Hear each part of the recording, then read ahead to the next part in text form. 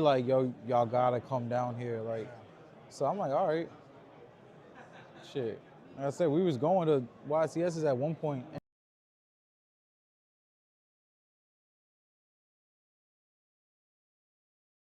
Carolina. Excited to see who we got on stream. Packed house. This venue is awesome. Do we have like a view of? Yeah, he'll put it up. Oh, all right.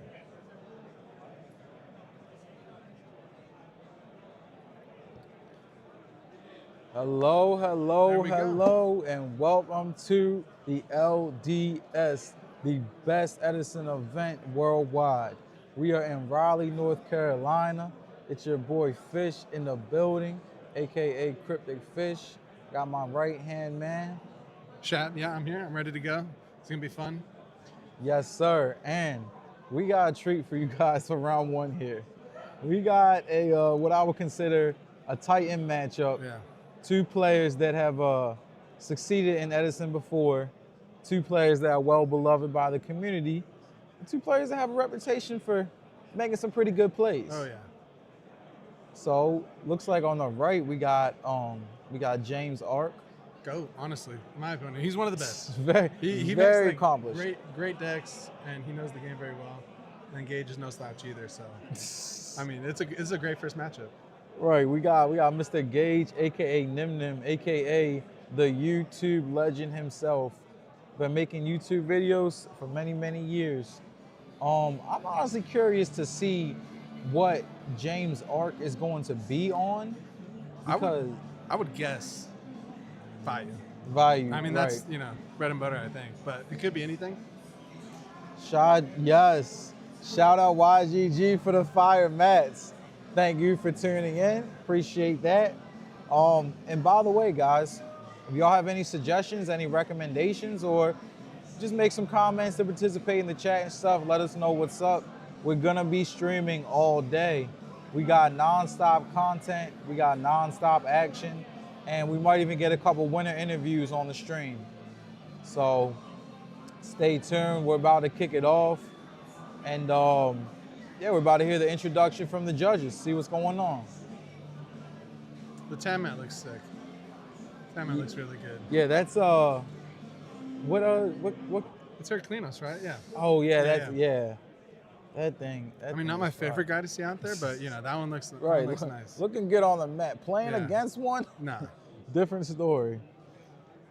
So we got a bunch of players here today. I think we did reach capacity, which was 256. Good morning, and LDS here's the announcement. Participants. Good morning, good morning. My name is YggDrasil, and I will be your head judge for today's event.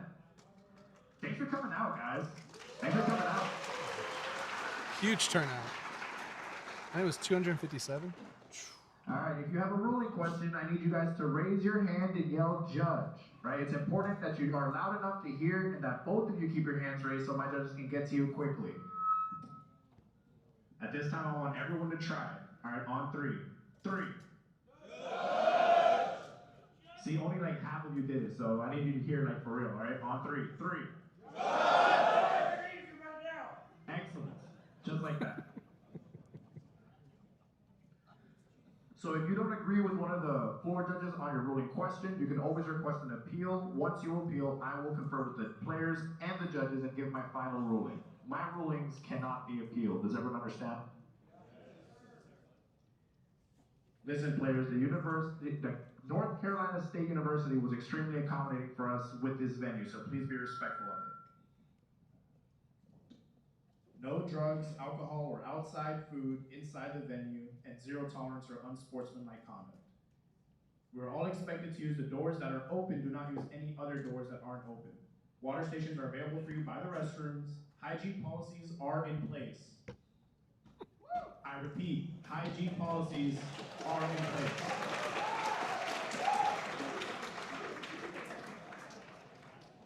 So if you have a strong odor, i.e. marijuana or alcohol, you will be asked to leave the venue. We will be enforcing slope play penalties, right? Maintain a reasonable pace throughout the game, not just in the last 5 minutes. If you guys are in time, that does not mean you have infinite time to take as long as you want to make your plays. You will be expected to maintain a reasonable pace. Does everyone understand? That requires an answer. We said chef. All right, so for this event, we will be maintaining all era-accurate rulings in accordance with EdisonFormat.net and EdisonFormat.com, which include but are not limited to the following: Gozen Rivalry Consecrated Light, you will be able to tribute over, and Mind Crusher Royal Tribute. You do look at your opponent's hand if all copies are not accounted for, but you do not validate the deck. Right? You will not be allowed to go through your opponent's deck to validate anything. Does everyone understand? That being said, we will be playing 8 rounds of Swiss today with a cut to top 16. This venue does not have a hard close time. However, end of match procedures will be 0, 1, 2, 3. You have 40 minutes on the clock. Welcome to round 1. Let's go. So we got a value mirror match. Oh You have my experience with gosh. value mirror match? Many experiences with the value mirror match. I think it's a real battle of attrition. Yeah. And the best thing you can do is grind it out Yep. and try to hold your values, at least when it comes to game 1. That's going to be the key to winning this game 1, is who can use their resources to grind the other player out and then end up using your values once you've already overcame them. And obviously find the bombs. I mean, play those correctly, you're going to win. Yeah. So, that's the other thing. If any of these players can draw, a return or a burial or a dad early on, it's just going to be, in their favor. Game 2 or 3, it'll get a little bit more different because there's crows and kaikus coming in. There's deck devy plays, so it might be a little bit more grindy, a little bit more cautious in game 2. But we'll see how game 1 goes here. Let's see who wins the die roll. Obviously, I think I see a deck devy in James' hand, which is, there we go. I was going to ask, do you think a lot of players are main decking like deck dev, or is it something that it's a weird thing to ask because never know. I feel like it goes in and out, you know what I mean? Mm-hmm. At this current moment, I don't know. What do you think? It's a tough call, Yeah, I don't know. I think I would always main deck if I played value. That's a good point. Yeah, it's so good, and so I just cross the board, main it, bad take it out. I don't know how it is. I guess it's pretty decent in the mirror. Yeah, it should be good in the mirror if we can get it early on because you can rip their starters. Nice. You rip their Rykos, Hamsters, and Armageddons, where are they really going? Right. So, yeah, I would say, honestly, it probably is the right call for today, just based on the field to where,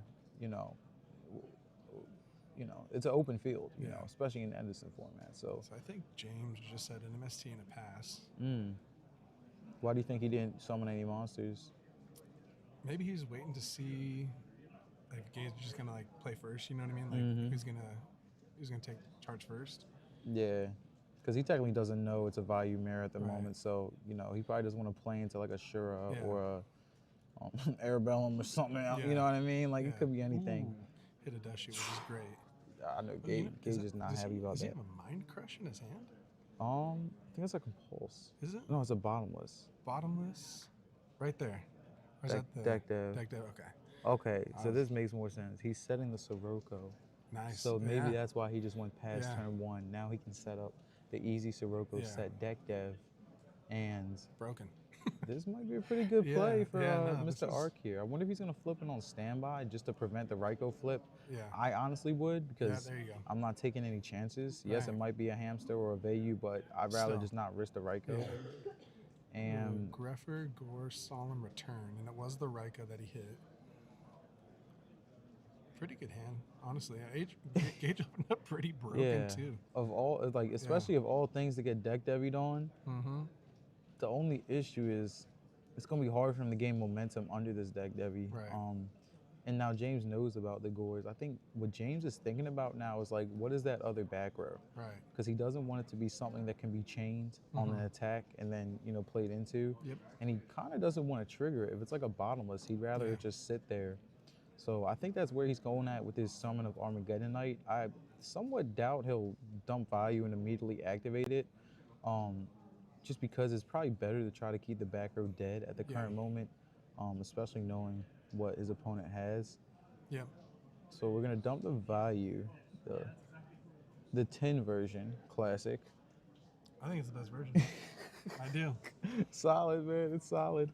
All right, so I think he honestly might just attack and go to main two. Like, Yeah. he kind of, bottomless is a commonly set turn one card, Mm-hmm. so there is a high chance that is bottomless. And if it's deep prison anyways, James can kind of waste some random stuff like keep swinging with Armageddon, Yeah. just try to set a hamster and make Gage burn his power cards, and he's just gonna take it. Which is, like I said, is what I was getting at with the kind of the key to the value mirror in game one. You just want to use your starters to burn their good cards and then overcome with value. Now, Gauge top decks of value, so the deck that we're starting to put in work. Yeah. Um, So his hand, he had Greffer Gores, right? yeah, So this Greffer really can't do too much, and he had Solemn as well. in a return. In return, So it's okay. like it's real awkward Yeah. because. Like, theoretically, he could normal the Greffer, ditch the Gores, Yeah. dump Sirocco, but that's probably just not a good play. You don't want to really do that. Yeah, like It's a tough play for him. Like I said, it is very awkward. I don't know if I hate summon Greffer and try to swing, just to try to Right, apply try to some do sort of something. pressure. But he's actually going to go through with it. So he's going to discard the Gores. Honestly, I would have to say that might have been a little bit trigger happy. I think maybe he might feel like he is like behind. Maybe he does have the set bottomless. He can't take any more pokes because so. I mean, I guess they're in that position, so might as Yeah, well go for it. But like you said, I think it was a little trigger happy. You can kind of wait. The deck that we Yeah. played was kind of tilting for sure. honestly, that's what I was thinking too. Like right now, as far as the mental game, James is probably feeling really good Oh, yeah. because, you know, like in Nimnim's case, like he's just staring down a turn one deck Devi. Yeah. His hand was good, but now it's not as good as he opened, and Yep. it's a hard state to be in game one, round one of Is this he- big event. Do you think he's contemplating the set bottomless, James? Is that what they were contemplating? Honestly, I think he was. He's gonna let it go through. that would make sense because what else? And honestly, that should give Gage a read. Yeah. Just no, the it should. fact that What else could it be? Right. What else could it be? Now if it's could be a possibility that James could be bluffing, but Yeah. I don't know if I would bluff that early on in the game state. It's not too much of a Yeah. It's not too much. You're really tricking your opponent into thinking that early on. Maybe the only thing he was thinking of it is because James has a Gores of his own too, so he can apply the pressure back. But Yeah, that makes sense. would you have done it though? So if you're James and you have Gores, Yeah. would you have bottomless the Greffer? Nah, No. I would have just let it ride only because of what Gage discarded. He discarded the Gores, so he really doesn't Yeah. have much going, and him discarding the Gores will probably tell James that Gage really needs that value to Yeah. go off. Yeah. So it's with the specific way Gage is playing, especially with James knowing his hand, I'm fine with him saving it. And There it is. Yeah. Ooh. and there's the deck depth. Because Yeah. he has the Gores in the deck. Crazy. Golly, this is round one. Yes, sir. Battle Power 77.7. Thank you for tuning in. This is round one right here. Starting off with a Titan matchup. I know James Ark has won a bunch of Edison tournaments. Gage has been playing for a while, and I know he's also taught one or two other Edison at some point. So they're both, very talented players. So I know one of the back row for Gage is Solemn. Mhm. I didn't see the other one. Oh, it's returned, right? Yeah, it's return. there you go. It's So returned. Solemn return. this arm wing's about to just go in. He can't solve it. Yeah, no, yeah, for sure. Oh my gosh, I think this very very well navigated game by James Ark.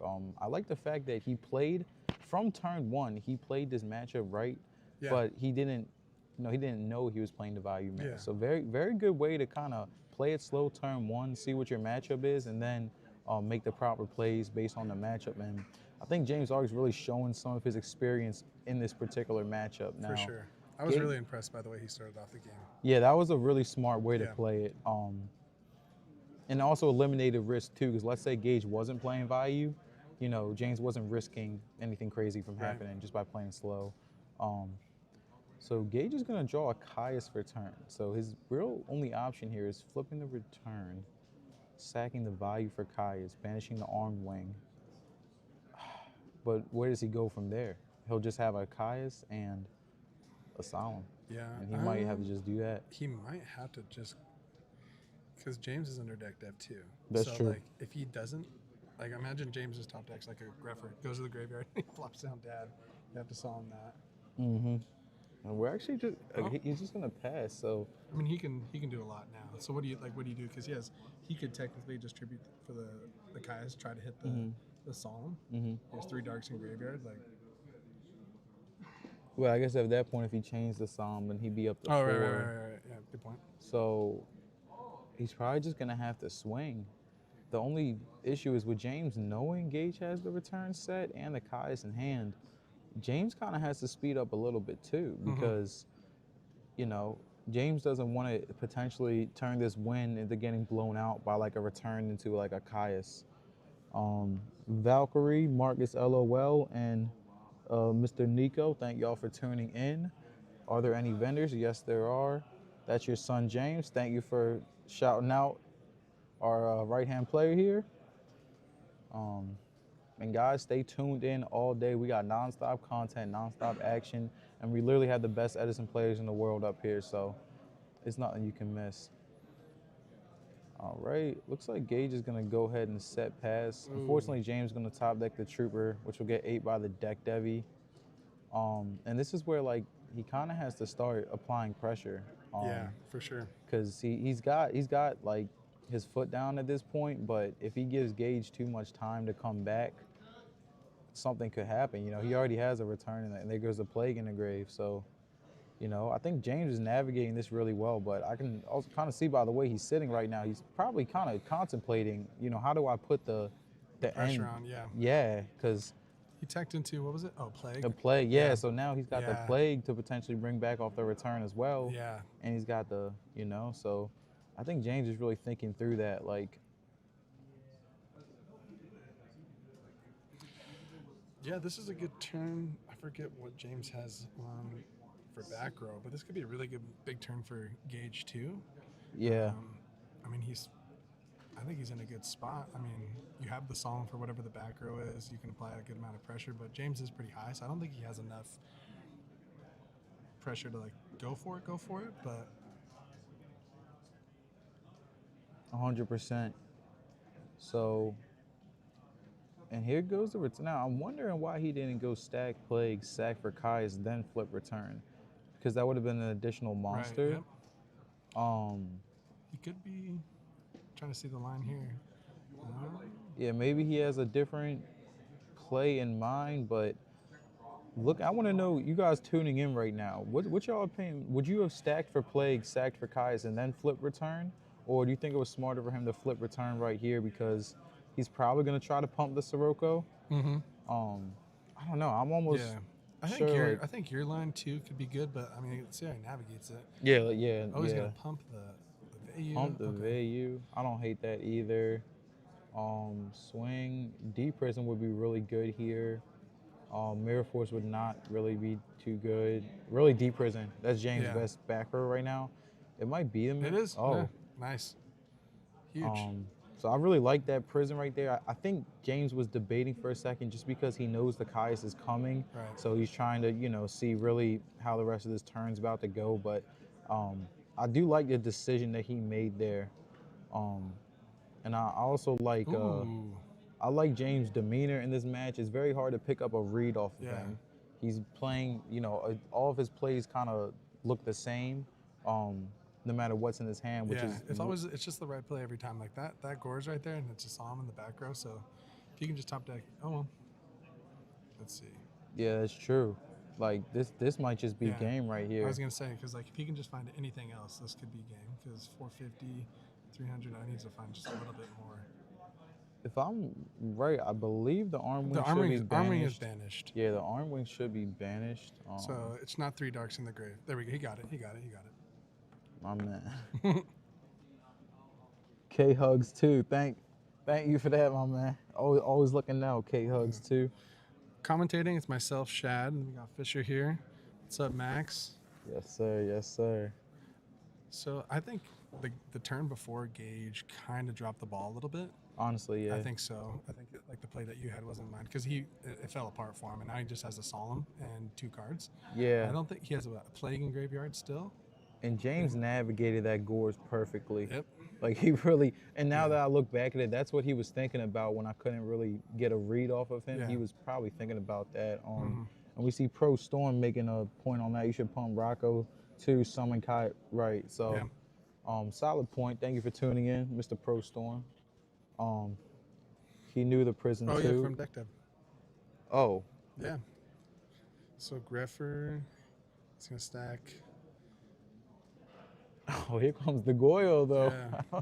That's huge. Yeah, and this he has solemn set too. So I mean, yeah, it's pretty good. Yeah. Does James have 2 cards in hand? I think so. Yeah, he's got 2 in Yeah. hand. So even if it's the Ryko, this is huge. Yeah, honestly, that puts Gage in a strong position. Yeah, huge. He's still low on life and like a brain control. Like he has solemn, but if the solemn can be baited out, any sort of brain control, Caius, if he draws burial or return, like any bomb could really blow the game out at this point in time.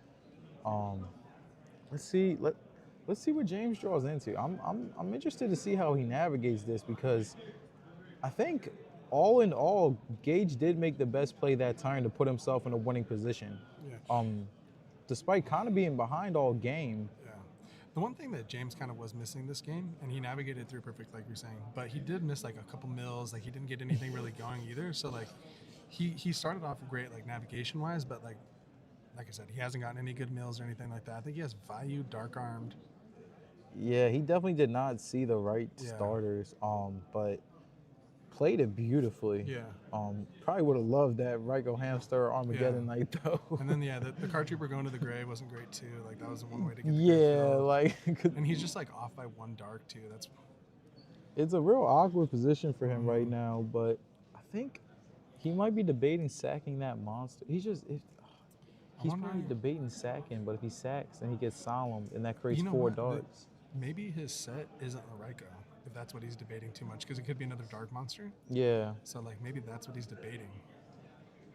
But I think you almost have to. You have to respond to this board, or you could just set the value. That Goyo is menacing Ryko, right now. so I think Gage has to solve this, right? Yeah. And I think James was debating just sacking the Ryko for Caius without flipping it, just because in case it got solemned. So okay, so that Caius would have been his 3rd dark. Mm-hmm. So don't you just like sack the Ryko and then you have to solemn? Well, you don't. Or have you to just let it fly. Yeah, you don't have to solemn too because you're walled up. So that's probably what they was thinking. Like he didn't want to just face a Gores and a solemn, I guess. Interesting spot because this Goyo might be too powerful. Oh no. Would you have sacked the Goyo for the Caius or the Gores? Oh, the dark probably. Yeah. Okay, so that was actually really heads up by Gage. If he would have sacked the Gores, that would have been the 3rd dark. So I actually love that play by Gage right there. And banishing the value. Nice. Oh, charge. Oh. Is it gonna mill 1, properly? 2. Oh. Oh my gosh. You know, but I can't be mad at Gage because James set the whole game up to the point where, you know, he saw his hand was a little bit weak. He applied pressure, and the first bomb that came down was gonna do what he needed it to do. Yeah, milled the 1 dark too, which is hilarious. But I mean, even still, actually, I don't know what.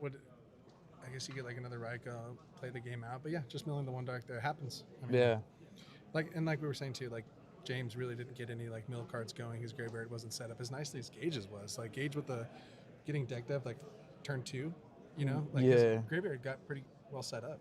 James never got that.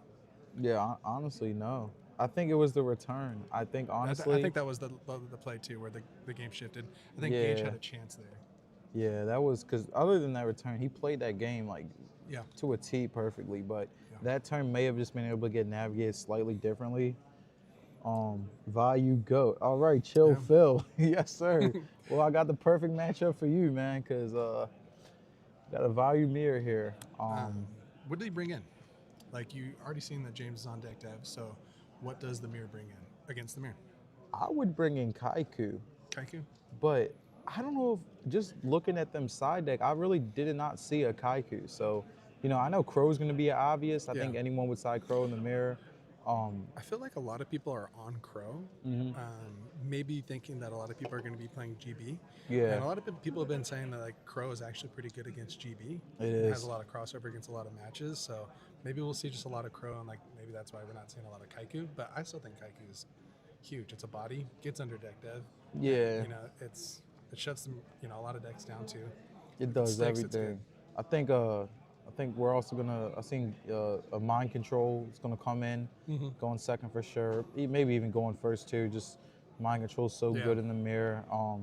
This is where it gets different because game one, there isn't always a mind control. There isn't likely crows. There isn't likely Kaiku, and you're also likely to have some dead cards. Like you might main the oppression and not want to see it. Yeah. Now we're really gonna see a very I predict this is gonna be a grind because once the side deck comes into play, the value mirror really turns into a grind. But you got to be smart too. If you just open up, an Armageddon Knight, dump value pass, they can easily blow that out.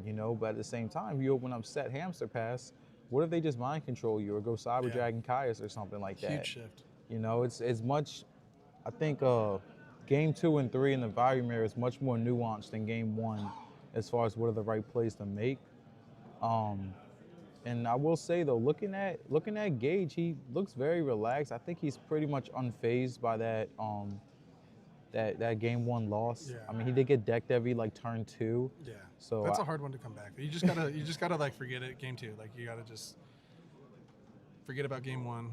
Yeah, exactly. And I think that's what he's doing because he didn't really, he didn't bring that upon himself. I mean, it's game 1, turn 1 of the, major event. You're getting decked every. Sometimes you just gotta eat that and keep going, because otherwise it's gonna mess with your mentality. And I really like the strong mental that Gage is showing here. James wins this without competition. Okay. We got some fans for James Ark in the chat. Echo YGO, appreciate you tuning in, and also appreciate your support today. So Gage doing this. It tells me he has some sort of defensive card, or he's got a deck dev because of Necro. Necro, okay. So whenever a player does that, I always say, oh, yeah, Caius. Right. That's whenever I see that play, I'm like, okay, he's got a Caius. I also think Gage does have a Sirocco in hand as well, so he has a brain too. I'm not sure if I'm the biggest fan of doing that game 2 in the mirror. And just passing, if James just summons Kaiku, this Gage gets blown out. And even then, if James can bait that Necro and clear the Greffer, Gage kind of didn't really get too much out of that Greffer. The value was already in hand. So I honestly might have been a fan of just holding the Greffer and just making a more conservative turn 1 play. Who's on a mic right now? It's your boy Fish.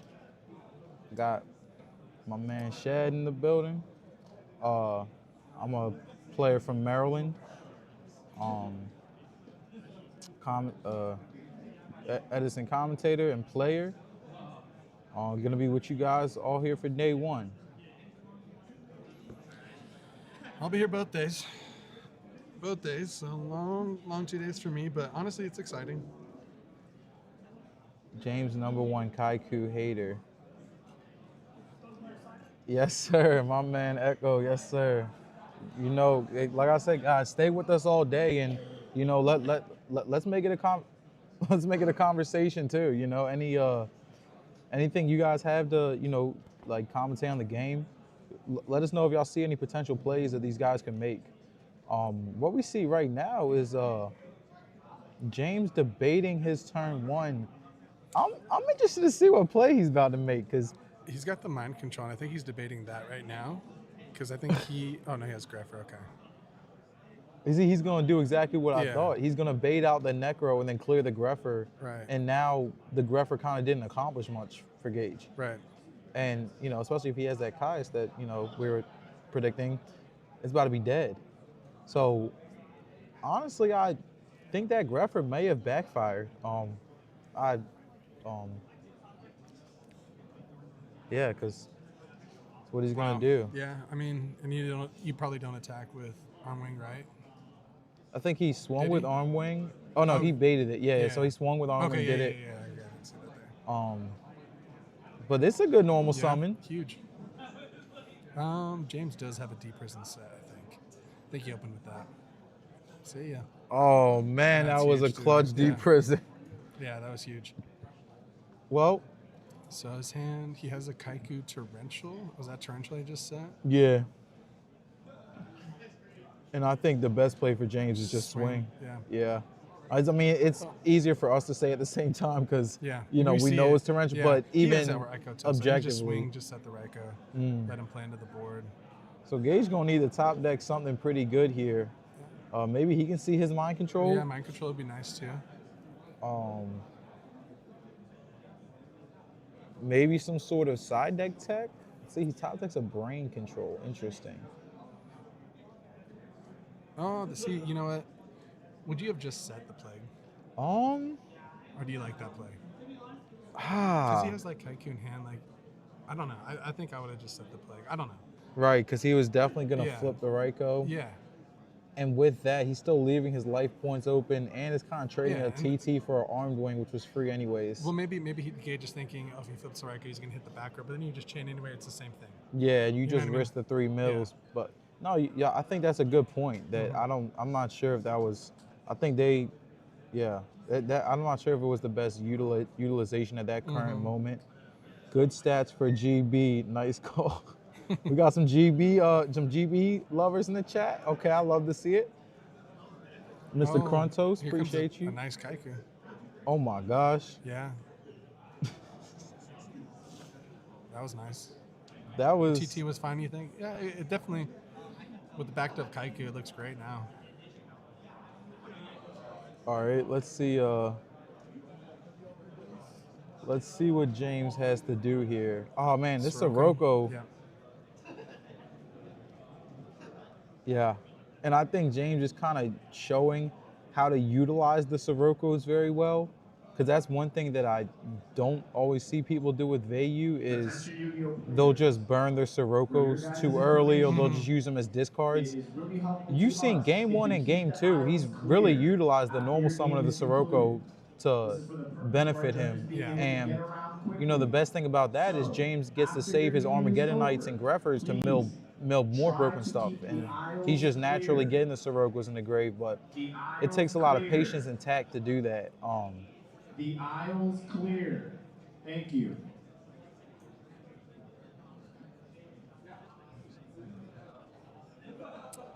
Gage sets Raiko, and then James has another deep prison set.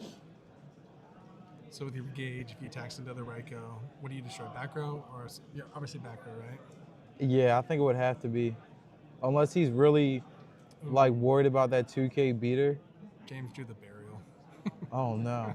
But you still have to kind of play through Raiko, which I think he can just sack the Caius for. That's Gage true. is at 8,000. I think James is trying to see, do you have Gores? He kind of has to play around the Gores because there's nothing that would say that Gage wouldn't have it at this point. This is interesting. I wonder what he's going to do here. Is he about to just Caius the set monster and then pump up his arm wing? Oh, and here comes the crow. I've been waiting on that. I've been waiting on that crow. I knew it was coming in. Solid crow by Gage there. Definitely good play by him to crow that value right there. All right, so how is James gonna follow this up? Does he use the Caius here? I mean, I feel like me, I would, but okay, Greffer is just as good too. Oh, he ditches the Caius. Oh wow. What play do you have? Do you think? Oh, we got collecting legend Ruxin 34 in the chat. The man with the best collection I've seen on YouTube. Appreciate you tuning in. Also, Orochi Sasuke 747. Appreciate you tuning in. And James had mind control. Oh, he just mind controlled this. Wow. Whoa. I guess Gage was lower than I thought. I thought he was at full AK, but I guess he was at 55. Yeah. Well, honestly, James really just kind of showed his experience in the value mirror. I don't think Gage necessarily did anything wrong. I mean, you know, sometimes it's in the luck of the draw. Yeah. But what I will say is, based off the cards they drew, James definitely navigated that very well. Yeah, I think they're talking about that now. You know, game one, it was a clutch return play that could have went different. And I think the Greffer play was like the thing there at the beginning for Gage in game 2. yeah, that turn one Greffer was really, it wasn't too much of a reason to do that turn one. Yeah, so I think maybe like, I think what I saw is just more so like waiting for the other player to play in the mirror. Yeah. Which is huge. I think that's really the key to the value mirror, because you know, value can OTK people, but it's really not a dedicated OTK deck. So it's more of a resource-based deck. So that's where waiting can really help you. You know, but that's really the advantage of knowing your matchups. Because if I'm playing value and I'm going against Dragon Turbo or Lightsworn, then I'm just gonna try to play as fast as possible because they're already trying to. You got to put up something. Yeah, so that's the one thing about value that kind of makes it hard to play is you have to change your play style based on what matchup you're going up against. But that's kind of the theme of mid-range decks, you know, in general, throughout the years. Yeah. Well, I mean, that was awesome first match. I mean, great feature. So I think round 2 will be pretty quick too. We'll get back on here. Yeah, that was very, very handily played by Mr. James Ark. So we had a value match of round 1. What's your prediction for round 2? I mean, obviously, I think we're going to see some Black Wings at some point. Yeah. So I would like to see Frogs up there. My prediction, though, is probably going to be, I'll say we'll just do Lightsworns with Black Wings. I could see that. Yeah. I mean, easy prediction. Black Wings are everywhere. Honestly, I'm excited to see some Lightsworns today. Yeah. Because I feel like one always slips into the top cut of like every Edison event. It's always a Lightsworn that ends up doing well. So I want to see, you know, what builds people are playing. All right, we got Mr. Center as well as Cameron Neal. Thank you guys for tuning in. What's going on? It's your boy Fish in the building. We just had a Titan round 1, 2 experienced players, and 2 players that I also respect a lot. You know, Mr. James versus Mr. Gage. James ended up coming out on top with that one. He kind of just played the value mirror very, very handily, game 1 and game 2, and you know, he was rewarded for his good technical play. So I love to see a matchup like that, and to me, that's a perfect way to start off the day. Yeah, I was really impressed by that one. He navigated the first game great. Second game, even better. So, I mean, I love to see that. Just good technical play always gets me going. So, that was really good. I think what we're going to do now is we'll just take a break, wait for round 2, and we'll be back. Sounds good. All right, we'll see you guys. So, is he just going to, like, pause it, or? You just put those in there.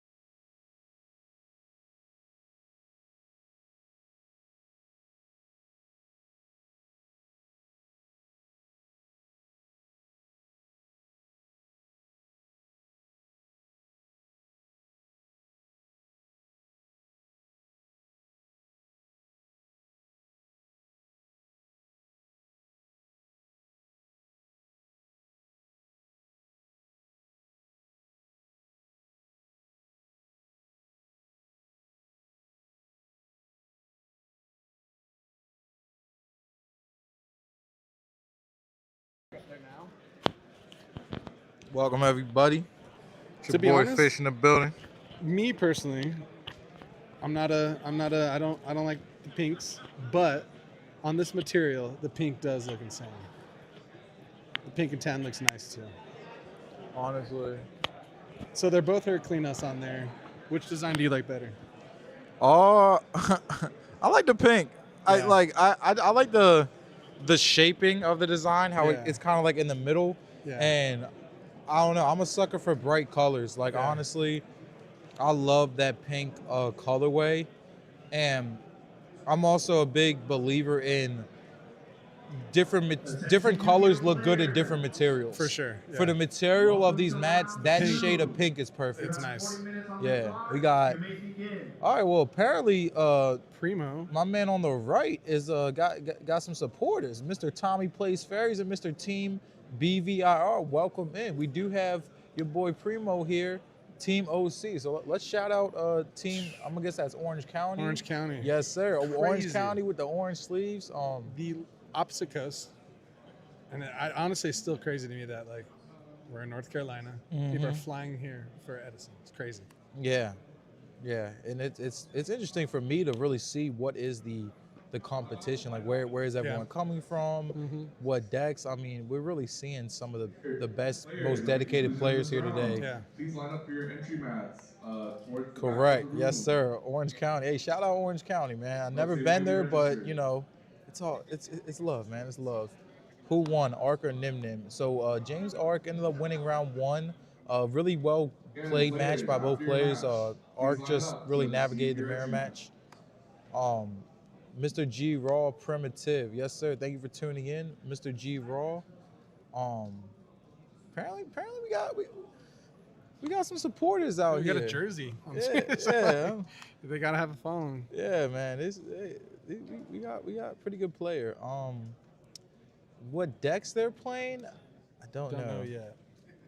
OC is nice. You should go. You know what? I might just have to. Honestly, the OC is nice. I lived in California for 24 years. So I grew up in Chino, which is 15 minutes away from Orange County. So Orange County's lit. Oh, really? Yeah. Oh. So okay. That's tough, man. Strong players from Carded. Okay, is where the Card real Addiction's Edison turn. Yeah, Card Addiction's one of the big locals out there. There's Collectible Exchange, another huge local. Back in the day, California was goated for locals. Goated. There's so many. Man, Maryland. I gotta get out of there. No, I'm just kidding. All right, facts. Team BVR. Yes, sir. Let's go, Dallas, Texas boy. All right, well, awesome take, guys. I appreciate your support as well. And shout out to all the Texas players that we do have in the building today. That's the one other thing that I noticed about this event today is that there's a lot of variety of travel places. Yeah. So, you know. Dragon Turbo versus Black Wings. So Dragon Turbo, we talked about this earlier. You gotta go fast. So I mean, we'll see. Yeah, Primo's gonna have to just open a whirlwind and some pressure. My only question beyond that is what does Primo side for Dragon Turbo? That is a good question. I mean, yeah, I don't know. That is tough. You know what? I think this is that Is this not that Hydro Pump guy? Doesn't Hydro Pump play Dragon Turbo? No idea. We about to see. All right, we gotta. Oh, I love this. All right, so Primo is already showing I really love that turn one play. It's something that most people don't do. Right. But like when you go summon value set 2, you may or may not have Kalut. You may or may not have Icarus. Right. But they're gonna think you have both of them. Exactly. So now how do they play around it? They might end up playing into what you have. My boy, hey, shout out my man Corey, tuning in from back home. Yes, sir. Shout out Baltimore. That is Hydro Pump. Okay, so we actually have a YouTube legend playing right here, Mr. Mitchell, aka Hydro Pump. I know that he's played a lot of Dragon Turbo, so I'm interested to see what he comes up with this list today. We see Primo pushing on for 800 more damage. He's gonna need to apply pressure faster, but you know he also doesn't know the matchup at this point. It could be anything. So he's gonna add an additional card to his back row. That kind of tells me that one of those three has to be a Road or a Judgment. Otherwise, I don't think he would set 3 so quickly. Right.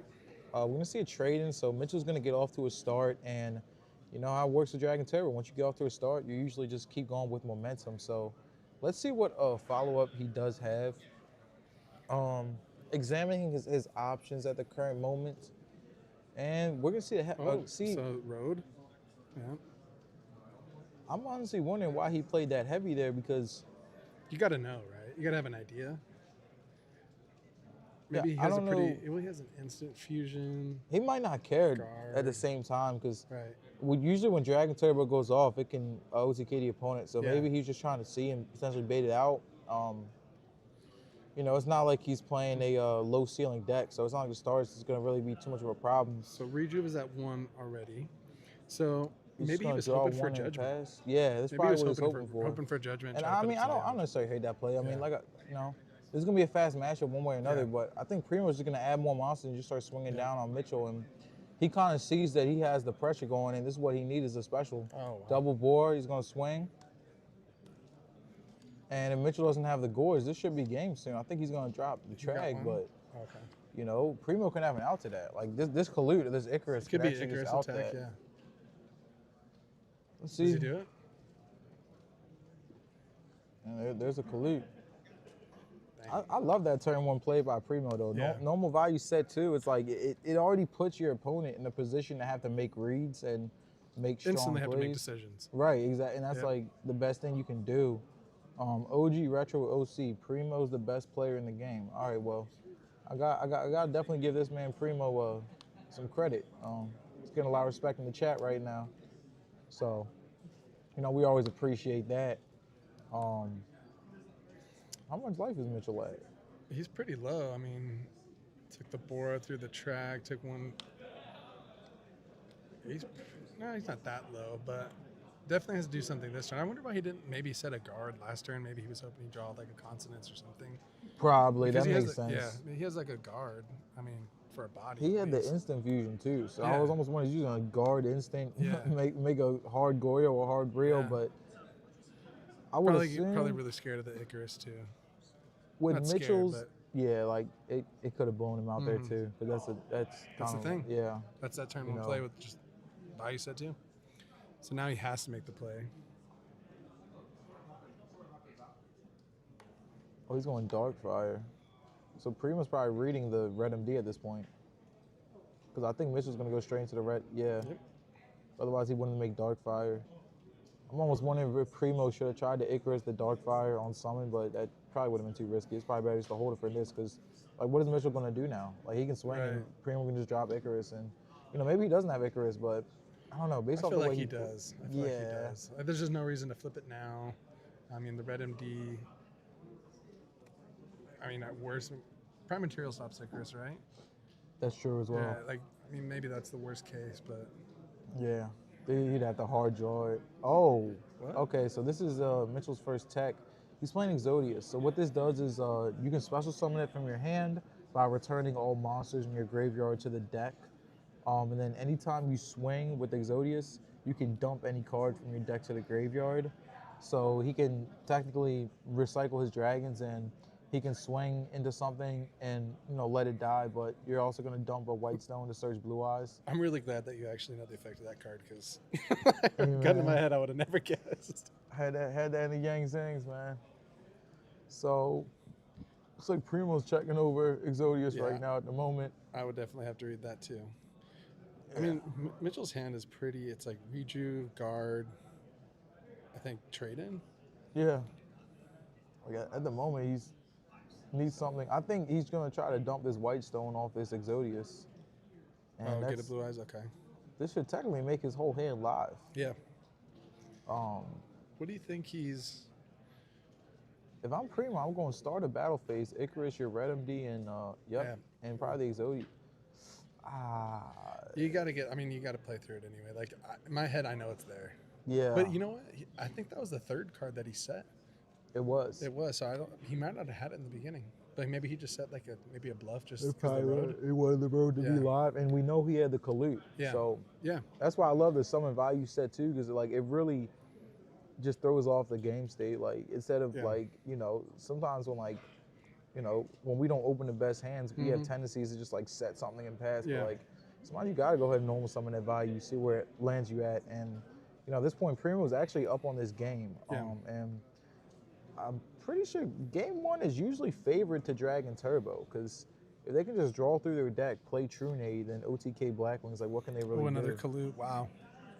That Kalu's going to make a game. And honestly, like kind of going back to the match 1-2, like the first turn was navigated really, really well. I mean, like the first turn play was like pretty well, and that's, you know, two good players playing it perfectly, I think. Yeah. So, I mean, just the setup is nice. So as far as I know, if Primo wins this game too, we might got to get him back on stream because Primo played that game amazingly. That was a beautiful play. Summon value set two. And it also just doesn't tell you, like, I mean, obviously it's either Blackwings or value, but that guessing game, like we said earlier, it's just you're automatically making decisions. Right, that was my thought. Yeah. That was my thought too. Like, what is he playing? What is he like? You know what I mean? Like you put your opponent in the spot. yeah, especially with people playing that nitro value stuff Yeah. now. Like that could have easily been nitro value, Yep. or it could have been a hybrid. I mean, you know, I think it's almost like Primo wanted him to know he had a dead value. You know what I mean? Yeah. Like he purposely kind of put it out there to throw Mitchell off. And I will say though, I think Mitchell losing that game really had to do with his hand. Yeah. I Couldn't really get it going too much. And then like taking that damage, like maybe that turn he could have set the guard, blocked a couple points of damage. Yeah. And then like with the Trag 2, but maybe he was just hoping for the redo of like a card of Constance to get his hand really going. That's So, what it looked like. Yeah, and then like the Bora summon Bora was not, you know, special summon. It was nice. Yeah. So And that's what you have to do. I mean, against, I don't know if he knew, if Primo knew at that point he was playing Dragon Turbo, but I mean, Black Swing just a swarmy deck too. So he just kind of went for it, and that was like the perfect way to do, like, play against Dragon Turbo. I don't think he knew he was playing Dragon Turbo though. yeah.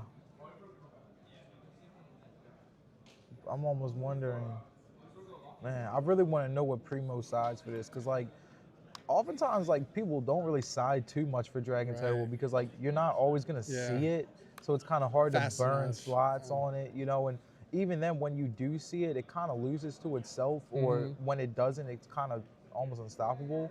Like, you know, it's kind of a numbers game. So Yeah. I don't predict people changing their whole side decks to prepare for Dragon Turbo. Yeah. I do think, given Primo's experience with Edison, I know he was at least prepared to face Dragon Turbo. Yeah. At least mentally, and at least as far as his strategy. I'm just honestly curious to see what he's gonna side against Mitchell. Like, it probably would just have to be like Oppressions and Fossil Dinos. With background, I mean, Black Wings 2 is like all around, like tailored to play any deck, you know, game 1, 2, and he just opened really good. But I agree, like Fossil Dinos, maybe going second, maybe there's a Vortex in the side deck. Yeah, I think. And Mitchell, I don't predict Mitchell's size much. Maybe like a Snipe Hunter. Yeah, So probably. picking up like back row. That's what it's got to be that. So it's either that or like a Trap Stun or Right. Dust Tornado Decree. So Mitchell's gonna, in this matchup, Mitchell's looking to attack Primo's back row. Yeah. If he can nullify the back row, Mitchell's monsters are just gonna be too much for Black Wings to really handle. And so that's kind of Mitchell's goal here. Let me nullify the back row. I should be able to overpower him. From Primo's perspective, he's trying to rush. Like, he needs to just play the most aggressive Blackwing hands that he's ever played. Because the more turns you give Mitchell, the more chances you give him to just go on a combo streak of drawing a bunch of cards and getting exactly what he needs. Maybe if you don't main deck it in Dragon Turbo, like a Prime Material now comes in. 100%. Right. Prime Material, because I guess that's another back row, mitigator. Yep. So definitely any back row mitigation. And one thing that they also do is in Dragon Turbo, certain people do side Torrential and Mirror Force because game 2 or 3 people are less likely to play around them since they're kind of just preparing for the draws and the special summons. He's got a Trihorn Dragon in hand.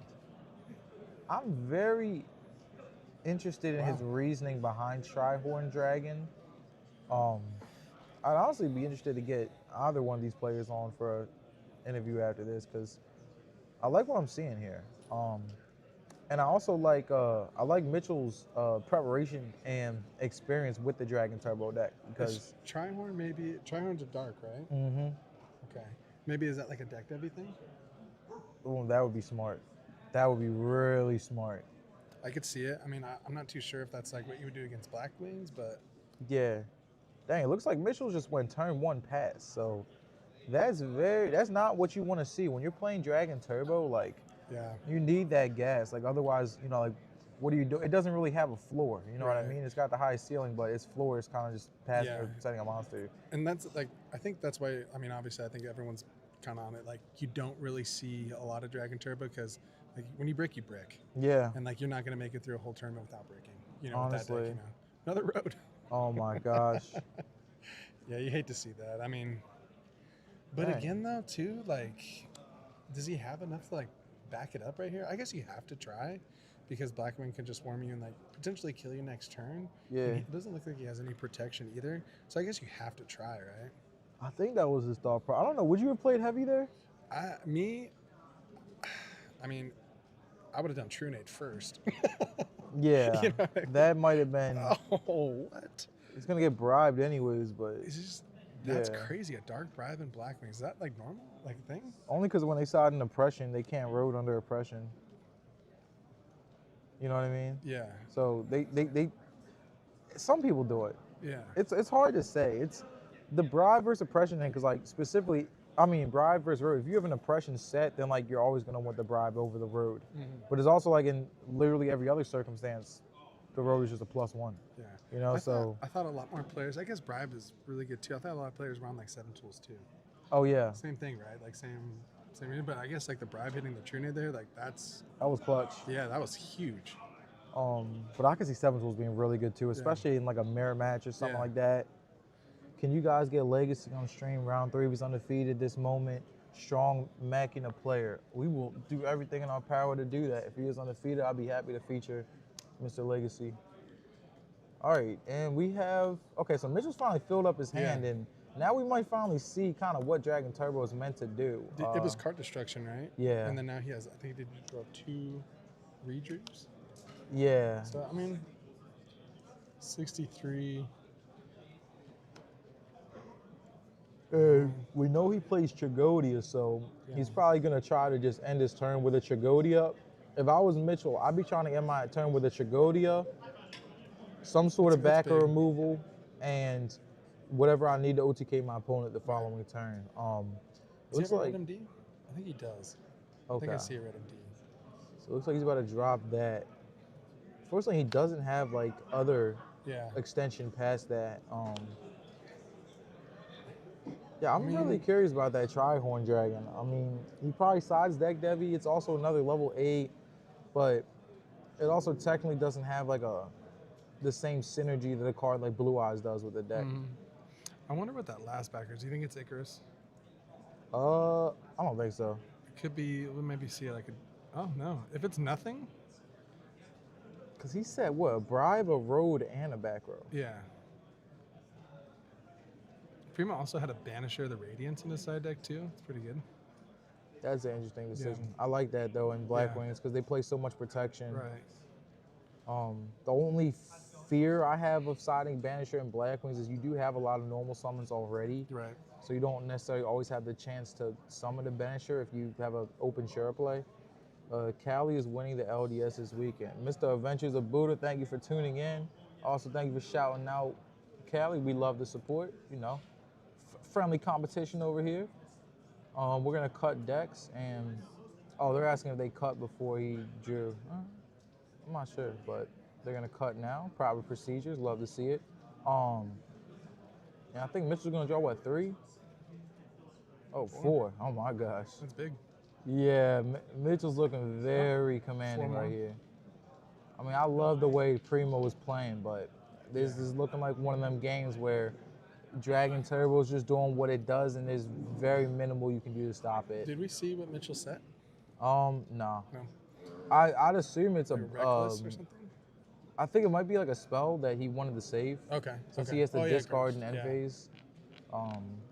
That's my assumption, but maybe it is a back row. Or a trap, I mean. And Mitchell's currently figuring out what he needs to discard. Now you can sculpt your hand, and I mean, a lot of pressure on the board. Yeah, A lot of like pressure. Primo's got to clear this board and prepare for Mitchell's hand, which Mitchell literally gets to choose exactly what he wants. He sees what he discards. He discards 2 tuners and a Drago, so that means Mitchell probably has another tuner in hand. So he's kind of got everything he wants here. This is where you don't want to be against Dragon Turbo as well, you know? Yeah, this is such a rough place to climb out of. Even the brain is only going to do so much. I mean, he can revive his Stardust, and you know the good thing about this is like, oh, not even. It's not even a real Stardust. It wasn't properly summoned, right? Yeah, so he, oh man, look, Mitchell's. Maybe, can he maybe, I don't know. I don't know what you would do. Maybe he didn't think about that? Okay. I hope he has a Sirocco in hand. Yeah, to tribute over, right? Yeah. I was going to say maybe like, I don't think they play Caius or side Caius, but yeah. Yeah, so he's either going to sack for Sirocco or this game might just be all over. Would you have like sacked there though and then soul release so you can get both red MDs banished? Yeah, I'm wondering about that too. Oh, deck dev, okay.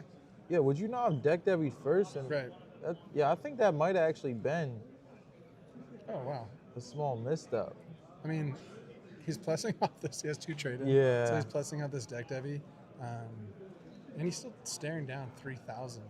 Deck Devy's so frustrating against Dragon Turbo because like it kills their debris and like all the other small guys, but like it's really not as detrimental as you want it to see be. it super early. Yeah. Ooh, Offerings to the Doom. Oh, great side deck choice. Great side deck choice. I think I saw it in his main though too. Oh, I think I'm not too sure. But how do you kill Primo here? I mean, the 2 blue eyes. The only issue is he already used Trunade and Heavy. He has Stone with Excavation, right? Yeah, so he can just Stone, get out Red MD, bring out Blue Eyes, and unless Primo has exactly Gores, looks like we're going to game 3. It's nice that the deck that we hit the debris, but I'm still not sure that's enough. I mean, he's going to trade in again. He just needs a Red MD and Reckless, another Stone. I mean, even if he just swings for 3K here. It's huge still. Yeah, so now if I'm in Primo's shoes, he has to kind of keep his composure for game 3 because, you know, this is another one of them circumstances. There's nothing he can do. Yeah. You're playing against Dragon Turbo, they're seeing the nuts. You played game 1 and game 2 very well. Yeah. If you end up losing it, all good. You know, go to game 3, keep your focus, and, you know, I can see him coming out on top game 3, honestly. What cards would Primo really kind of need to see? I guess we got to see the board built, but I think he's going to go Stone. What does he get back with Stone? I don't know. Like, is he, like, he's like, if he doesn't have game, it doesn't really make sense to go -2 to get a heavier Trunade. Right. He might get the Rejuve. Probably get back Rejuve and then just sculpt again in the end phase. If he can get this 3K in with Blue Eyes, that's really good because it puts him on a 1-turn clock. Okay. Mirror Force, we get another turn, and then... That's technically a minus for Primo because that Blue Eyes came out for free. Yeah. Off of Red MD, right? Yep. And then, I mean, Offerings to the Doom, so Mitch is going to skip his next draw phase, but he set a Reckless, another offering there. Is this just 1 card in hand for Primo? Oh, okay. Yeah. You can't draw, right? He didn't flip it yet. He flipped the Torrential, but then he'd Offerings to the Dooms last turn? No, he just said it, yeah. Oh, yeah, he just drew it. So he might flip the Reckless now. It'd have been nice if that Blue Eyes could have hit, but at the same time, I don't think Mitchell cares that it got Mirror Force because he really not losing anything out of that. Now it's out of the way, and so Mirror Force. I think Torrential's gone to our Primo Sauce Torrential. Yeah. What did we see off of that? A Rejuve. So like Mitchell's holding on to like Rejuves and Stones. Does he have a way to get a body on the board? Well, he has a Stone, I guess, but how are you gonna? I don't know. Honestly, he doesn't. Yeah. All right, so this is an interesting talking point. Do you flip the Reckless here? The reason he's not is because like if he does flip the Reckless, he risks getting locked. Yeah. Maybe see one more card. Yeah. I mean, you're at 4,500. He has his Offerings to the Doom set, so maybe I'd see one more card, and then next turn if I don't see it, I have to flip Reckless. Yeah, that's probably the best way to do it because it's such a high risk thing, but at the same time, he has nothing going. Yeah. Raleigh's a great city. Yes, sir, Mr. Wales 312. Raleigh's one of my favorite cities to play Yu-Gi-Oh in and commentate Yu-Gi-Oh in for that for that matter. All right, let's see what my man Primo's got. He's got more cards than I thought. So Blizzard doesn't necessarily force an interaction. I mean, it depends though. His back rows. One of them got to be Icarus. Right? I mean, that would be huge too. Like maybe you try to, I don't know. I'm gonna be honest. If he has Icarus set, he's probably better swinging with the Blizzard. And then just try to bait something and then just Icarus the back row. Just bait something out and get rid of 3 cards. But I mean, the thing is, I was gonna say, like, if I'm Mitchell, I could probably just take it, right? Yeah. Yeah, like you're not gonna do anything, so. Yeah, you can eat 13 right here. Yeah. You got 45. It's still for like 3-4 times. That's a 4-turn clock. He's fine. But I think Primo's smart and not synchro in here because I don't know. But the only issue I have with that is like Mitchell 100% knows there's probably an Icarus set back there, but I don't know if Primo necessarily cares. You know what I mean? Like you can know it's down there, but he's still making the right play. I think I'm flipping the Reckless here because I drew into the Reckless. Yeah. Mitchell. So just to try to see, maybe any debris in there. Maybe I don't know how many debris dragons they play usually. Isn't it maxed out or no? Yeah, most of them max it out. So. Oh no, looks like 2 of them are banished. Dang, Mitchell's used a lot of resources this game. What if we get LDS? Mitchell's used a lot of resources this game. All right, here goes the Reckless. You're fine here though because you have another one, but. What are we digging for if we don't have any monsters left? He picked up another Reckless. So. He needs like a normal summon and like a red MD. Because he still has that stone. So it's like anytime, if he can get what he needs, he can stone back True Nade, and kill Primo. The question is if he has anything left. I saw a lot of cards banished. I think, was it 2 debris banished? So maybe there's just one floating in there. I know one of them that's banished is a Kokimero as well. Yeah, he's used all that. He's probably going to need the instant fusion into a Darkfire and just bring out Red MD. Did he already, was that last game he instant fusioned? No, that was last game because he went for the Darkfire. Yeah.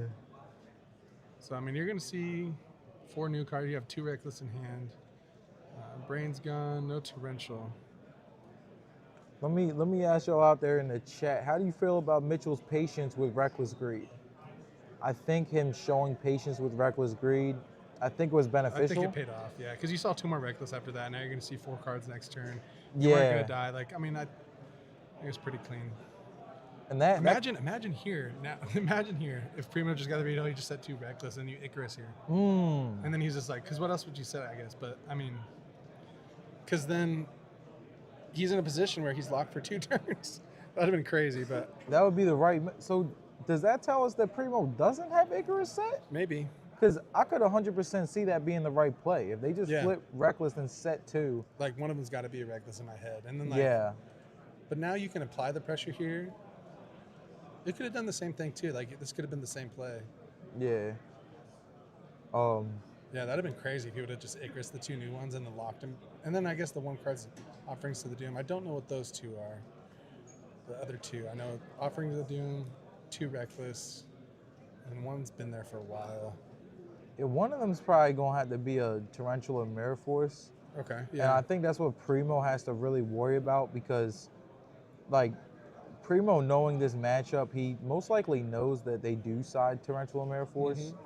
And I'd assume that's Mitchell's main way to blow this game out. He's going to Offerings here. Icarus. There it is. But now, so he hit 1 Reckless. Old ones. Wait.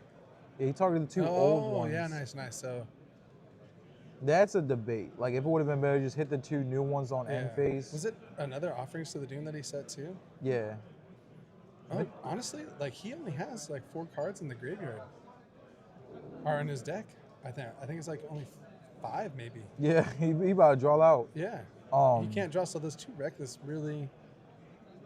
Ghost Rider makes a really good point that Hydro had to use all Offerings in case Primo colluded. Yeah. But that kind of sucks for Mitchell because you don't always want to Offerings to Doom the boar that came back off Blizzard. Like, it's not really the best card economy, but he got to protect his life point. It's a damage-based matchup, matchup with these 2 guys. So now It has to be. I don't know. It doesn't have to be game here, but you have to put out something. I think he drew a guard. And he got Exodius. So that'll put all the monsters in his grave back to his deck. That's huge. That's a really good card. And how do you summon it again? You just summon it from the hand. Oh, really? You just special it. Okay. Yeah. Wow. You just need monsters in the grave. Okay. But like, I haven't seen an avarice yet from Mitchell. Is this game? Is he gonna scoop it up? I don't know. You have another stone, right? Oh no, he's got Future Fusion. He can drop Exodius, throw back the graveyard, and then follow up with Future. I need to see this. All right, so everybody tuning in, you guys are about to see a crazy Dragon Turbo play right here. Yeah. Mr. Mitchell is gonna drop Exodius, which puts back all the monsters in his graveyard, not just 5 like Avarice, all the monsters. And now he can play Future Fusion, search 3 Blue Eyes, and draw through the rest of his deck. This should be game. How do you navigate game through Kalut? Kalut? Yeah. I get what, through double Kalut or Maybe, yeah. I mean, because I know 'cause he's at double 19. Double would be 28. It'd be 4. It wouldn't kill Mitchell, but I don't know if he has a monster bigger than what double Kalut could produce. Because I would assume he's gonna try to just summon the Blue Eyes out and get the Blizzard. So he's gonna search off Whitestone. All right, let's see what we got here. Oh yeah, and also, if he returns back normal monsters, he gains attack. Oh, okay. How much attack is it? 1,000? I guess it must be, because he just discarded Blue Eyes and gained. Oh, it's however many normal monsters are in your graveyard. That must be what it is. Okay. So right now he's got 5 normal monsters in grave. Oh, okay. This looks like game. I mean, he has a debris as well. Oh yeah, debris. Bring back the guard, instant for the level 5. Make Brio bounce, and Exodius should kill him in 1 attack, so he doesn't risk Gores. Oh, but he doesn't have the instant fusion, so he can't make the Brio. That's not perfect. Well, he's got stone. Oh, magical stone. Does he have enough cards to just stone back an instant, make Brio with the 1-star? No, that would take his whole hand. Mm-hmm. I mean, that's game though. Yeah, I think that's what he Is could this have fusion did. in the graveyard? Maybe it's not. Oh wait. You could do with Offerings of the Doom as well. Yeah, it's true. You Yeah. can just. Yeah, if I'm correct here, he can just stone the Doom, Exodius swing. Maybe that's what he's gonna do. Yeah. Okay. Oh, so he did have the. Okay. Maybe he was just debating what makes Yeah. more sense, the instant of the. But how is he gonna? Okay, so he still has the level 1. All right, so that Okay. works. Perfect. Well, Mitchell played this game perfectly, so, that's what Dragon Turbo does. You draw the right cards, you play it right, you should have the OTK. Mm-hmm. I see he has Mariner, which is a smart card to play because of Drago. Here comes Brio, and it looks like Primo is just gonna scoop it up and go to game 3. That's 6K to the head. Wow. So initially I thought the Exodius was in there just to recycle your monsters, but Yeah. No, it's a really good card. yeah, given the In that fact, position too, like he needed it. Like, you know what I mean? Like he definitely needed it. I don't know if he could have navigated without it, because the Future Fusion really got him there too. yeah, the 'Cause sending future blue- would have been dead. Yep. All right, so Hydro Pump showed us 2 was a good things game. that game. I think he showed us you got to play your Reckless smart, Yeah. because as much as like, the temptation with Reckless in that deck is like you almost always just want to flip it, Yeah. because you're likely to draw into more draw cards. Whatever So you it's really really like wanna you're not see. locked, but Yeah. at the same time, if you flip it and you don't, Yeah. you lose. Like, Yeah, and you know what? He actually started off like it was kind of. It took a couple cards to get going, but remember it was like heavy. He hit the road, True Nade, hit the Dark Bribe. You know what I mean? So like Yeah. he started off kind of like, oh damn. You know, I thought it was gonna be a little bit faster than this. Like I thought Primo was gonna take it. Yeah, for a second, I almost Yeah. seemed like Primo was about to Yeah. put in that Blackwing work. Dang, what a game 2. All right, so who you think's favorite game 3? Primo gets to go first. Yeah, you know what? I think like the more I'm watching this matchup, like the Icarus looks really, really good. It looks like you need two bodies on the board to kind of get anything going. Yeah. I mean, obviously, if you find like True Nade or Heavy and you don't have like Road or something, then you're cooked. But I think the Icarus is really nice. So if you can see that turn, like turn one, obviously, like we did game one. Like he saw the Icarus with the value and then he waited on it for the right time. So I think Icarus is really strong here. I don't know. What did we see? The Dark Bribe, and then a Banisher of the Radiance too. Yeah. So I wonder what's gonna happen if that sticks and you draw like good back row. I don't know. Yeah, if he sticks a Banisher with a back row, Mitchell's only out is like instant fusion into a hard synchro for a minus. And I think that's probably Primo's goal. I miss James Ark's feature matches. Don't worry, Rev Games, we got more exciting features coming up for you. And if Mr. James Ark continues to be undefeated, we'll get him back on for you. Appreciate you tuning in. Marcus, thank you for your comment. Can't be double clue, otherwise that's a good point. So let's see what happens game 3. Let me get y'all opinions in the chat real quick. Who y'all got for game 3? You got Primo or you got Mitchell? Personally, it's too hard to make a call. Yeah. For me, no, it really is because I mean you just got to see the right cards. Against. I honestly like for me I go for Blackwing just because like the inconsistency of Dragon Turbo, but again like it just like that last game like it took a couple of cards to get Mitchell out of the trench. Yeah. I think sometimes when players play Dragon Turbo, when they start like that, they might get discouraged. Oh but yeah. Mitchell, I would have. I thought it was over to be honest. I was like, oh, this is what are you gonna do here? Yeah. And like it just took a couple of turns to get out of it. Yeah, really. It's just so hard to play a combo deck like that when you're not going off. It can be a little bit discouraging. So set 4. Oh my gosh. Another. Set 4. Allure. Oh, he plays Allure. Okay, So that's why he plays the Tryhorn thing. Yeah. Oh, and too, Exodius? Yeah. All right. If Mitchell tops, we're gonna need a deck profile because this is spicy. He's got some interesting text. I love to see it. I think is that Gores in hand? Yeah. And another Exodius, card of Consonance. What is he waiting on? I think he's probably looking for a sweep, right? Sweep and a push. Oh, there's a Banisher. No. See, here it is. Like Banisher plus back row. Primo's looking good. Gores? Okay, that's perfect though. I mean, it depends. I mean, what the back row might be. So the Gores. Is he going to win Mirror Force or Deep Prison? Yeah. Or is it Blackwing with an Icarus, Or no, wait, yeah, that works too, right? If he can normal, yeah. So it looks like Mitchell also plays Gores and Track. So he can go with an 8 here? Make Stardust, right? Yeah. That Stardust under that Banisher, though, can only do so much. I think it avoids the Mirror Force, though, right? And then you're going to have the Banisher. But if it's like, you're playing around Mirror Force, you can still do it, right? You can still tribute it. It won't come back. But it's probably what he has to do, like considering. To try. Otherwise, the Banisher. Because his hand's turned off, right? Yeah. Yeah. I mean, he can play constants and stuff, but. A Road here or Solemn?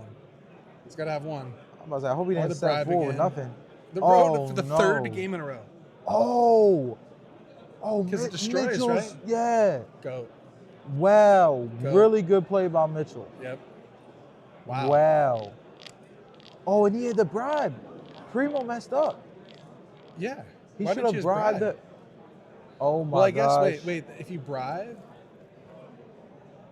how do you... You kind of just get smacked over anyways. Yeah, this is huge. That was massive. Oh, man. What a smart play by Mitchell. Making a Stardust under a Banisher just to get your heavy off against a Road. Yeah, did he have a way to out the Stardust? Because, I mean, that's crazy. That was crazy. Wow. Kalute. Really, really heads up play by Mitchell. Yeah, that was really nice. That was huge, too. Like clearing that back row, so now he has one card in hand, Primo, right? Oh my gosh. Does Mitchell have a push here? I mean, Rejuve. He has a Stone, Exodius, Red MD, Rejuve. What's this? Cards. He's going to Constance and Stone. Wow. I think he was debating normal summoning it and going for Red MD. Yeah, and still getting the plus anyway. Now, I guess his risk paid off because he just drew a trade in, so. Yeah, broken. the risk did pay off. That being said, I think right here, Mitchell's going to turn the tide. Like, I think he's going to put a lot of damage up right here. dang, I gotta give respect to Primo for playing it right and playing it smart, Yeah. but Mitchell really navigated himself out of a bad scenario, and that's hard to do playing a combo Yeah. deck. You know, you're so reliant on things going your way. Sometimes when things don't, and you have to make those judgment calls, it can be risky. But he honestly made the perfect judgment call in this game. So You're playing through a couple cards too there. Like, like the basic player just like playing through it like around your force, but with that road, like that was crazy. that was crazy. Oh, he Oh picked up my consonants gosh. and yeah. I mean, this is where he's gonna. If he sees the right cards, like And he's jumping up. He got 3 counters on Rejuve already. yeah. Oh man. Yeah, I mean, the Dark Bribe it negated the True Nade last game. Yeah. I mean, what is the Dark Bribe? Is it just for True Nade or Heavy, I guess, right? Yeah. And I guess to protect your oppression, because you can't road under oppression. I mean, it's an interesting tech. I know it's always been debated in Black Wings. Yeah. I guess what else would you do? What else would you put in? You know, That's true. like if I have it, I guess I'm gonna put that in against this matchup anyway. Yeah. But I think there, like that on the heavy, I think you just bribe. Yeah. Right? And then like you just try to fight out through the board. Because he still doesn't know your back Yeah. rows are mediocre. Yeah. Like, is that a soul release that got popped? It looks like I don't know. I don't know what that is. It looks like a soul release, like the Yeah. I personally, I'm not a big fan of soul release, but Me neither. against a lot of the decks, like the graveyard's either utilized already or it's full already and it's done. Like, you know what I mean? Yeah, and It has its a moments. really good player is not always going to leave themselves open to Right. a soul release. Same as Kaiku. Like, Yeah. that's why like game 2, you're always supposed to like use your graveyard or don't dump stuff. Yeah. Game 1's a little bit different. It's good. Oh, talking about bribe to negate like the rejuve and that's good. Yeah, Yeah, like I said, what else are you gonna put in? Like if you have it in your side deck, like I'm probably gonna side in this match. 100%. Yeah, like it's not. So I mean, if it's in there, I'm gonna do it. So Get Adam Korn on stream. He beat Shane Scurry round 1. I don't believe those people are here. no, I don't either. The stars was face up. It's not like he had tricks. Okay, off the cross. Good point. Appreciate you tuning in. One-upization G Raw. What's going on? Maybe he didn't know that the Stardust could negate The road. Yeah, maybe he didn't know that because like if you did 100%, you have to bribe, right? Because then your whole board is traded. Yeah. Your whole board's gone. You know, like if you knew that, like. So Plus, you still have the road in case they try anything and crazy. I think like Gore Stardust, it sucks, but like again, he's gonna play into 3 back row, so maybe I think he should have bribed it. But Yeah, now he you're putting should in have so much bribed. damage. Look how much damage he's gonna take. Yeah, it looks like Mitchell, aka Hydro Plum, is just gonna go for. Tempest Magician honestly is one of my favorite cards. Card's so Tempest broken. is crazy. What did he use to make it? Instant fusion and wow, what a smart play. Instant out. All right, so he plays Musician King and Mariner. Yep. So he's ready for any scenario with the instant fusion. Does he have 2 rejuves in hand too with 4? Or is this 5 now? Jesus. Yeah. It looks like Mitchell's in a commanding position right now. Definitely. The Exodius card is crazy.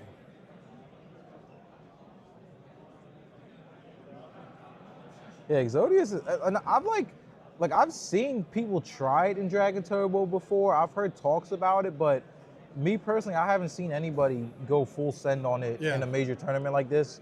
At least from what I've seen. If someone did, then maybe I didn't see it. But I think, Mitchell might kind of be putting that card on the map right now. Mm-hmm. Honestly, I'm going to start telling my friends about it. That card's insane.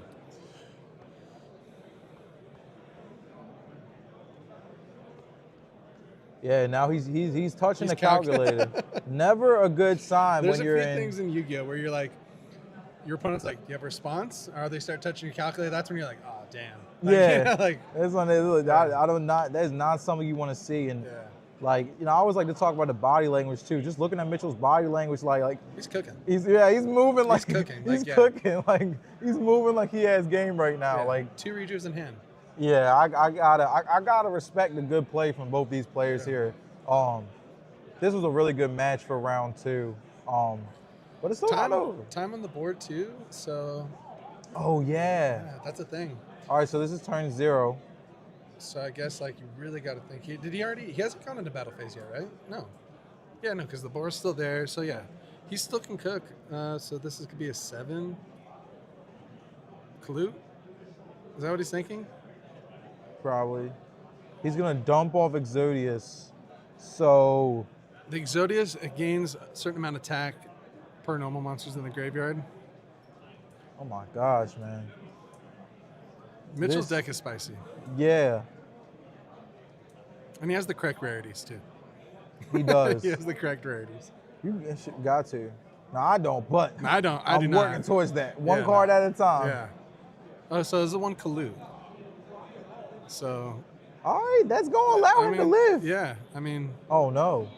Oh, it must be on 4,000. He must have 4 normals engraved. Dang, so Primo literally had to use that Kaluk to survive. what can you even top deck out of this? Yeah, I was gonna say there's nothing. That's a tough one. I mean, he's gonna see 8 new cards. He's gonna sculpt his hand. You're gonna draw 1 card. You're not gonna draw anything to get out of this unless it's there's nothing. And that was crazy. Game 2 game 2. Kudos to Mitchell. He played through that awesome. I mean, he started off rough, and I thought it was over. Came back, and then game 3 he cooked. He was really cooking. Yeah. That was nice. That was one of the more fun Dragon Turbo matchups that I've seen as well. Like game 1, game 2 was kind of like a little back and forth.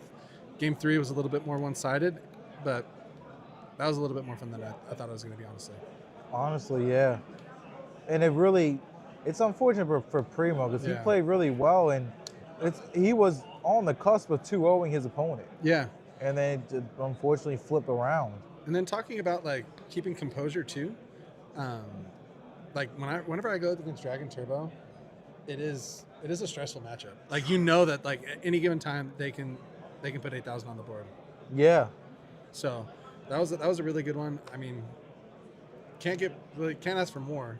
Especially when you see Dragon Turbo on the board, you're like, is it gonna be a quick 2-0 or like a, you know what I mean? Not a really back and forth matchup, but it was a good game, good 3 games. Honestly, yeah. So credit to both players here. I do have confidence that both of them can still top this event. Yeah. Just based off the way they played. You know, they also started 1-0, so, you know, lost round 2 is unfortunate, but it's not the end of the world. Yeah. Because Primo can still win out, and, you know, from Mitchell's perspective, he still has a long ways to go as well. So I would predict both of them have a good chance of topping. But we'll have to see what happens next. I mean, you also got to think this was like two very experienced players playing each other. You know, they might, you know, this could be their hardest matchup of the day for all we know. No, seriously. And again, like Primo was really, really good. Again, I was super impressed by his game 1. You know, the value set 2, you're already making your opponent think. Like that's just like tell signs of a good player. So I definitely think we could definitely see both of them top. So yeah, I got faith. I got faith in both of them.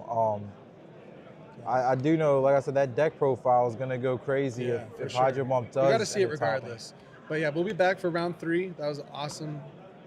Round 2, so we'll be back for round 3 pretty soon here. Yes, sir. Stay around, guys. We got more excitement coming. We'll see you.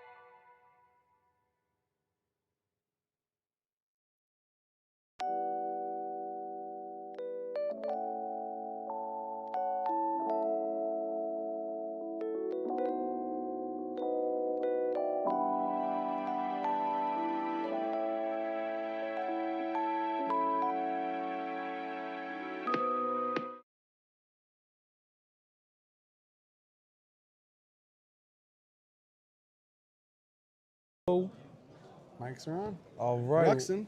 We got Mr. Ruxin, aka the man with the best Best best binder? collection on YouTube / best binder. And we have Tim on the right who, Offering Frog. That deck's nice. wow, I wonder if he's playing Sphere of Chaos. Yeah, So I think you welcome- have to, right? welcome everybody back to round 3. Appreciate y'all staying tuned in today. We had a crazy matchup round 2, seeing a couple Dragon Turbo tech options that we're not used to. And also, I love to see the engagement in the comments section too of people supporting their favorite players. So I'm gonna ask you guys this now, going into it blind before we see anything. Who do y'all got? Y'all got Ruxin or Tim? I got to stay on the Frog side. Really? I got to do it. How's the matchup though? I mean, I haven't really played too much Offering Frog. Mm-hmm. I feel like, again, Icarus is just such a strong card, putting them off bodies, but Offering's broken. So I don't know how this matchup and who's favored or not, but Yeah. I'll pull for Frogs, you know. We love a Treeborn. Nothing wrong with a little Treeborn. Yeah, little, Treeborn's always little ready. Swappy, Yeah. you know. If anybody has your back, it's Treeborn Frog. He's always come back ready to fight. I'm interested to see how Ruxin plays because Yeah. he's an amazing YouTuber, but I actually haven't seen him play much. Most of the videos I see of him are like Pack collect. openings, Yeah, yeah. so I'm interested to see him on the other side of Yeah. the thing now. Forrest ENT, what's going on, man? Welcome in, my boy from DB. That was actually insane. Yes, it was. Hello, Legacy Duelist. I'm always bluffing. What's going on? Welcome to the chat. This is the Legacy Duelist series. Best Edison players in the world right here, right now. And this is only round 3. I mean, we've seen a lot of competition so far. You know, them later rounds is where it's going to get even better and a little bit more intense. Does anybody know? I don't know where Tim's from, but I feel like there was like one guy who really started off like playing the Offering Frog deck. I wonder if it's him. It might be, because I know the dude's name was like Pontes on DB. Okay. So I'm not sure if maybe that is him, or like maybe he knows him. Yeah. Because I know that, yeah, the dude named Pontes was Yeah. like going crazy with that deck. Shout out to Tim's shirt. Man, I see. love frogs. MILF. Oh my gosh, that's what it said. Yeah. Shout out to that shirt. That shirt's sick. Dang, that's a perfect shirt for Yeah, Edison tournament. That man came prepared. I might need that. I don't blame you. All right, we're gonna see. Looks like Tim won the die roll, and oh my gosh. All right, this is gonna be an Frog. interesting matchup Frog Caius. because I can already tell this is not your typical frog build. Especially given the fact it plays continuous cards. Tim Pontes is from MA. He built this deck. Okay, so Yeah, this would yeah. be okay, cool. So Okay, yeah, there we go. Then, yeah, he is the guy. yeah. It's a great future match. Dang, well, I'm glad that he decided to come out and participate today because, you know, we get a live look at somebody that innovated the interesting frog strategy. We get to see how he played it. So, also starting off 2-0 is pretty good. You know, Ruxin, you know, like I said, he's usually a pack opener, but at the same time, you know, when you make YouTube videos, you're always involved in the game. Yeah. So he's always sharp, you know. I'm sure he's not, you know, I'm sure he's always touching his cards, you know. Yeah. So welcome to, yes, sir. We are in the building and we got 3 back rows from Ruxin. Okay, 3 back row playing Black Wings. I mean, we see a dust shoot. It looks like it. Oh, the super rare. Let's go. Of course. Oh my Wow, gosh. Morph. This Oh is my crazy. gosh. Okay, so the sphere, the morph is crazy. Tim has the nuts in his hand. Like That is It's crazy. on. Like, what is Ruxin gonna take here? I think you just have. I don't know what really the combo looks like. I mean, I know what it does. So I think he's just missing a couple pieces. But that morph might go crazy. Please turn the registration table. Thank you. I would Oh my maybe God. just start. Maybe I'm gonna waste one of these Caius, unless he chooses a Caius. Yeah, he might have to. I think you take the jar, right? The Take jar. out the. Well, he might be able to use the jar to his advantage. Yeah, if I'm Ruxin, I think I'm choosing the jar. Okay, yeah. Take out the variable. Maybe you don't have anything to beat a flip. If I'm Tim, maybe I debate because you have some gas too. upstart can get you anything. Maybe pick off back row. I mean, I don't know. I'm wondering if he's either gonna summon the Might just swap, summon just swap. a thin, Yeah. or is he gonna go into a sphere because it is technically a +1? Surprised he upstarted first. That probably means whatever he draws is gonna dictate his next play, Yep. because otherwise he would have like searched his deck first and then upstarted after he searched. So Picked up a dupe frog off the upstart. So it's actually pretty good. I think maybe. Yeah, you know, Avery, I thought about that too. Yeah, there we go. I thought about that too. So maybe the correct thing to do was take the sphere off the dust chute. right, because You the know, fear because is a plus. you did set 3. You know what I mean? So like, yeah, that's super fair. Yeah, maybe I was just thinking like maybe he could have used the morphing jar Yeah, to help himself yeah, out. definitely Maybe right. Pontes wouldn't have said it at all. Lost the game. All right, well, Avery and Joshua, appreciate you guys tuning in. My man Echo staying live with the chat. Appreciate you staying up with us. I bet all them. All right, okay. I love to see the support for our competitors out here. I love to see the competitive support out here, and Sphere of Chaos grabs Sangan. So I'm wondering what is the Sphere of Chaos really in there for? Like junk synchron? Is that his Yeah, main? I think that's like that. Everything starts flowing too. Okay. All right, we have a Bora.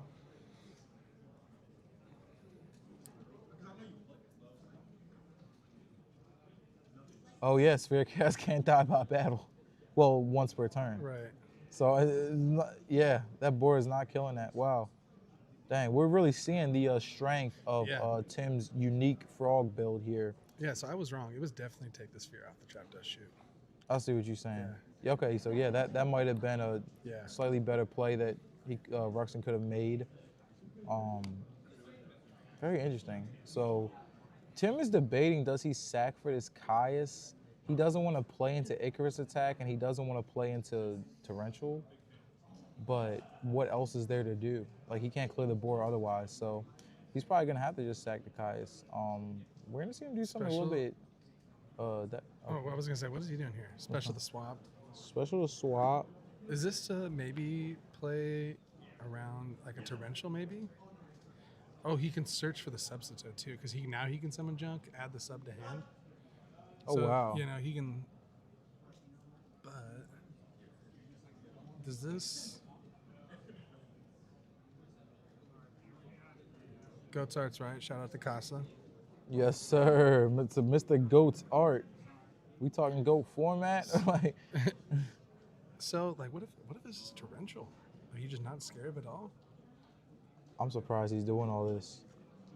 I think Me not knowing really what the sphere, like how it gets rolling, you know, I don't really know, but like you're committing a lot to the board. I mean, he discarded 1. Oh, I thought he was going to get back the sub. And then bounce the Interesting. sub with the thing so you have like follow up, but like. Is he just walling up here? Maybe he's just walling up and trying to get Ruxin to burn some cards. Bounce back the sphere. Then you can make a. An 8? No, that's a 7. 7, so Black Rose. Would you make Black Rose here? Why not? What are you going to hit? I mean. I'm just not sure Ruxin would set Like 3 road, without a road. you're not really like that scared of road. Mm-hmm. Because you have double Caius in hand, I guess. Like Yeah. you're at 79. So he hit Icarus the whole time? So I think Ruxin maybe should have flipped the Icarus on the tuner. Yeah. Yeah, I think honestly he might. Now I know why he didn't, because he had 2 jars set while drawing Legacy, so he probably didn't. Those like, are, I mean, yeah. He wasn't pressed to stop the synchro play, but I probably would have flipped the Icarus attack And anyways. maybe he couldn't pass the. I don't know. I'm flipping the Icarus. Now it's gone. Now you're not. Yeah. You're not getting it. I would have done that on.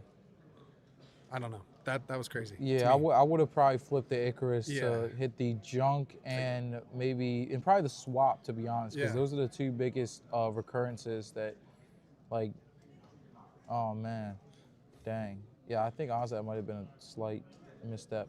We're gonna see a Treeborn come back, and now Pontes is just in the driver's seat here, man. Yeah, because. Oh my gosh, with the heavy. There's the road. There's That the was road. crazy. What did he draw road for turn? Oh, he probably drew it off the legacies in the jar. All right, well that road is what he needed, so I like to see that for Ruxin. That's a solid. He can Sack it for Kai's here. Oh man, it's almost, Bottomless. you know, it's just that snowball effect that Yeah. frogs create. Like once they start getting up on you, it's just so hard to climb out of it. What in the what could you be holding the Icarus for? I mean, not. Yeah. I mean, this would have always happened, but like Like did he now, not he, think he was he gonna has make Black now, Rose? like because he does shoot him. He knows he has Caius. Yeah. Caius. Now he knows he has Caius sphere. Like, what are you gonna hold the Yeah, Icarus and for? him taking the jar, like it wouldn't even have been used yet. Yeah. Like, Yeah. Well, I mean, what does he have here? let's see. He probably got a solemn set. That's got to be the only thing he That's- can be thinking about. Well, I mean, Echo. I don't. Is he reading? Oh, so he's gonna pop his own Stardust, and then chain to negate. But I'm confused. Dang. Honestly, it's just an example of how playing Frog, sometimes you just pulverize through 1-for-1s. Like, it's just so hard to just play a fair game against Frogs. And that Starless came off a road. Yeah. So technically, he just went -3. It's all right. You know, I mean, sometimes you just gotta learn. Yeah. You gotta learn. So, all right, let's see what Ruxin follows up. I think a Blizzard could be very helpful here.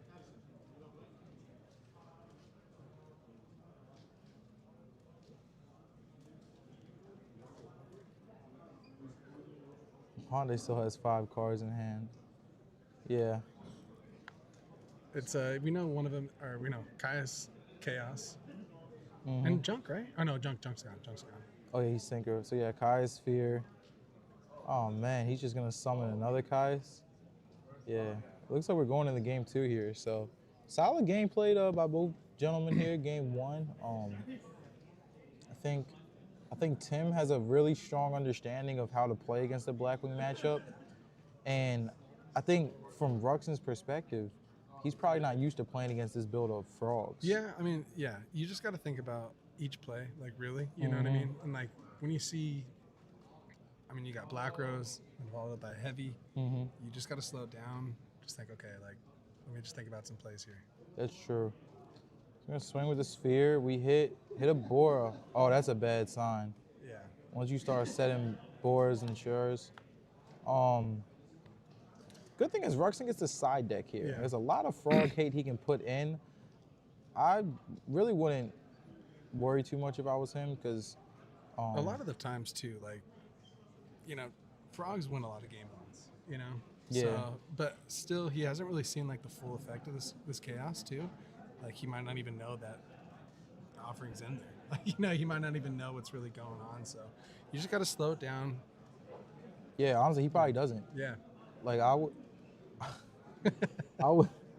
would not shout out my boys in the chat. I would not like if I was Ruxin's shoes, I wouldn't really guess he had offering. Yeah. Unless I knew about his deck. Like I know that you know, Mr. Pontes has like top before with Frogs, but honestly, like off the top of my head, I wouldn't know exactly what's in there. Yeah. So Maybe in Ruxin's head, he kind of has an idea, like the Sphere of Chaos, like it can go off. So you're like, dude, like what can I do to prevent the Sphere of Chaos? Like, you know, it's kind of like in the back of your head, but like I said, one card at a time. Okay. oh, here comes the dad. Okay. Dang, that's probably the only thing. Could have took him back. Oh, man, Tim just has so many cards. Yeah, in he hand. has another Caius too. Tim Like has another honestly, Caius. looking at his body language right now, like having the hand laid out like that, sitting back in the chair. You're chilling. That's kind of it's a telltale sign that he's chilling. Like he has exactly what he needs. And that is something good for like Ruxin to pick up on, because he kind of can get a read from that body language. But Okay. Hey. oh no, Does he have a normal summon? what is Tim show? Oh, it's about Frogs. Oh my God. Oh my gosh. No way. He took game 1. Yo. Yo. You know what? There you go. You just need a brain con. You just need a brain con. But hey, Wow. you know what you got to do? You just got to stabilize. both players have to stabilize here because that's a tough way for Ruxin to come back in the game and take it and win it. Tim's just got to, okay, hey, you got me. You know what I mean? Ruxin's got to think about some plays. Golly, yeah. Like, this is a tough spot to be in because Yeah. Tim played that game so well. Yeah, you know what? Hey, that's a tough one. You were in the driver's seat, and then it just, like that, gone. I mean, game. So I think Ruxin knows, though. Hey, I got to think about some plays there. Because the Icarus play, when he had, like, the jar Yada set, and he had Icarus, and there was, like, you got to think about that. Like, that was a play that I think was blundered. Yeah, he should have flipped the Icarus there. Yeah, so you just got to think about it. And I think Ruxin knows.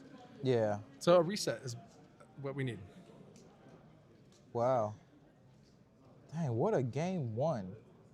Well, definitely picked a good feature for round 3 here, so I want to see what happens game 2 and game 3. I was not, like, it just, based off just card advantage alone, Tim was in such a good spot to win that game. He wanted the Kais to live so he can brain. Okay, I mean, that makes sense. Sure. Hey, you know what? Play to the cards that are in your hand. Wow, what a game one. I gotta love it. What I love about Ruxin's game, he's so honest. Yeah, so Chaos Angel, the Hydra mat, is for both of those mats are for the LDS in Vegas. So those are sick. I honestly can't pick a favorite between the two. The Cyber Dragon, like Simplicity, is great. But the mat, what are those guys' names? I forget. With the slot machines and little guys like Skull Dice or something Skull like that. Dice, Monster Dice, and yes. Yep, those are that's preview for LDS Vegas. They're both great mats. Well, to all you guys are out there checking those mats out, if you go to LDS Vegas, you get one and you get to play in the tournament too. So it's a win-win going to any LDS. Ruxin know he'll win no matter how much he misplayed, man. It's plot armor. I get brain all the time. Ruxin. Maybe he was shaking bacon us. You know what I mean? He was like, just watch this. Yeah, I can, that's why I said, like, his game, he's so honest with it. Like I gotta love the way that, I honestly love the way both of these players play. They definitely know what they're doing. Sack format confirmed. No, I'm not gonna lie though. Dark Armed in the brain, that is pretty crazy, but hey man, he had it. So, when is Vegas? I believe May. LDS Vegas is going to be nice. I love Vegas. I love Yu-Gi-Oh! Tournaments in Vegas, too, because it's the one place where you scrub out and you're good. You're good. You're actually happy to scrub out almost. Yeah, I'm not gonna lie. I might need to start checking them off days. I'm trying to start requesting off. PTO. I was hyped up for North Carolina. Yeah. We got more stuff to look forward to. That's how we keep it over here at the LDS, guys. Always constant action. You never know what's coming next. And all of our mats are originally designed too. So you're getting something that's authentic, original, and legitimate. So let's see game 2 here. How do you think Pontes is feeling right now? Pretty good with the lure. Yeah, I mean, you gotta keep your, like I said, you gotta just let that one reset because that was a bad way to go out. It really was, man. Like, he played so well and then unfortunately lost the 2 power cards. So can someone, I don't really know the offering deck too well, but I did see that Ruxin kept in a oppression. So I'm assuming I'm kind of questioning, is that like really good against the offering deck? Because I mean, offerings just summon, so you distribute it. Like I'm not too sure. Like you're hitting junk and sub. Oh, that makes sense. Because junk is a main card of the deck. Yeah. Only thing that Pontes doesn't really seem to be focused on is the dupe lock.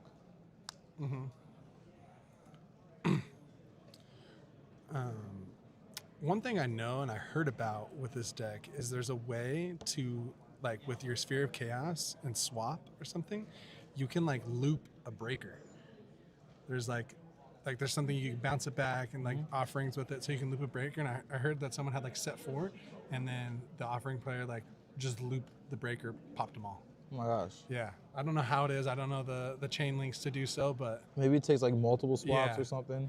Because I forget what it was because someone would have to say it, but I know that happened. It was crazy.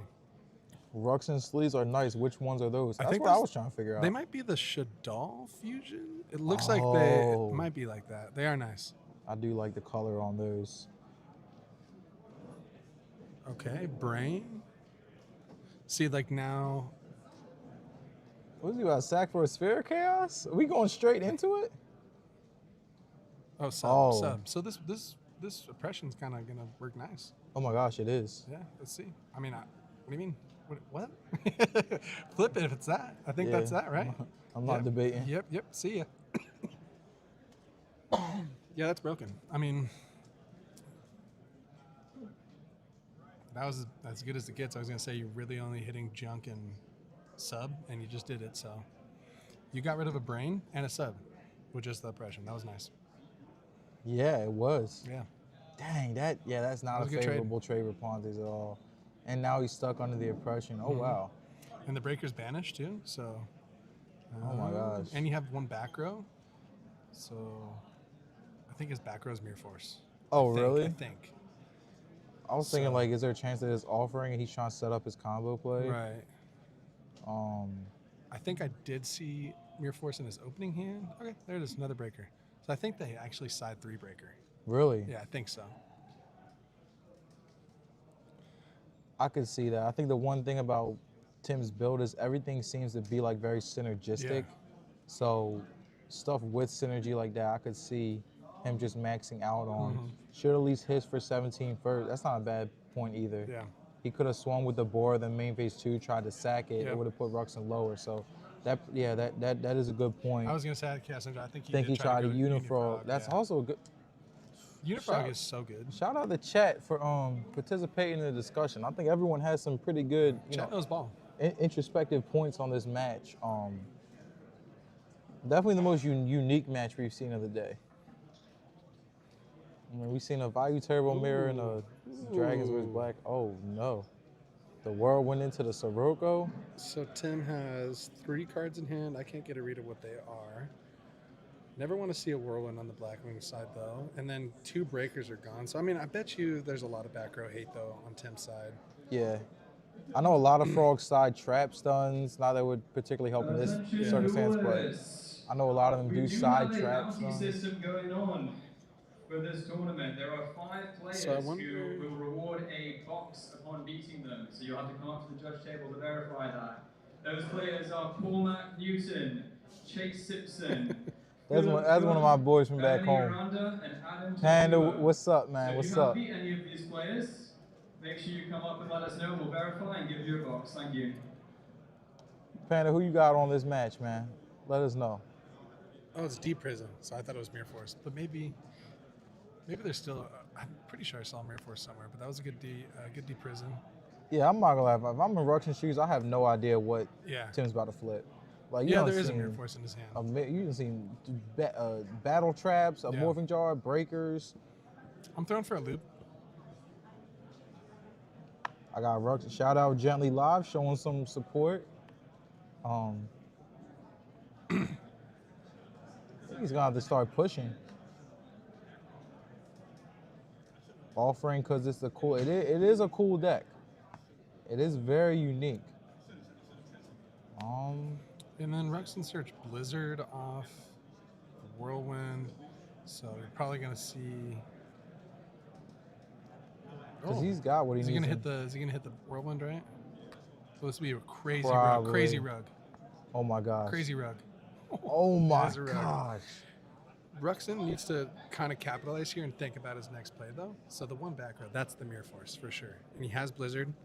So play this next turn correct. I mean, now Tim has 2 cards in hand. Yeah. He doesn't have his frogs on board yet, right? There's no tree board in there. Correct. So there's not a lot of engine here. So I think right here, I would go Blizzard, summon, attack with Blizzard, put in some damage, right? And then see if it hits more force and then make the synchro afterwards, but I wouldn't get too aggressive here. Does he not have a level 4? I thought he had a boar in the grave. He's just doing the Whirlwind search. Oh, he's just resolving it. Dang. Ruxin with the clutch pulling the rug. Oh wait, he doesn't have a 4 in the grave. Already has bar. There we go. Oh yeah, he just waiting, I guess. Like I'm saying right here. I mean, we know hindsight because I know it's a Mirror Force. Yeah. But even though, I'm still gonna play this a little chill because like this is where you can take over the game, I think. So just attack with the Blizzard. Just attack with Blizzard, and then main phase 2, make the synchro. You know, That's what I would like to see. Yeah. Like, I think that's a common mistake among black wings. There It's we just going straight into the synchro. Yeah. Sometimes it's better just to hold your resources. Yeah. And he can make it main two if he feels Yeah. the need. For Tim, it makes no sense to flip anything on the Blizzard. Dang, so Ruxin taking a commanding position Yeah. here, setting Big a draw. back row. He probably has an Icarus because he's leaving them up. Yeah. No point in really making the armed wing here. Upstart, that's I guess a decent draw. Yeah. It's anything. All right, Pontes, let's see what you got. Another one, okay. This is a tough spot. Okay, he's got junk swap in his hand. Tough spot though for Tim though, because Ruxin's so high now and your engine's not on board yet. Yes, sir. Attack with Blizzard knows ball. Yes, sir, my man. Sometimes. That was a good point. Very few times do I know ball. That might not even, It was a good point. Yeah. It was definitely the right play. You just have to play this a little slow. But now the engine's live, and I think Tim is forced now to flip the Mirror Force next turn. Oh, what if this is Icarus? That's crazy. Why would he set and then attack? What? Was that card? Oh. This That was backrow already card, set. yeah, it's already Mirror set. Force. It's Mirror Yeah. Force. So, question here: do you think Tim leaves the swap on the field because he has junk, and you want to have more options? No. Oh wait. Because I think the only card.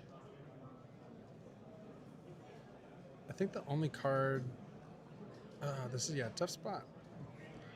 Key turns here. Dang, son. What a game. And it's looking like Ruxin has a decent amount of resources to kind of Right. put this one in the coffin. Yeah, Tim's in a tough spot. Again, like last game, Ruxin kind of, made some questionable plays. Right here, this is where you just kind of think because you're in the driver's seat, I think. So Yeah. value, okay.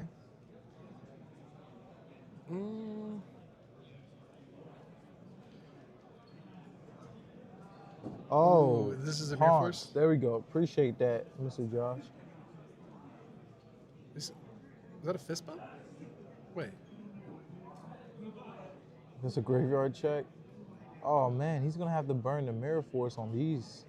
He doesn't really want to do that. Yeah, I mean, what is that? Okay. I was going to say, you get your Treeborn back live. So you have swap. Does he have a Sphere of Chaos in hand? I think he has a Caius. Let's see. Ruxin's so high on life. Like, I wonder what. Let's see. You have to convert this Treeborn too, because you don't want to get too low. Let's see. This is a good play.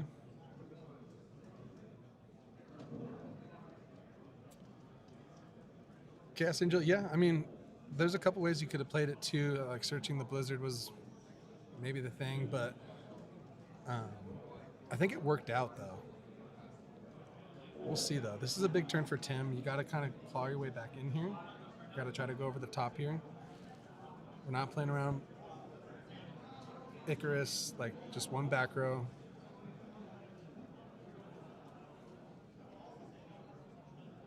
What is Tim considering here? He's probably considering, Okay.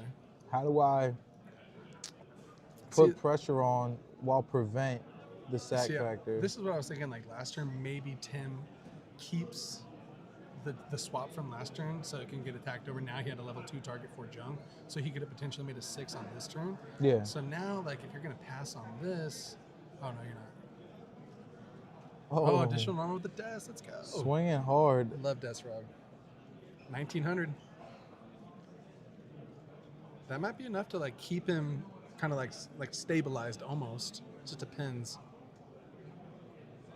Ruxin's hand, I don't think we know. No, yeah, we don't know much in Ruxin's hands. I think he searched the Bayou, then he summoned the Bayou, got Mirror Forced. Yeah. Vayu engraved. Soroka's banished. I mean, Ruxin has so many good Yeah. draws here, man. Just a Shura would be an amazing draw. Really, any normal summon. You can even draw a Bora and just whirlwind into another Blizzard. Ruxin really has a lot of the tools he needs for this game. So I wonder, Tim's gonna need some sort of power card to come out of this. Heavy your own back, bro? Gosh. Does he have like a push here? Like a crazy push? MST hit the whirlwind? Okay. I don't know. Okay. Oh Okay. no. It's the brain again. Yo. There he is. Wow. Well, Hey, you know, sometimes you just need a brain con. you gotta love it. I gotta love it. At the end of the day, I mean, Yeah. the one thing I will say is he did, like, he used the brain con right. He saved it for game. Yeah. And, you know, he kind of was like playing mad aggressively. Yeah. And it's probably because he had the brain. So, all right, well, Ruxin with the round 3. Is that 2-0? It was a 2-0, and it's crazy because it was honestly anybody's match, but given game 1 just looked so much in Tim's favor, I'm surprising it turned into a 2-0, but... That rug was huge, though, too, on the Kaias. That was huge because that was like how Tim could have went over the top, and then the rug on that game, too, was really, really big. He had the rug in a good spot there. Yeah. That was crazy. Brain con.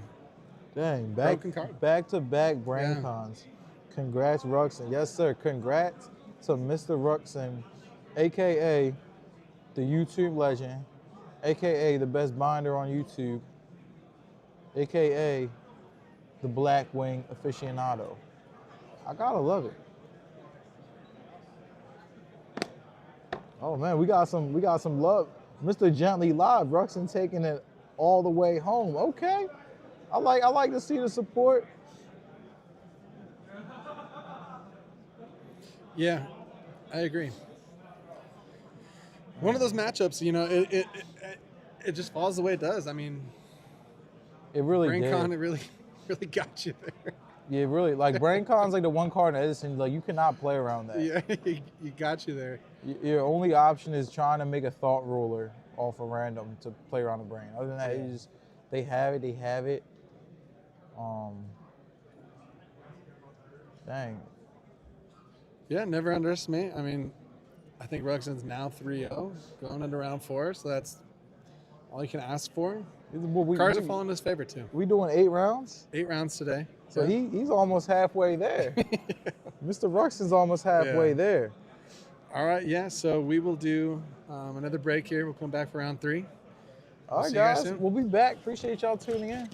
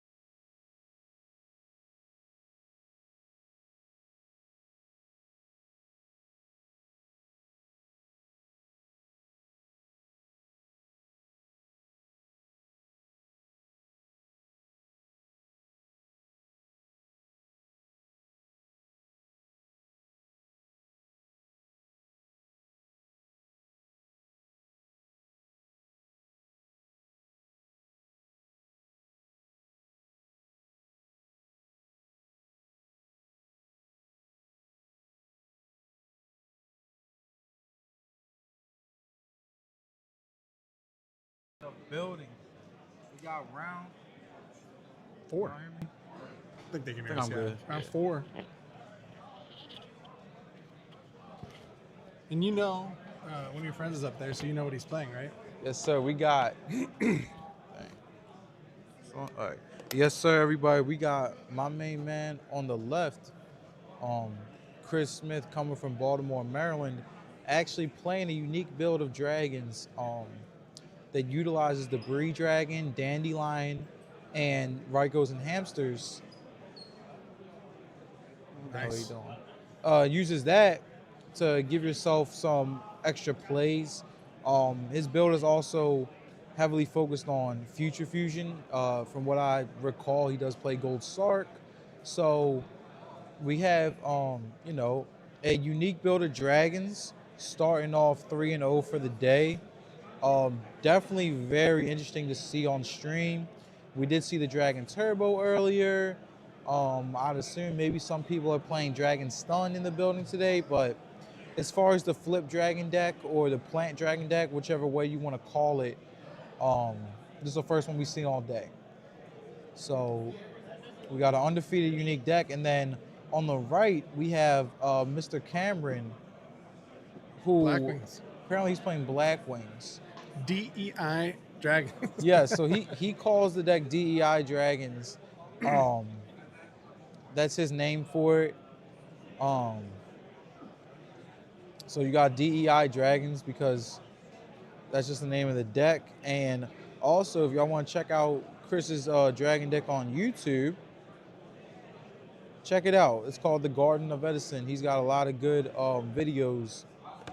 He's got a lot of good dragon videos on there. He'll go over his list. That's The Garden of Edison, aka Chris, aka Mr. DEI Dragons. Now Cameron, I'm predicting more of a standard turnout from him. Hey, shout out to Indigo6553. I loved his episode with Frazier. Yes, sir. If y'all do want to see a interview with Chris, I would advise you to check out Frazier's channel.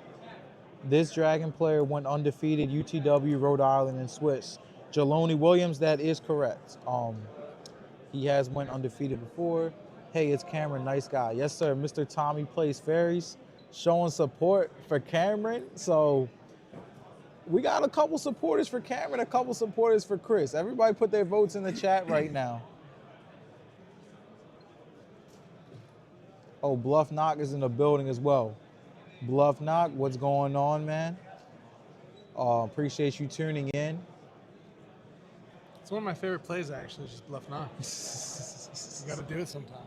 That's why I gotta love his name, man. Yeah, that's a great name. He be on DB sometimes on YouTube. I gotta shout out my man Bluff Knock. All right, so who's favored in this matchup? So, I mean, you know the build of the DEI Dragons better than I do. Again, we're seeing Blackwings, so just like overall good.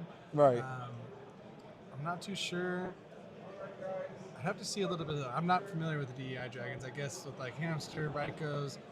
I honestly feel like with like picking some back row off, like overall some good pushes with Dragons, maybe they're favored. I Yeah. would say. My only concern is he does use Dandelion tokens a lot. Oh, that's true. Them with Bora. Boras might Yeah. be clutch, Yeah. but Does he play like protection, like prisons or bottomless or something? yeah, he Okay. plays protections. I'm also sure he's played a lot of Black Wings. I think maybe, yeah, it's really hard to say because turn one double whirlwind calling it. Crazy. All right, if this man Cameron opens turn one double whirlwind, then Then no one's favored. Like no other deck is favored. my vote might have to go to him. Who are the commentators? Well, my name is Fisher, aka Fish, aka Dream Vision, turning dreams to realities. Local player from Maryland. My man Luis gave me the opportunity to chat it up with y'all on stream today. We had the best Edison event in the world, the LDS Worldwide Raleigh. I commentated the last one. From Arizona, born in California. So I'm back again. I love this. Wolf 1U, Chris Top the UTW, DI. This is true. So, credit to everybody noticing, the accolades of these players. I know Cameron Saunders is also very experienced too. I have seen him in some YouTube videos. I He feel does like I've tend seen to him play now well. too. That I'm looking at. Like I feel like I've seen him on a couple of videos too. Yeah, he definitely is a well-respected player. I've never played him against him, but from just watching him play, he tends to be really good. Heck yeah, y'all hey, thank you, my man, and JV, appreciate it, man. Y'all crushing out there too. Remember, y'all, for one, we take any and all suggestions, and for two, we appreciate any comments. Because every opinion can be interesting. These mats are sick. Sad I missed. Get the next one. Yeah, LDS Vegas. Vegas, yeah. Get the Look, next one. I agree with you. These mats right here are literally the best mats on the market. I mean, they're literally beating out, mats that have been around for 20 years. So, that's one thing that we love about the LDS is, the mats are going to be fire. I mean, you get a mat just for entering, which it's really good for players because even if you don't do the best in the tournament, you still got a nice mat. So definitely to Mr. Newsom Tax and to everybody else tuning in, come out to Vegas. It's gonna be fire mats, fire stream, and even more fire players. Just keep up on the socials. They're posted everywhere, so just keep on the socials. LDS Vegas. I believe signups are going to open up soon. You just will have that on their socials. So, and the mats are right there on the side too.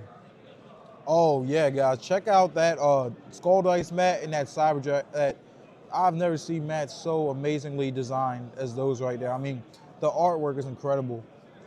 Pros at the event. I mean, I don't know pros, but some notable players like Frazier Smith is here. I saw Oscar here. I think Rognak is here. I don't know how to say that name, but I know he's here. And there's some notable players for sure. So, former winners of Edison events. Pros, I guess. Yeah, we do Pros. a lot.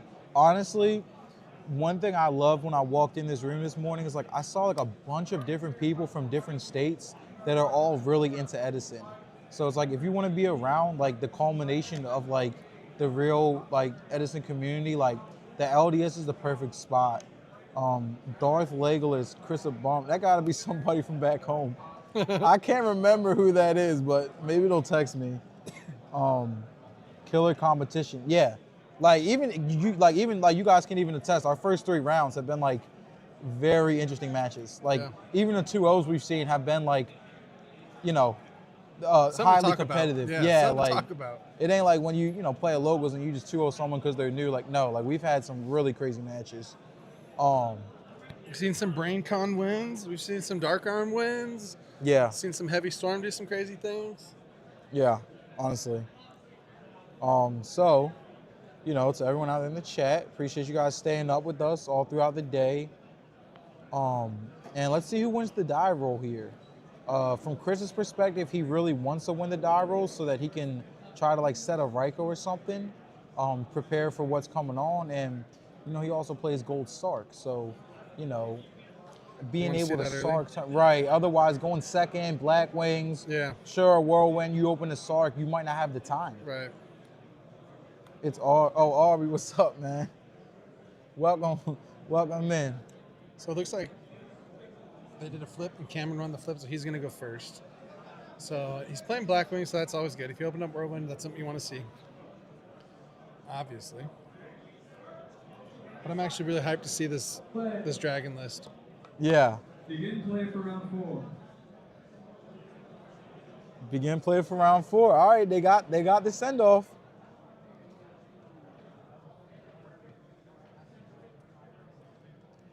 Now, one thing I will say about Chris's build, I know he's been teetering the number of hamsters. Okay. I've seen him play 0. I've seen him play 1, 2. So. Is he playing Giant Rat? Who? Chris? Yeah. No, I think that's it's a Wyvern or something maybe. I'm blind, so. Hey, my man Doug in the building. Shout out my man Doug back home, aka the leader, aka the man. Everybody tuning in. So lure. We're gonna banish here. I think did he banish a value? I feel like when they take a lot of time on there, they do some good cards. That's true. They have. Or they do one really good dark. Yeah, What did like he banish off Lure? I think he banished the Vice over there. Oh, is it? Okay. Yeah. So Bora Whirlwind, not as good as Sure Whirlwind, but I mean, hey, I mean, Whirlwind's like, enough. Whirlwind is yeah, enough. like, And if Chris can't answer the Whirlwind like right away, you know, I mean, it's just gonna start to snowball. So, yeah. oh, okay, there we go. Oh no, he might have Deck Deck Debbie. Debbie. Oh no. Oh. What He y'all passed? opinion of that play? I wonder why I would mean, you burn the Gale so early? Does he have Dark Armed? Maybe it's kind of playing like he does. I mean, I'm not but sure. also too, I don't know. Like, was he worried about Chris going summon Sure Yeah. Kalute over your Bora and Kalute? Yeah, I I mean, don't- also too, just like a set Ryko, but maybe you can answer anything. Maybe, I don't know. Yeah, I was gonna Setting say up so. that. Yeah, I think that's only like thing the I can only think of. explanation that I can see. Dang, I don't know if I would have did that regardless. Gale's really strong at like any point in the game too. So And you added Kalute, so next Yeah. time you can go normal Kalute, add Blizzard, and if you really want to special the Gale, special at Yeah. that point. I really would like to know what Cameron's reasoning behind that play was. he's got a handful of monsters, I think. So maybe has- he was just trying to. Yeah, I don't know, see a work through his dad. I see hand. Sirocco, Blizzard. Is he bluffing that? Like it's almost like he was doing that to bluff Deck Debbie or something. Yeah, I don't thought know. it was. I But honestly this, don't think I would have made that play. Sure, Blizzard. Yeah, I mean that's the only thing I can really think of is a dad follow up. But I see Sure, Blizzard, Sirocco.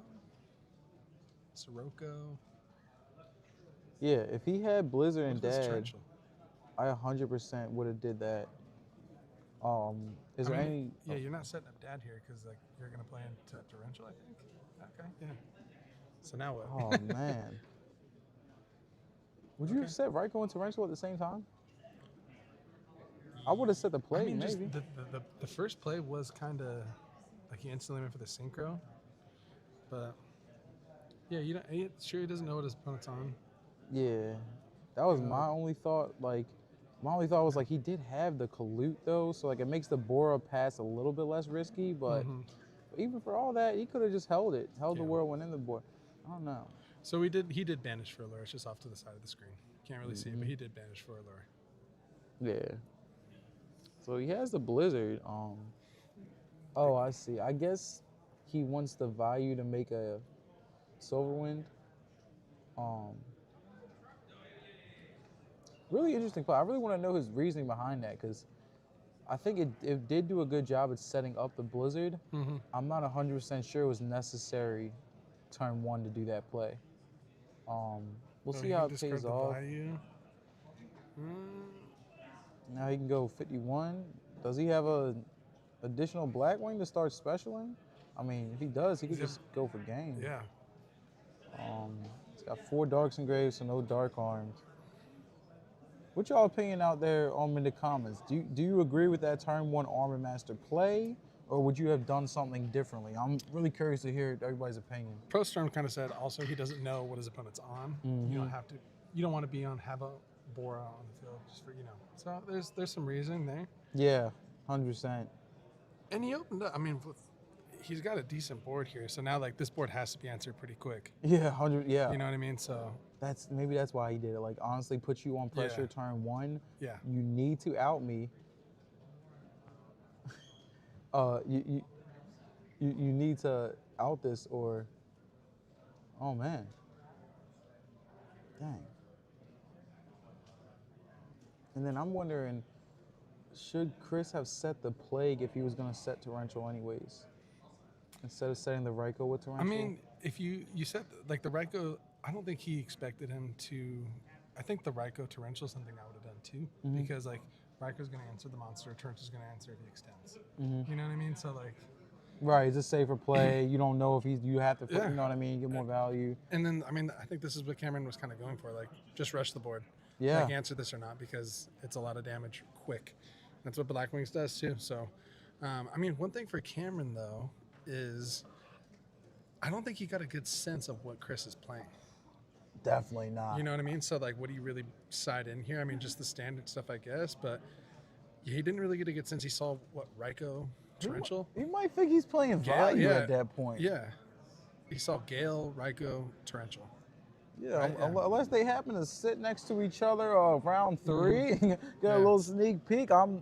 If I'm Cameron, I'm not expecting dragons here, like Yeah. at all. I'm definitely not expecting And then, that. I mean, Chris, just being dragons, and you know the deck a little bit, like it still has all the opportunities like a regular turbo dragon deck just pop off one turn, right? Yeah, like just future fusion.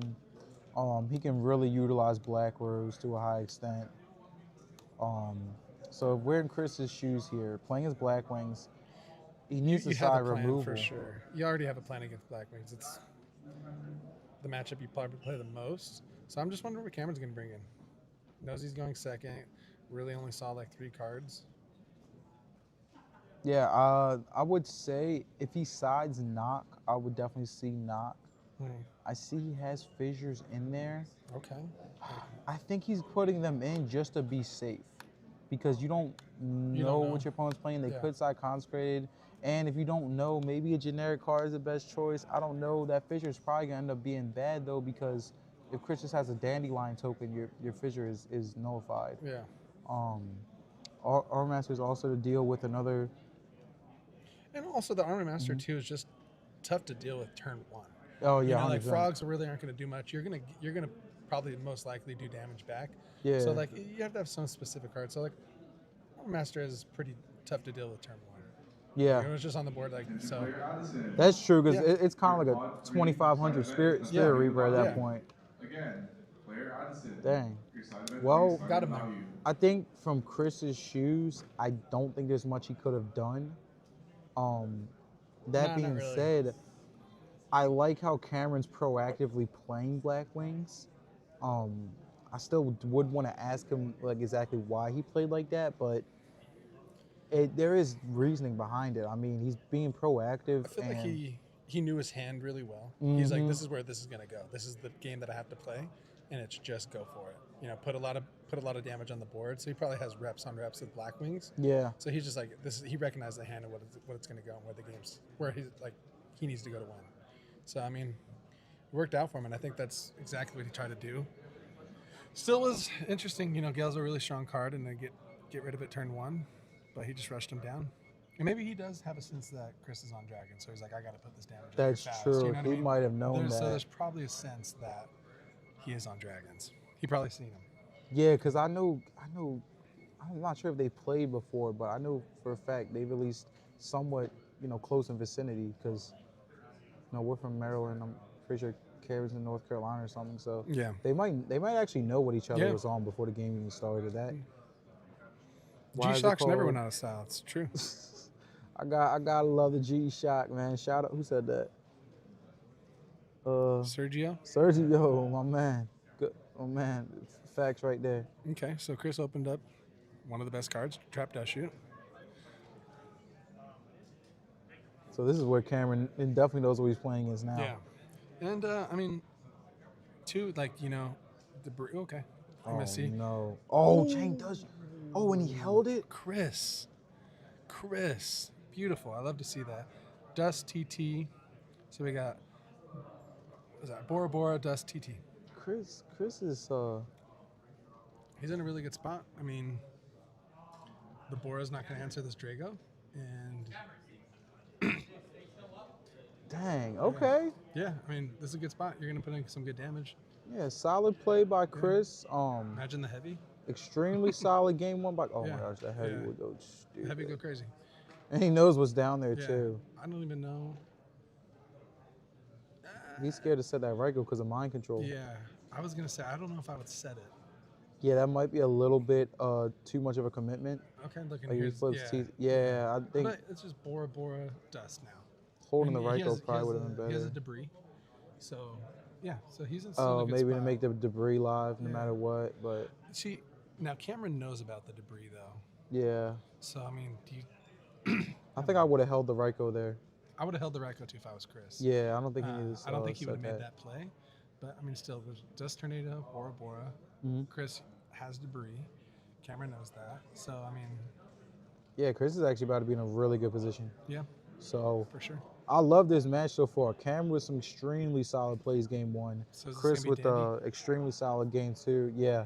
And now he can make Stardust to play around the dust. And he just has to fade a Kalut or some sort of tuner play. Ooh, Prime Mat. Oh. Okay, so this Does he have, means like, a he red must MD have, play? yeah, he must have drawn Okay. red MD. I love Prime Mat. Yeah, that's another key element of Chris's deck. See, this is what I was saying, like, because Cameron knew that he had the Debris Dragon. Like, why would you put why would you put anything? I guess he didn't know it was Raikou. So. Yeah, but yeah, it makes sense. But bluff not. Yeah. Why he said it right? No, I I get that. Yeah. 100%. I do like this play a lot though. To get the prime, I think the obvious play was Foolish Dandy, go Stardust, but I don't hate the fact that he was kind of thinking outside the box. I mean, and he's dead next turn. If he doesn't draw something good here, he's potentially dead next turn. And Yeah. Like Prime Mat, like, you know what I mean? Like, put the damage on the board and end it quick. yeah, so that was actually a really good play by Chris. Yeah. Because like I feel like sometimes we get in the habit of doing the most common play, which is like, of course you foolish for Dandy when you got Debris in hand, but And you got to think too, like, what is he going to top deck to get out of this position? yeah. That's a good point by Pro Storm. Probably not worth bringing the Raikou back and make sure alive. Yeah. Yeah. Yeah, that's why like it kind of goes to the fact that I'm not sure the Raikou should have been set in Worked the first out. place, but really solid plays by Chris that game. Yep. Really good example of putting a clock on your opponent. Foolish Dandy technically would have gave him more advantage because of the tokens and could have held the red of D, but at the end of the day, he put Cameron on a clock, he put the pressure on, and he knows Prime Material's very clutch against Yeah. Black Wings. Yeah, he put him on, like, certain top decks too. You know Yeah. what I mean? Like, Yeah. sure, it would have been a great top deck.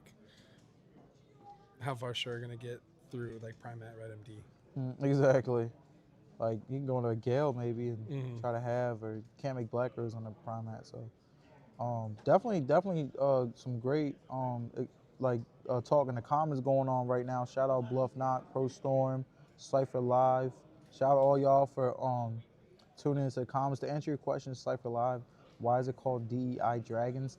Chris could better explain that to you, but I don't know. He'll be able to better explain that to you, but it is the name for the deck, and I can also attest that he did make this deck from scratch. He did not net deck this from anybody. That's kind of why he gave it a unique name. Because we've seen flip dragons before, we've seen dragon plants, but this is his personal build. So, dang, 14 minutes for game 1 and game 2. That's Quick. 7 minutes a game, yeah. The prime line was 100% exactly. Yeah, it was nice. It was a very good play in that case.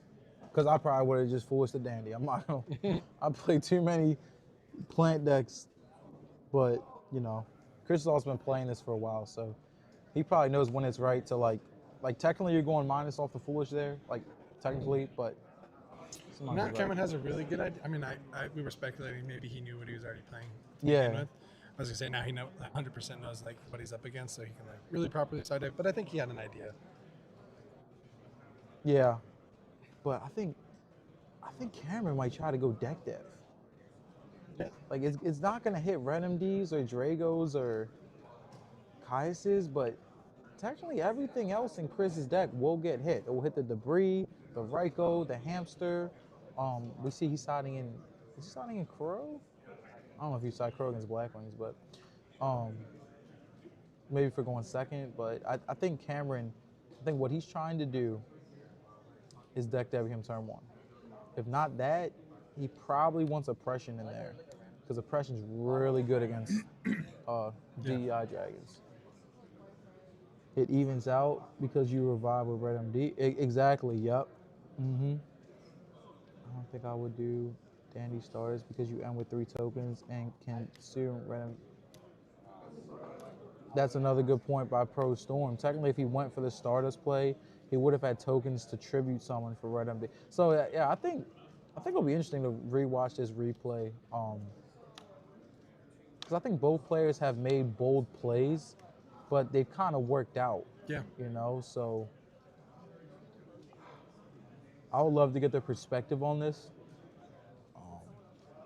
LDS, baby, LDS. Yes, sir, Mr. BGR 1990 from the last millennium. You at the LDS, the Legacy Duelist Series, AKA the best of the best, AKA the freshest mats on the market, and currently round 4 of this event. So they're going into game 3. Looking at them, they seem to be very conversational with each other at the moment. So I honestly would assume they're both feeling confident going into this one. Yeah, I mean, Cameron gets to go first. So, I mean, Blackwing's going first. You already know what you want to find. Yes, sir. So, And you've seen any of the side deck cards, too. So, super strong going in. Blackwings is just such a good all-around deck. Like, it just has so many answers to almost everything. yeah, It's hard to have, like, a stress face when you're playing Blackwings. really. Oh, you guys siding in Crow against Chris? 100%. It stops the debris play, and stops the Wyvern play. Crow is really good against dragons. This build particularly. Jimmy Zoe, appreciate your input too. That's a good point. Love this chatter in the comments right now, y'all. So, what do you think the read on the back row is? Because it wasn't bottomless. I think it might be Icarus, It has to be. right? It wasn't Deep Prison. Yeah. If it's not Icarus, it gotta be a complete Yeah. bluff. And I would assume that's why Chris is just beating with a Wyvern right now. Okay, Deep Prison. It would appear that hurts because you do want that in the graveyard, but honestly, I don't think Chris cares too much. Like, he has more normal summons. Like, honestly, a prison on a Wyvern really isn't the worst thing in the world. Set a back row and then pass. All right. So The back row's knock. it could very well be like. It could very well. It would be a bluff knock, that is. But yeah. All right. Sure. Oh no, this is. Cameron loves to see this. I know he's loving that whirlwind into Nabora. Search the what's it, Blizzard. Does that tell Chris that Cameron has Kalute? I would think. I don't, I'd assume he has so many cards in hand, he didn't grab the Kalute off Whirlwind. I would probably be able to guess that Cameron has at least one Kalute in hand. This could be, I wonder if it's Icarus. Because this could be huge if it's Icarus.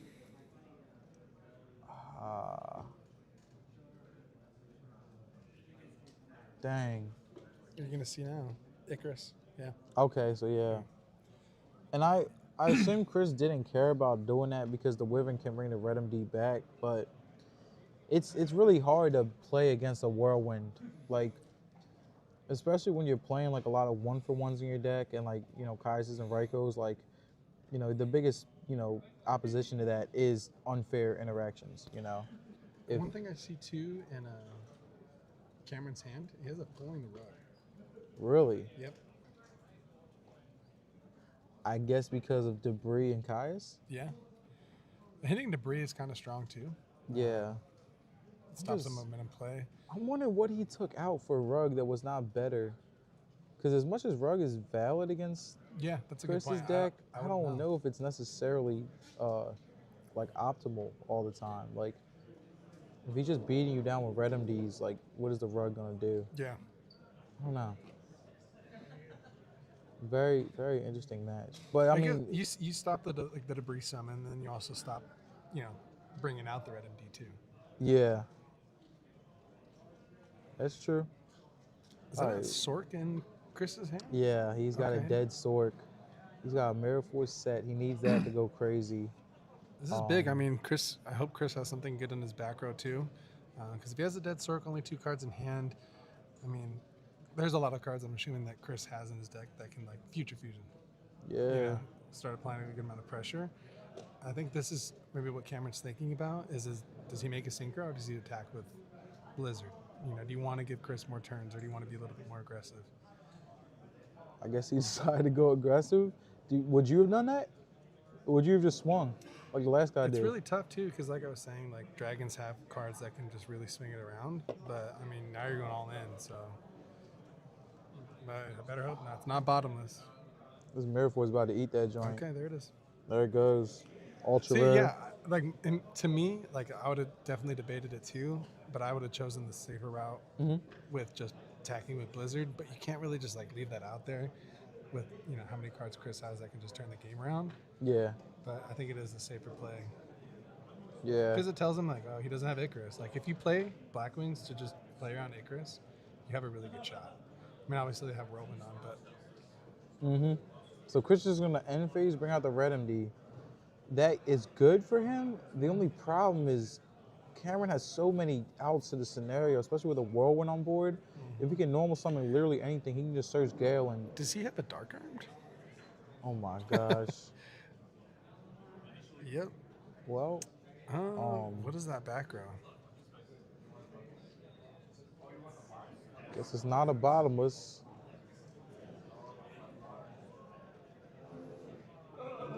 Is there a Caius in Chris's hand too? Yeah, I believe it's a Caius and... The rug is gonna go crazy.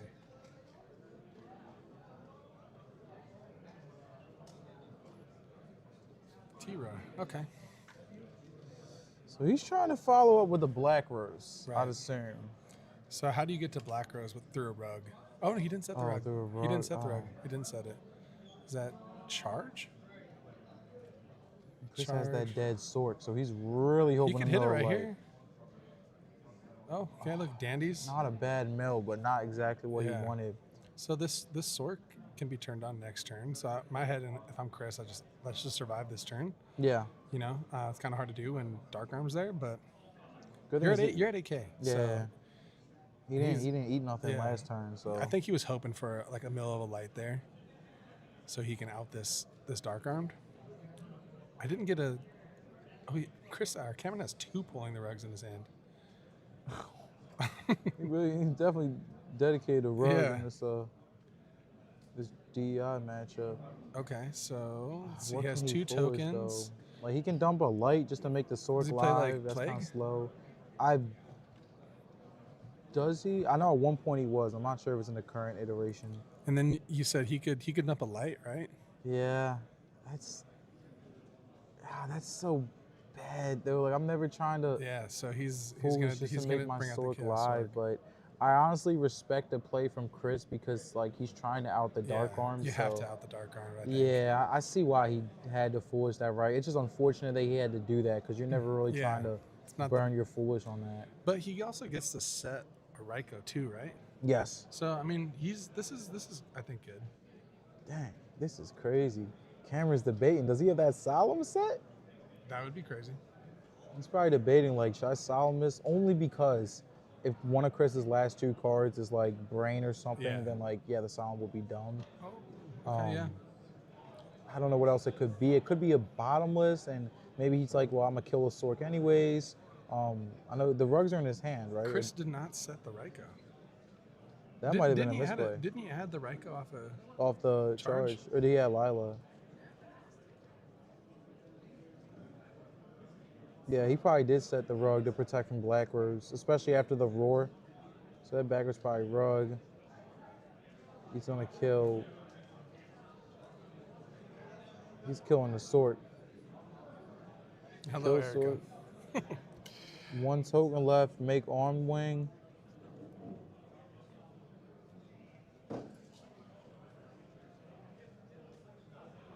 You for sure set the rug here, though, right? Yeah. Yeah. Yeah, I think he should have grabbed the Raikou off charge and set that. Did he? I thought he did. I thought he grabbed a Raikou off the charge. That's what I thought too. Yeah, it's right there. Good thing is he can still set it now. My only fear is the deck heavy. I believe he just top deck heavy. He might just have to play the heavy. I don't think you have time to play around road. And we've also already got a read that Cameron's got Solemn, so maybe he can at least burn half his life I with think it's this. gonna go through. Oh, it goes through. was It was a bottomless bottomless. rug. Okay, so he was thinking about bottomless in the Sork. All right, well, Okay. I mean, now you're in a better position for sure that the heavy went through. I gotta say this. Both these players are having a heck of a match here, man. I mean, you can, like I said, before the game started, you could see their expression. Looking at this expression now, this game is taking a toll on them. I get it. This is a hard game. So I think he drew. Now he's setting the rug. And was it dust shoot? Honestly, set the rug. Yeah. Set the other rug. Yeah. Okay, Primat. Oh, no. Caius? Is that what it is? Yeah, I don't think Chris can do anything here. Oh, he's got the token sack for prime. Okay. Nice. D Prison goes crazy right Deep now. Prison goes crazy. He doesn't have it.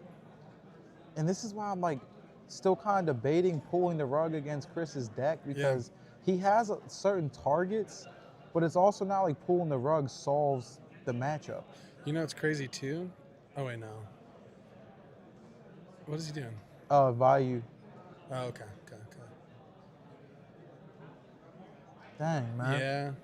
It might work out for him though too, but Chris I think is still pretty high on life. Yeah. Let's see what he can do here. Cameron is in the commanding position though. 3 back rows, a silver wed. I think it's like rug, bottomless. Yeah. Let's see what the third one would be. Yeah. Tough spot for Chris with the Caius in hand. I think the last card's a Lila. I think it looks like some sort of ultimate rare.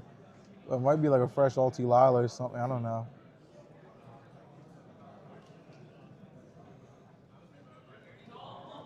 Well, is it Cameron's turn or is it Chris? It's Cameron's turn. He just drew for turn, and yeah, I think he's just thinking Chris has Gores. Yeah. And that's the craziest part. He's got 3 backers. I don't know if any of them beats a 28 Gores token. Yeah, I'm thinking the same thing. Chris just had to eat the damage. Summon Wyvern. He's probably going to banish that for Red MD. Yep. Oh, that was a good bottomless for Cameron. And now I think it's like writings on the wall. Even like a brain doesn't get you out of here because like he has rug. Just yeah.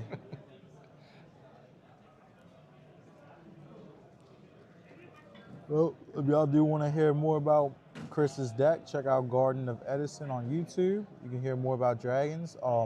Really solid match to both players, and I think we might need to see Cameron play a Blackwing mirror match because he plays the deck a little bit more aggressive than everyone does, and I would love to see how he approaches the mirror match with that mentality. Yeah.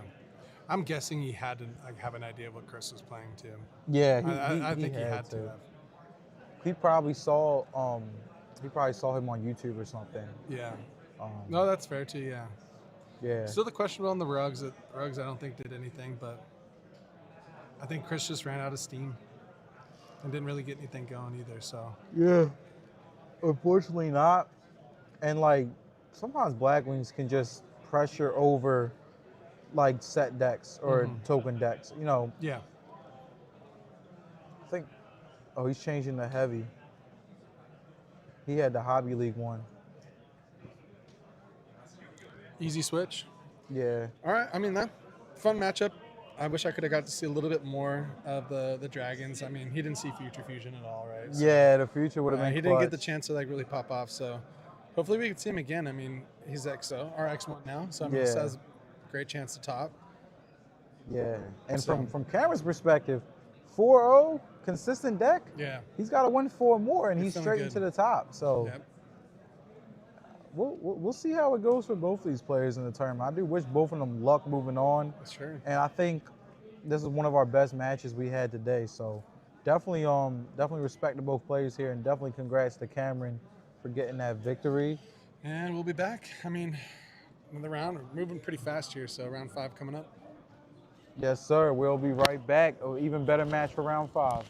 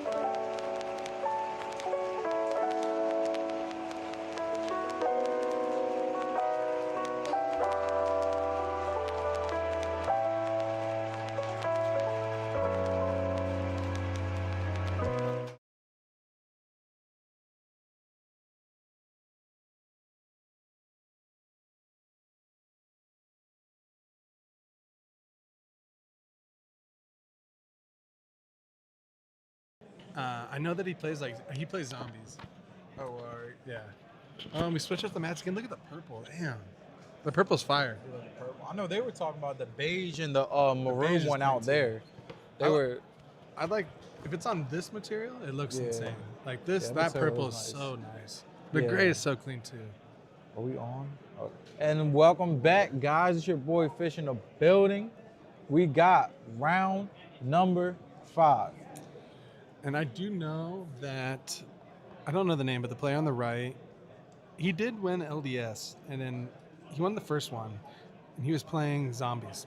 And he plays very well, too, so looking forward to that. He's really, really good. I want to say that's Mark Garcia, but I could be way He off. could be way right. Man, because I remember seeing that name online somewhere. I guess we're about to see. So first off, we want to point out that beautiful purple mat right there, showing off a different colorway. Welcome to round. You know, the best part about these LDS mats is that they have every color, so you can literally match it to your outfit. You can match it to your shoes. Like, I've seen people out there exchanging different colors based on their favorite color. I mean, you can really get everything you need with them mats right there. I love the purple, though. The purple looks really nice. Yeah, honestly, yeah.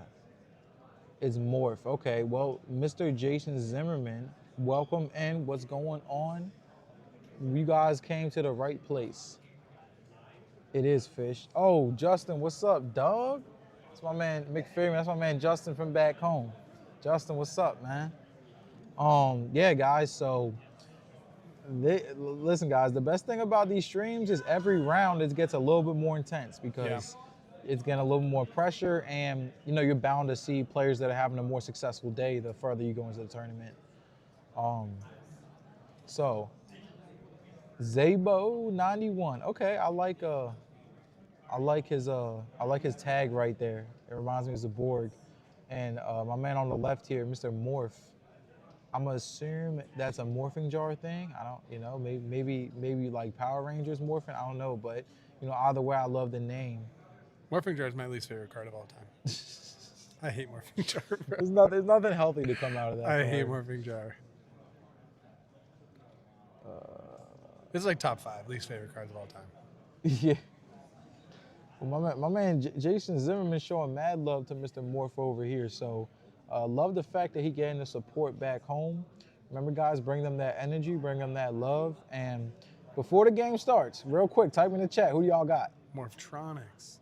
Okay, so GBs versus zombies. I feel, and I don't know this for a fact, is GBs a little bit more favored? Yeah. Yeah, okay. Because of freaking Ready R, you can just banish everything, right? Yeah. Yeah, technically Morph has and you know what? Now they mention it, I did see Morph. I have seen him in the past. I know he is known to be a good GB pilot, so. Okay, scary. We have like a really experienced zombie pilot versus a really experienced GB pilot, and see that is the thing. Like zombies, they want you to swing into their recruiters, but unfortunately in the GB matchup, that just opens them up to have all their effects live. So. He's gonna grab the Goblin. If I was Morph, I honestly don't hate going Ready Ari on the Turtle. Just because, like, what other card is there tagging? He might go Bestiari. Yeah, he might actually just tag into Bestiari. I know, like, he might be a little bit wary of leaving a Bestiari out if it gets banished or something, but I don't know. I think Bestiari might be the play. Just to hit the back row? Yeah, because it's definitely not bottomless. Right. So like, what's the worst it could be? There's a chance it's a bluff. It could be a legacy. Could be like MST too. Yeah, MST. I think, you know, the Ready Yari on the Turtle wouldn't be terrible, but I do think the best. Yeah, he's going for it. I honestly agree with that. Oh wow. So you know what? Maybe Zabo has an idea of what Morph is playing. Because why would you hold it, right? Could the bottomless hit the first card? I didn't see what it could have hit the Laquari, but I think he wanted the Turtle to go off. Right. Okay, fair enough. Wow.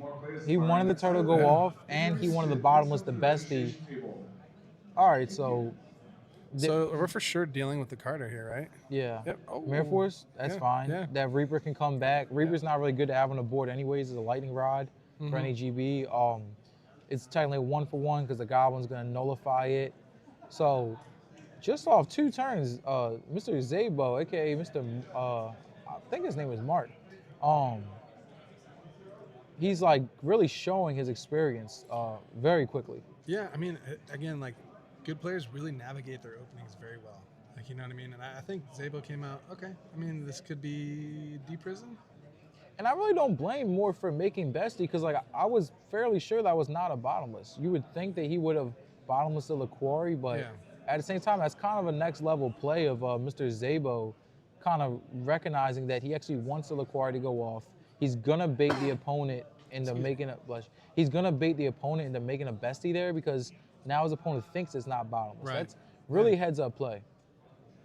So, I mean, who's in a good spot? Because honestly, whenever I play GBs, I kind of just scoop. Like, straight up. I GBs. hate it, but who's in a good spot? Technically, Zabo's in a good spot because the Okay. Bestie's gone for the whole game. Yeah. I think Morph's goal from here on out is he needs to rely on Chariot. If he can Okay. resolve Chariots and keep recycling them, that's his best play because he's not going to be able to make his Eris.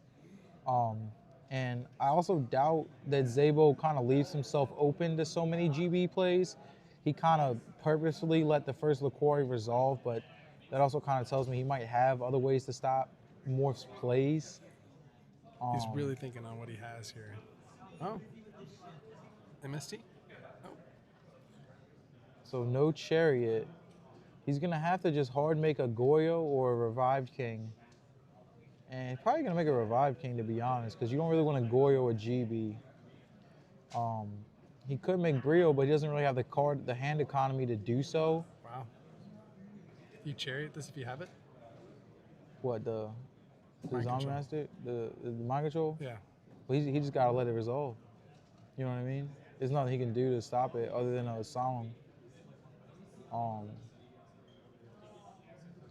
I'm curious as to why Zabo summoned Master, then played Mind Control, because that opened up to getting charioted on the Master.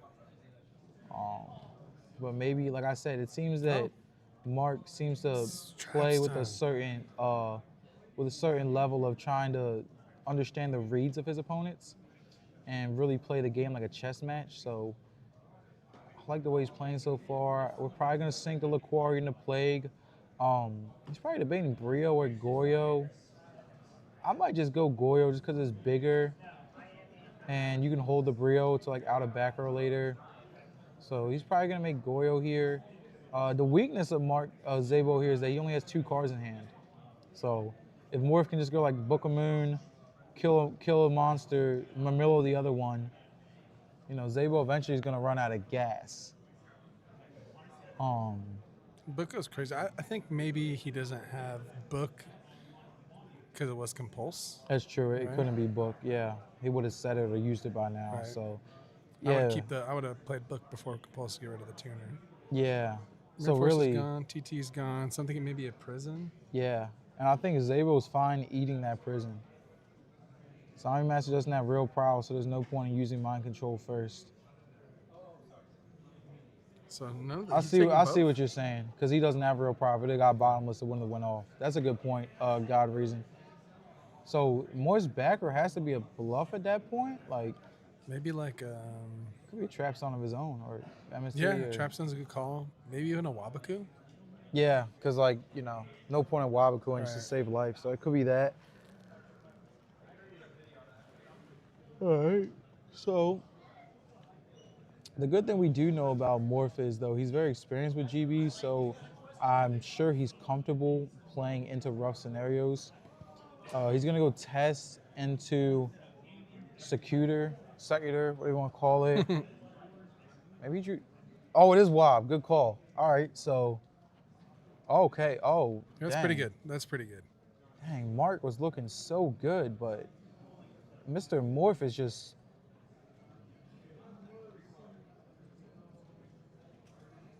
Oh, wow. This is big. I mean, the Wabaku was huge there. What the heck? Oh, man. So where does he go from here? He either goes Ready or Mamillo to pop the Zombie Master, the Goyo, or he might be debating just going LaQuarrie. because he can banish the Plague off Ready Yard. Mm-hmm. He can go Laquari into Herc, and then Zabo doesn't have a monster bigger than Herc, and he's gonna get any spell or trap. Only problem with that is any Kai's blows it out. If he top decks an additional tuner like a Gale, it blows it out. It's a great play for Morph to go into the Secutor, but like he's still not in the greatest position because he doesn't have complete control of the board. Right. And that's always been the issue with GBs is that when they're in control, they're almost unstoppable. But with any deck like that, GBs, GKs, once you can break that, they do suffer from blowout plays. So he's gonna make it as a Herc right here, right? Wow, Yeah. Herc on Herc. Yeah, look, and this man right here, you got a purple Herc on a purple Herc mat. Oh. And he's not, Zabo's not even hesitating. Wait, why would he not? This is off the Wabaku. I think Zabo might have been playing a little bit fast because he just went instant into Gale and then didn't realize that Morph could negate the instant. Yeah. Oh no, don't tell me he has a second instant. Yep. Yeah, he can activate that because Herc negates activations. And that's probably what the judge is checking right now, but if Herc does negate activations and Instant Fusion says activate, then dang. Yeah, that's game one. Zabo wins. As long as he has like a big enough 8 yeah, he just makes Dark End. Wow.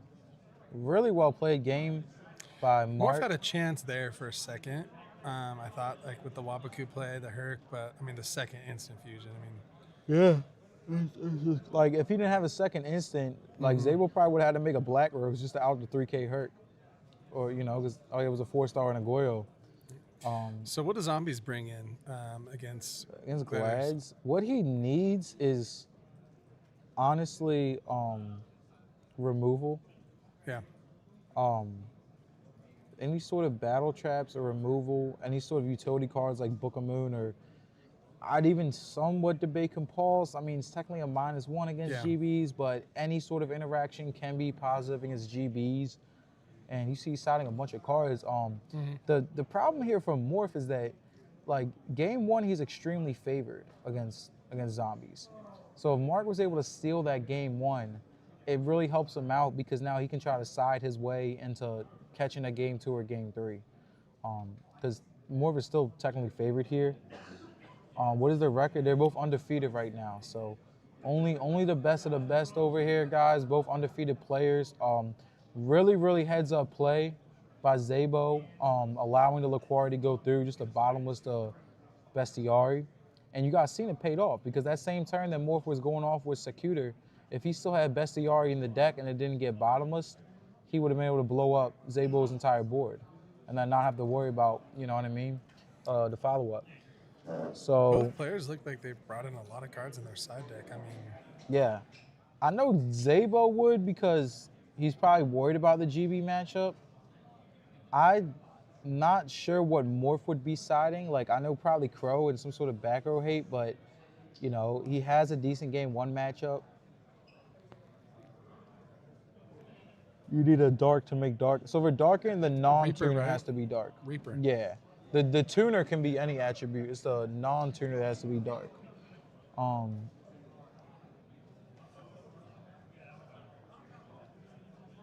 So game two here, Morph is trying to open with a GB, a Chariot, and some sort of battle trap. If he can manage to get those three things and Zabo doesn't have a brain control or mind control, then it's going to be detrimental. But appreciate everybody's been tuning into the stream today. We actually we're a little bit over halfway through round 5. So we've had some crazy matches so far. This is one of the best we've seen today, just with the caliber of the players and their expertise behind the deck. So how do you play Yu-Gi-Oh? Well, start with 5. All right. I think Zabo probably sided in Cyber Dragon as well. It's not crazy good against GBs, but considering you're going second and you're playing zombies, you kind of want to see that Cyber turn 1 over like setting a Pyramid Turtle, which you could probably get away with against other decks. That's just the biggest issue in this matchup, and that's why like Zabo really did need to take game 1, because it's gonna be an uphill battle games 2 and game 3. And then with Morph too, I mean, you saw Trap Stun, right? Yeah, So maybe you side in like maybe he doesn't main deck Book of Moons or something like that. Maybe it's in that his makes side, sense. you know. Yeah, Try to get because around Trap Stun. Book Yeah. of Moon I think is a broken card, especially in GBs too. uh-huh.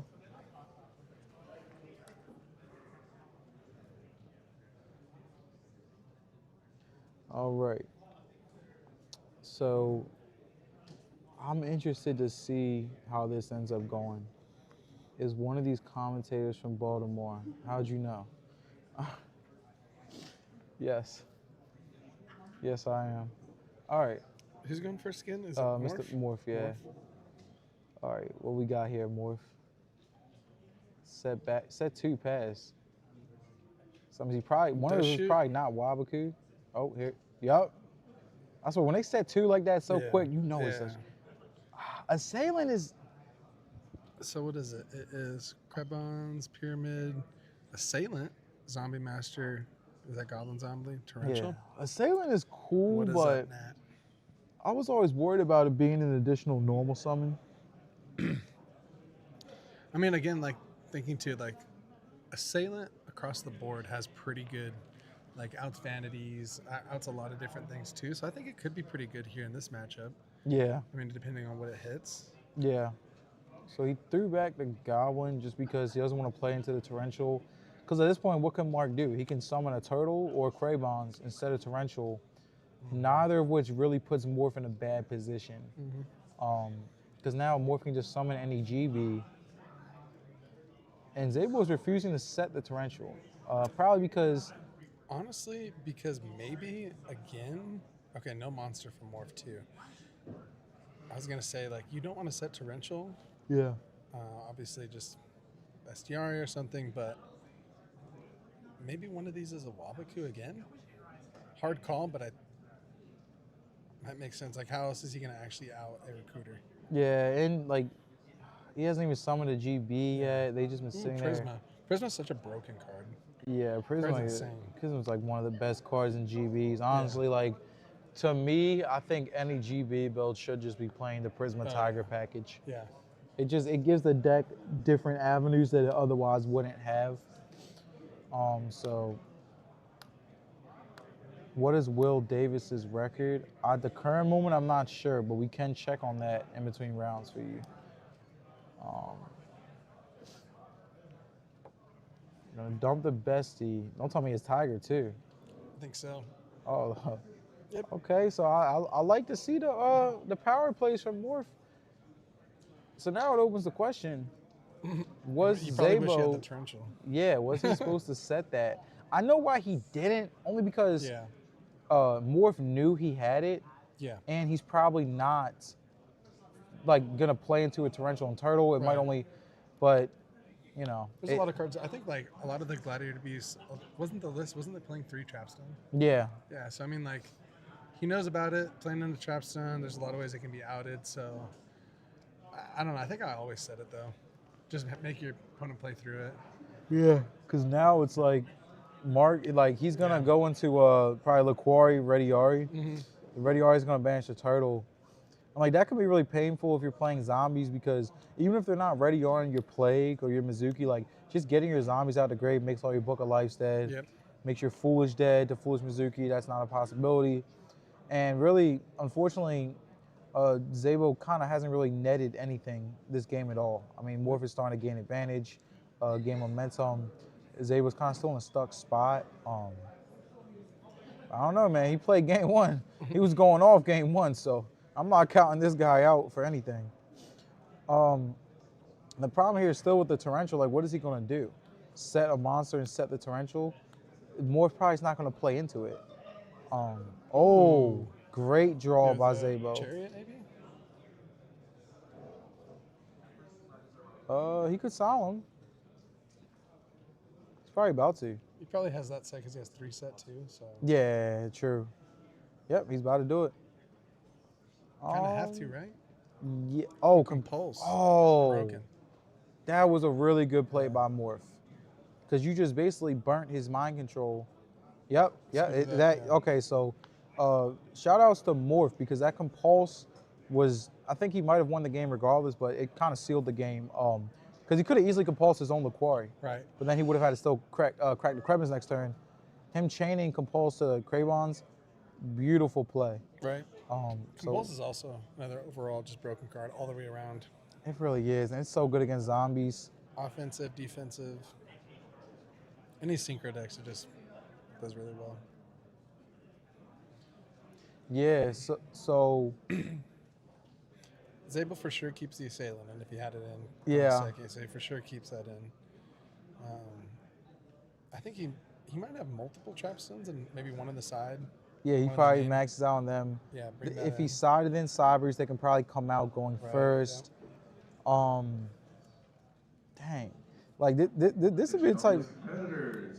I might have to side like a creature swap or something against this matchup, Yeah. just to get my turtle live without letting your GB go off. Right. 3 more players. So who won? Chicky Do, Morph won game 2, Zabel won game 1. So that was game 1 and 2. We're going into game 3 now. For all the marbles in, keep in mind this player will advance 5-0. If they can, win this and then end up 6-0, they have a really good chance of topping. So, both these players are almost on the bubble in a sense. And like if they win this and win the next one, they're guaranteed in. So, all right, who is Will Davis? All right, so we're gonna see Zabo start off. Let's see what we got here from the guy. It's so hard because you don't want to set a turn 1 turtle or goblin against GBs, but you really can't start your game without doing so. So, and if you just don't set anything, they're just gonna swing and tag anyways. It's not really a good matchup for zombies, and that's why he made that play because like Morph can't swing over it. Mm-hmm. Now, if he has a Book of Moon or if he has a Prisma Tiger play, or actually any Tiger play, he just Mermillos and pushes through. Oh man. Zabel looks like okay, that works too. Grand Mole. Granville and GBs. I'm not sure that I want another. Oh, you know probably why? Because he plays Prisma. You can Prisma dump Granville. Not that he's gonna accomplish the most, but it is technical synergy. But the Reapers, I thought he would side that out. Yeah. That's the other thing that makes this matchup hard is like you want to side out the turtle and the Reaper, but then like where's your engine? There's the Tiger. Oh, here comes the Secutor. Honestly, to me, Zabel's body language is kind of like, damn. Yeah, like he's looking at that's exactly what he's doing, and I would assume Morph picked up on that, just the way he extremely aggressively went into a Secutor with no And now he's hesitation. moving quick. Yeah, He's sitting up straight. He smells blood. Yeah, Secutor's out there. I don't know why he brought out Ratari. I guess there was nothing else to get. He's gonna make Herc anyways. Yeah. Herc So- with cards in hand too. Yeah. Isn't it Zabo? It might be. Zabo? I'm not gonna lie. I actually did not. I was just trying to sound it out. Turn 1 Herc. Yeah. This turn 2. All right. So Zabo needs. 2 cards in hand, 2 back row, Herc on the field. Tough. much GB you just can- a bad matchup for Yeah. zombies. Yep. There's not much you can really do. Oh yeah. Oh man. You could What is your out? like even like his best turn 1 play was someone's Psychic Commander. Yeah. That kind of tells me that that's his only way to interact with a GB. He doesn't play Rykos in this build. This is where the Assailant would come in clutch, but a Chariot takes rid of that. You guys gonna find out. Hey man, I believe in him. It's pronounced Zaborg the Thunder Monarch. Oh, Zaborg. So Zabo? Yeah, that would be. We're gonna have to ask him. So he's gonna try the brain. He's gonna discard. Quite obviously, discards the heavy because he already has back rows. He doesn't need that. Here comes the foolish. I don't know. Like, if you're in more scenario, you have to think like, are you trying to bait me out? Like, why are you just burning spells? Right. Especially your brain. It almost. If I was Morph, I would be thinking that Zabo has some sort of card in his hand that he's trying to get past the Herc. Maybe a Caius? Yeah, well, it could be a Lightning Vortex or something.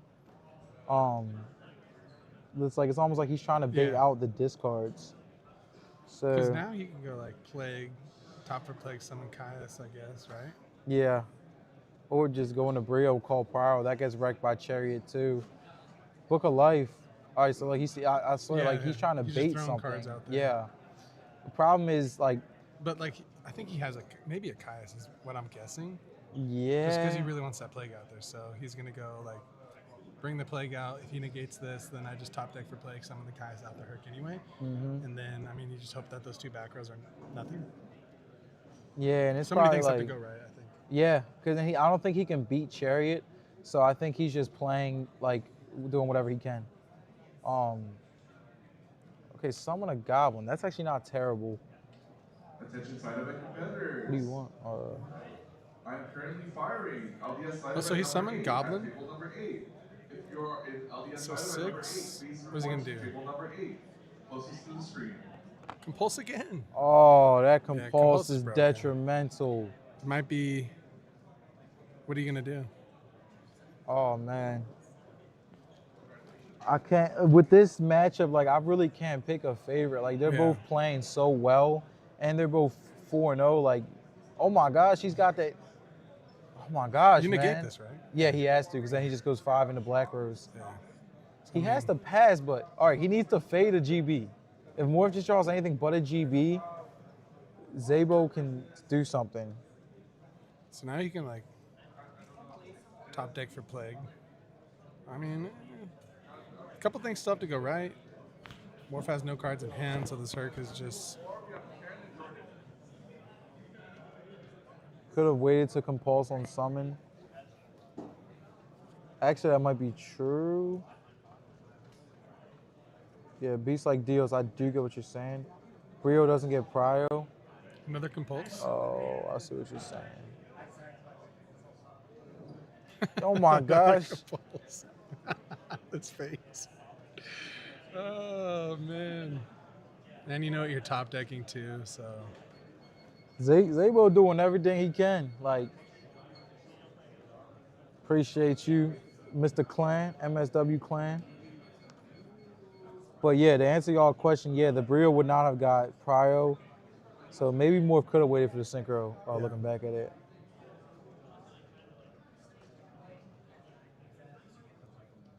Well, he's not out of it yet. Morph is definitely in a commanding position, What but does he get with the zombie here?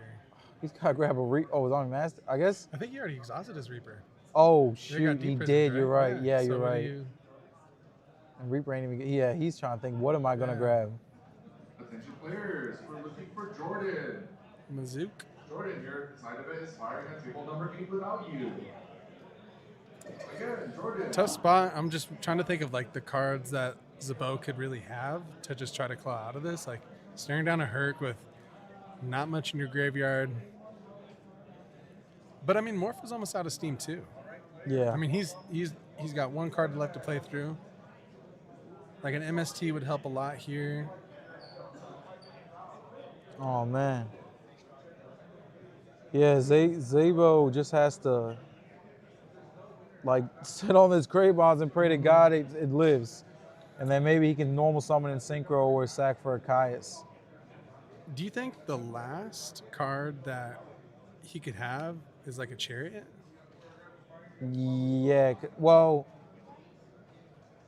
maybe not, because he was so trigger happy to Yeah. compulse to stop that, or not Yeah. that. He was so trigger happy to Ooh. negate the instant off Herc, and if he had Chariot, he could have just let the instant ride and Chariot the monster brought out.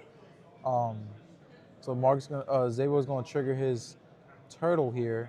Yeah, so I guess it's not Chariot. Yo says Zabo needs red reboot. Good point. Might just be about 9 years off in timing, Yeah. but a red reboot would be very nice right now. Last card is a trap stud. Okay, Is that good. what it was? Is that what we know that? I guess so.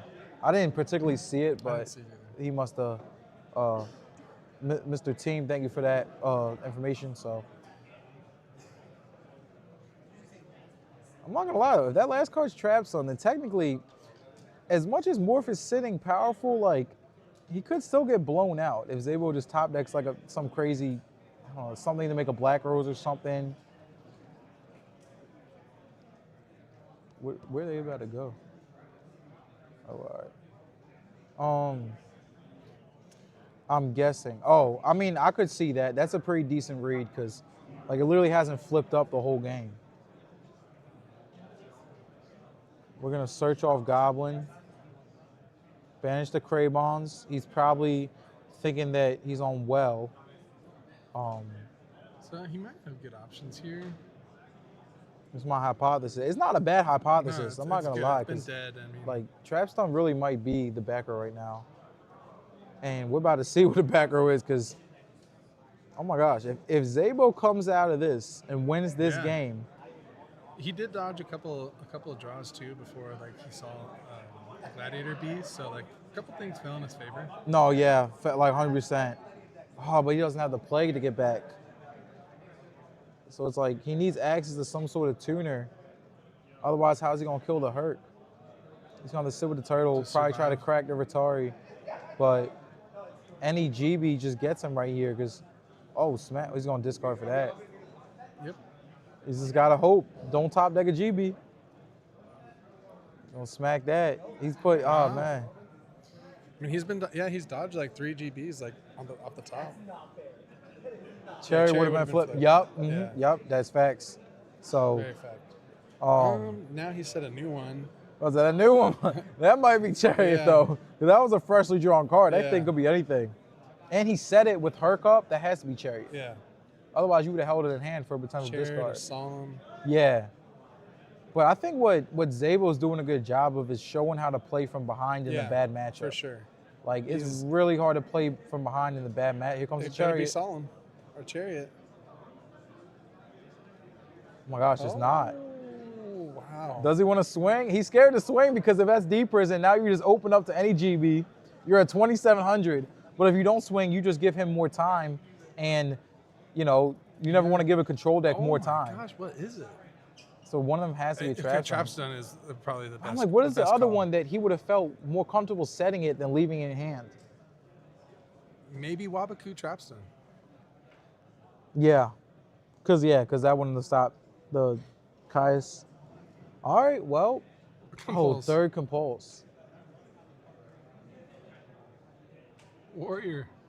Oh, it was Okay, a Trapstone. so what? Hey, shout out Team Yeah, good call. Good call. BVIR. My man on it with the call. We do appreciate y'all. We do appreciate y'all comments and feedback in the comments. Always keeping things exciting over here at the LDS. Always good matches on the features. Two Titans playing right now. Zabo's about to banish his Mizuki to get a master, bring back his turtle, crack the warrior lady. Wow. Wow. If Zabo wins this game, I mean, I'm already impressed. Like he did really good. Wow. oh my gosh. Wow. Yeah, and he Mizuki'd back the zombie master, so that's no Yeah. normal. So all the way from Los Angeles. Hey man, shout out LA in the building. You guys know it's always love out here. Crazy. And tap into that Vegas event coming up next, because, you know, West Coast can't be, you know. Can't miss Vegas. Right, you're already in LA, so might as Yeah. well, you know, hit a couple states down the line. Dang. Wow, he really came back. Really strong. I don't know what Morph can top deck out of this. A prayer? Oh my gosh. Wow. Awesome. I mean, seriously. No way. That was very stressful. Zabo was down pretty far. I mean, he faced down a Herc, like turn one, two back row, 2 in hand. Against his worst matchup. Against his worst matchup. Zombie's best comeback. That was Honestly, crazy. it ain't even the deck. That was like, Yeah, no, seriously. that was the player. Zombie's a great deck and all, don't get me wrong, but Yeah. that was 100% the player with that one. Straight up. He played that game perfectly. Yeah, well, we'll be back on the next round here. That was a great game, honestly. Golly. Zabo really kind of performed well. So, yeah, we'll be back on the next round, guys. Damn. He played. That was crazy.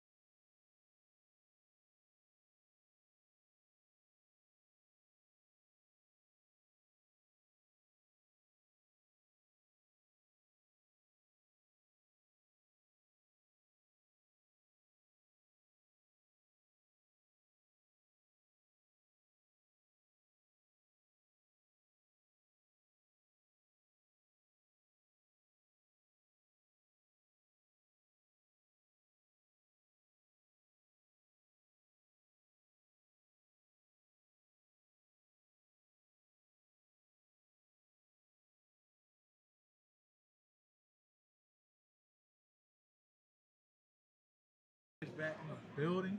Round number 6. We are nearing the end of the Swiss portion. This is when the rounds are really about to ramp up. And I mean, you can see that in the focus of these players right now. They're not playing any games today.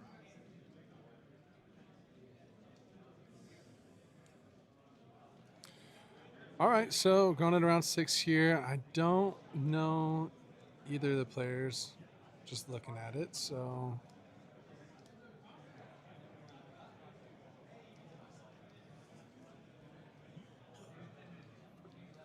Alrighty, yeah, I'm honest. I really don't know what other players on. We haven't seen either of them on stream yet. Always good to have a fresh face though. So let's all get it started. As soon as they put the decks up, I want y'all to make a prediction in the chat. Going in blind, no dialogue knowledge, no nothing. I want to know who y'all think got this W.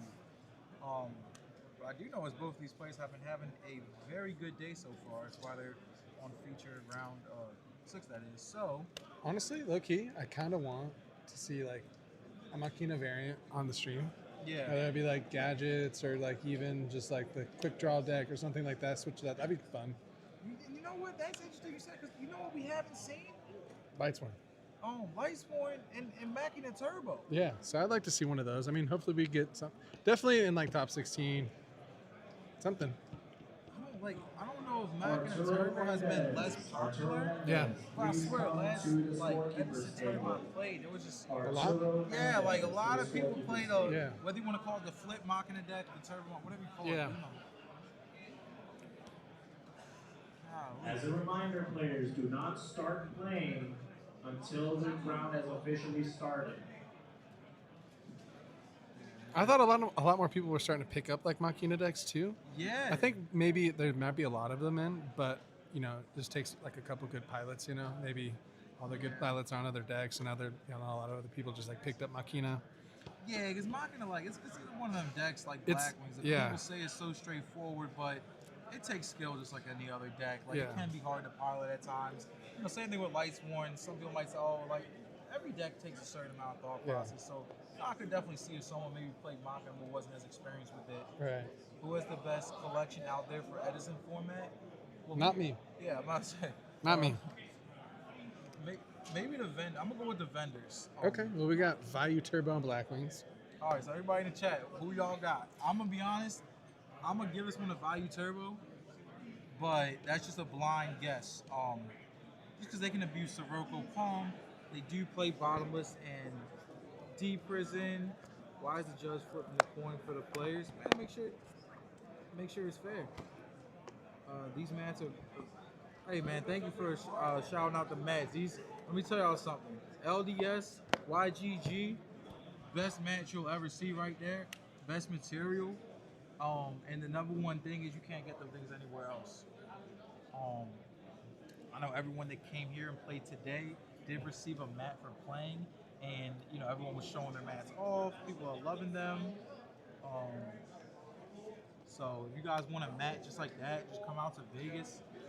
Like I said, the best thing is you can fly out to Vegas and like even if you play in the tournament and get unlucky, you still walk away with a high quality mat.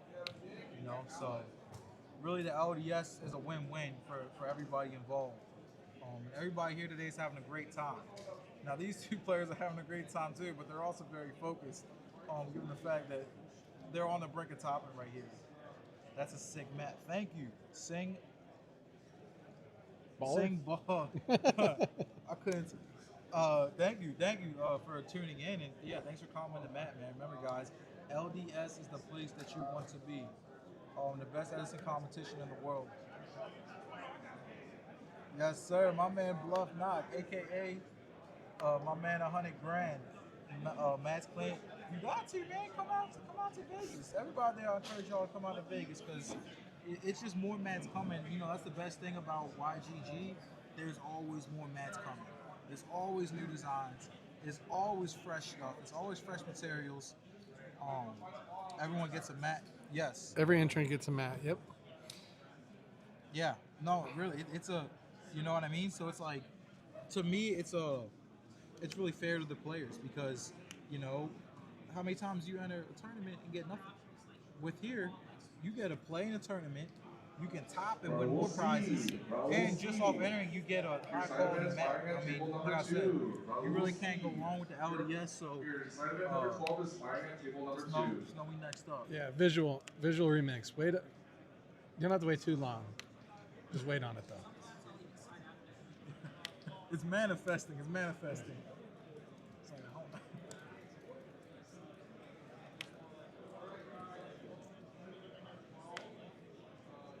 Oh. Anyways, all right. So, I think they're about to roll the dice. Die roll can be important in this matchup because when you're playing Black Wings versus Value Turbo, if Black Wings goes first and opens up Whirlwind, it is a completely different game than anything else. If Value goes first with back rows, or Black Wing goes first and doesn't have Whirlwind, then it's probably about even. But if Black Wings does go first and draw a Whirlwind, man, it's so hard for Value to come out of that when, like Value doesn't always have a bunch of extenders. Like they have to see a Greffer to really extend early on, and it's why the sure Whirlwind plays are so detrimental. That being said, card for card, Value's technically a better deck if we talk about card for card, because Blackwing does have a lot of blanks. Like they got the Boars, which are just 1,700 beaters. They got the Vayus, which they don't play Greffers and Armageddon Knights to make live. You know, so this matchup can really go either way. That being said, I would favor Vayu in this scenario just because, Blackwings kind of just beats almost anything else. So, um, but yeah, it depends.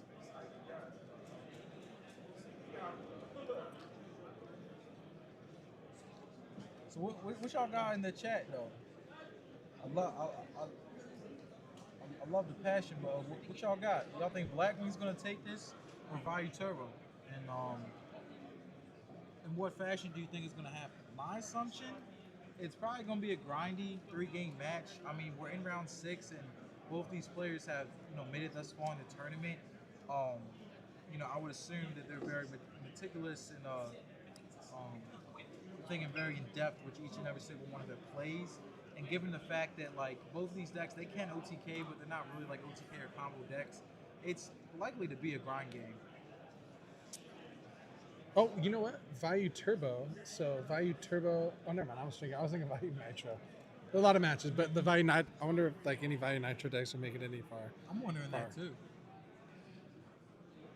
And honestly, crazy enough, we haven't seen a crazy amount of value. I mean, we did mirror match round 1, but yeah, a lot of times it'd be like all values and stuff. Like, it's definitely a good amount of variety. Value Turbo for life. Oh well, US 2015. Good thing you turned in right about now, because I got some entertainment for you. Got Jordan there on the right, or Cher on the left, and looks like we're getting a deck check. Attention Yu-Gi-Oh players.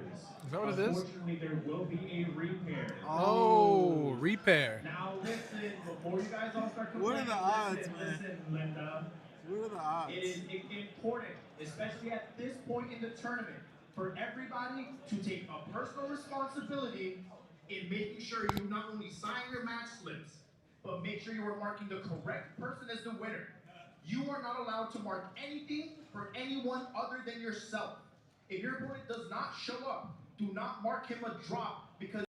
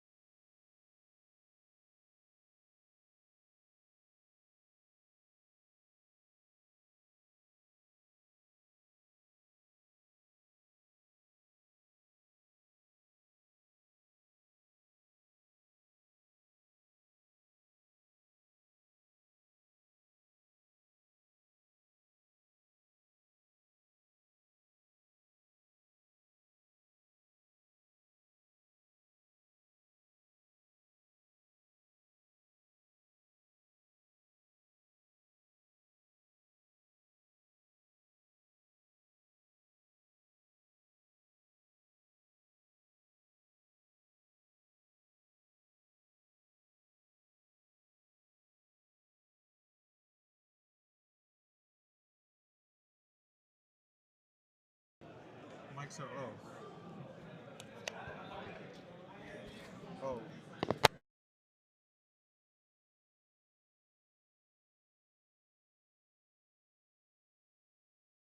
I see. Put it back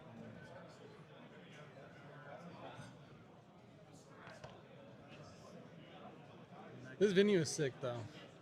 Plenty Yeah. of space. What's it? And run straight on campus. What's it called? North Carolina State? Yeah. Yeah, North Carolina State Thank. University. First off, major shout out to them because they, connected us to get this wonderful room to rent out. On top of that, it's really nice in here. It's spacious. Everyone has room to move. You can get food. There's Food downstairs. Nice.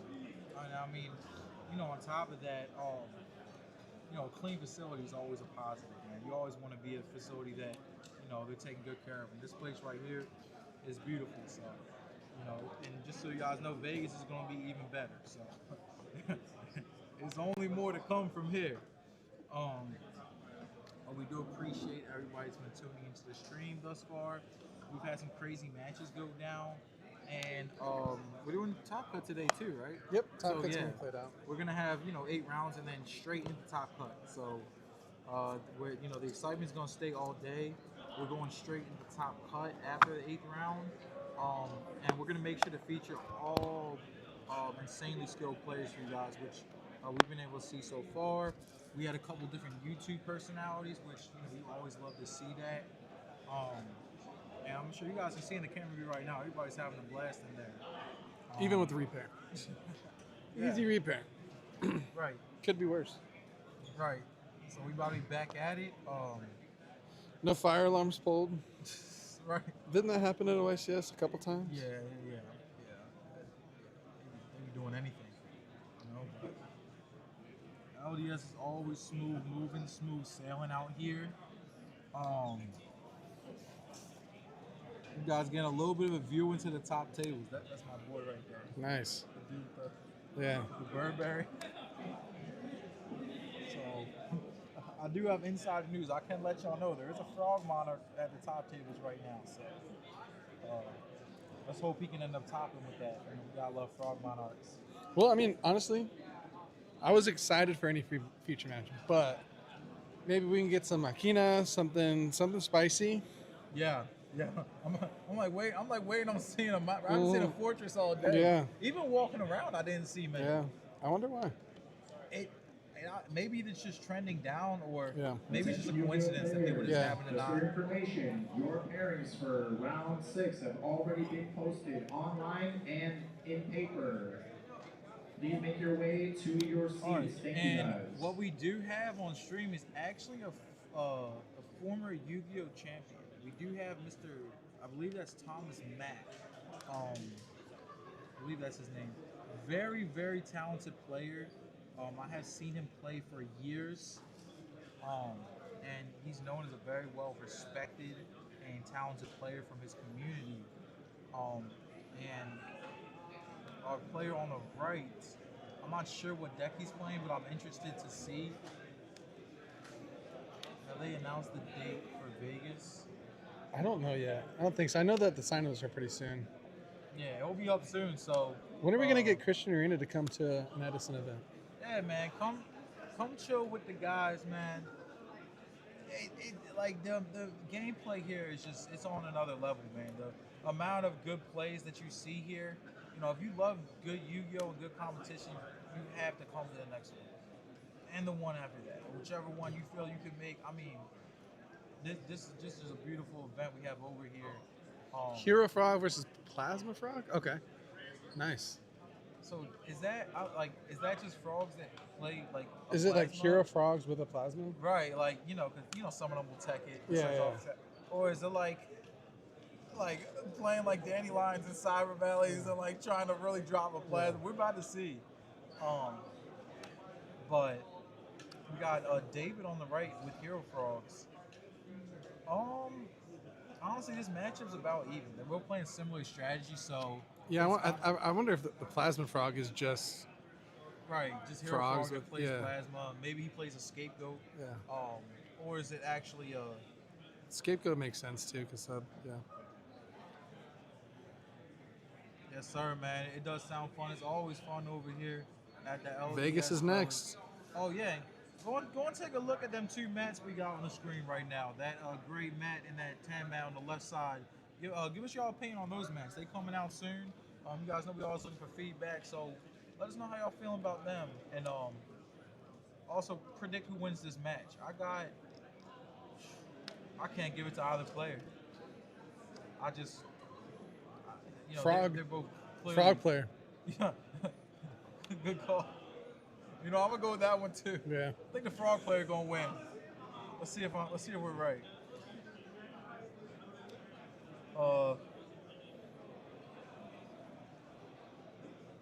Quick rebound off the repair. Yeah. Right back in it. Yeah. Now I got frogs. All right. Sound like everybody going for frogs. We got Christian gonna go Tom YCS. Okay. We got to vote for Tom. I mean, he is his former champion. Oh shoot, we got Robert Frazee going for David. So you know what? It's 50-50 right now. We got some votes for Tom, some votes for David. I low-key think this might be the best match of the day. David, he's all shoot. BLT is going for David. That's 2 votes for David. Love to see the support for the players from back home. We always gonna keep y'all up with y'all best and favorite players. Whether y'all in person or tuning in from the live stream, we always keep that stuff going. Now, finally, David's gonna open a swap. Welcome to round number 6. Can't really ask for better. I mean, maybe just like a Stratos and a swap, but maybe a dust shoot here. you got that 6 cents for dust shoot, man. He kind of opened. Well, he's got future fusion, but like really, he opened the ocean, so maybe he can like. I think you just send back the push, right? You send back the edge. As long as he can out the ocean. Right. Because otherwise he might just go future dump strat, dump tree more normal ocean. Right. Yeah. Yeah. If he can out the ocean, he'll take the edge. Okay. So can't out the ocean. All right. So from Tom's perspective, what does that tell Tom? That tells Tom that David doesn't have a way to out the ocean through a Regeki break without going minus. Yeah. So Tom can use that information.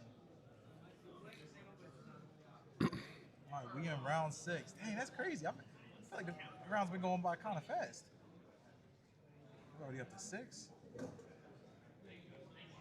Oh, geez, Harold Frog Bear. Hey, David, thanks for rescuing my. All right. All right, so we're gonna Alias and should be a Dandelion. So he's gonna set. I think he sent Alias Treeborn. Oh, okay, must have been Tree. Okay. So he sets the Regeki break, right? No? I guess heavy, but if you don't have anything. Yeah, that does make sense. It was the heavy. Oh, wait. Yeah. And I'm not sure that he wants to use the Regeki break next turn. Like even, if he doesn't get heavy, just in general, I'm not sure that he wants to use it. Here goes swap. Okay. Tom's hand's really not that strong, but if he can let this future fusion resolve to stick in Ab 0, he's at least going to be able to start applying some sort of pressure. I also want to say David has some fire rarities. Alt swap into Alt tree one. I gotta love it. He's gonna sit a Regeki break of his own or a water art? No. That would make sense, right? Yeah. Dang. Okay, so Tom knows there's gotta be a Regeki break, right? I mean, he has another Treeborn in the grave too, so yeah, could be maybe just saving it for later. Yeah. Could be water art, or maybe David is trying to set up the Monarch loop, like where you leave a swap up for the next turn. Yeah, that could be. It's a good spot for it. Dang. Yeah, I knew this was going to be a good match. Like, both of these guys seem really, really familiar with the Hero Frog deck. David, I just love how he bounced the Treeborn because it's just, like I said, it's so easy to just make the popular player the common play because, we get into emotion with this game. But, them really players that go above and beyond sometimes make those unorthodox plays that end up being the right play. Right. And that's what I'm seeing from David so far. But honestly, I think Tom's playing this game very well too. Um, dang, what a good match for round 6. I wonder what that card would be. Why you would bounce the Treeborn. He's going to bounce the swap. No. Ab-Zero's coming out next turn. That's true. So I guess maybe it is just set Regeki Break, answer the Ab-Zero.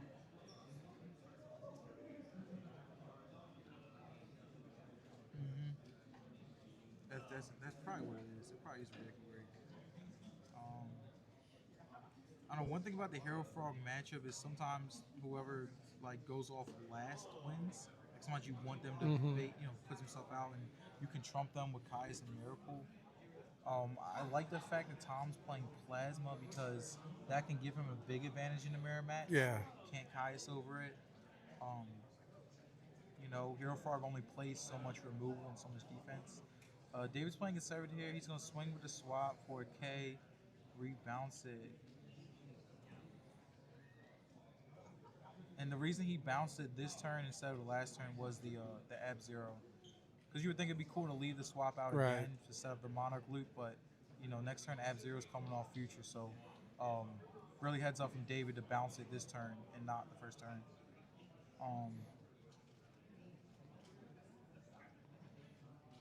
But with that same token, if he was gonna Regeki break the future anyways, was it right to bounce the swap?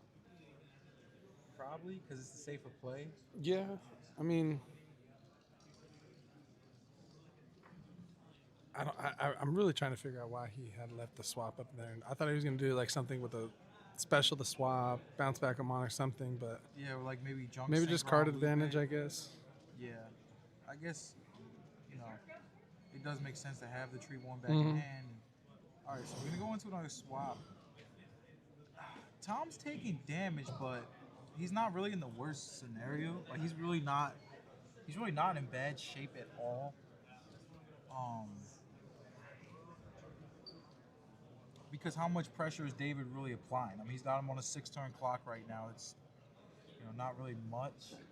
And I kind of get the vibe that Tom is eventually going to draw into some power cards. He might be holding a power card right now.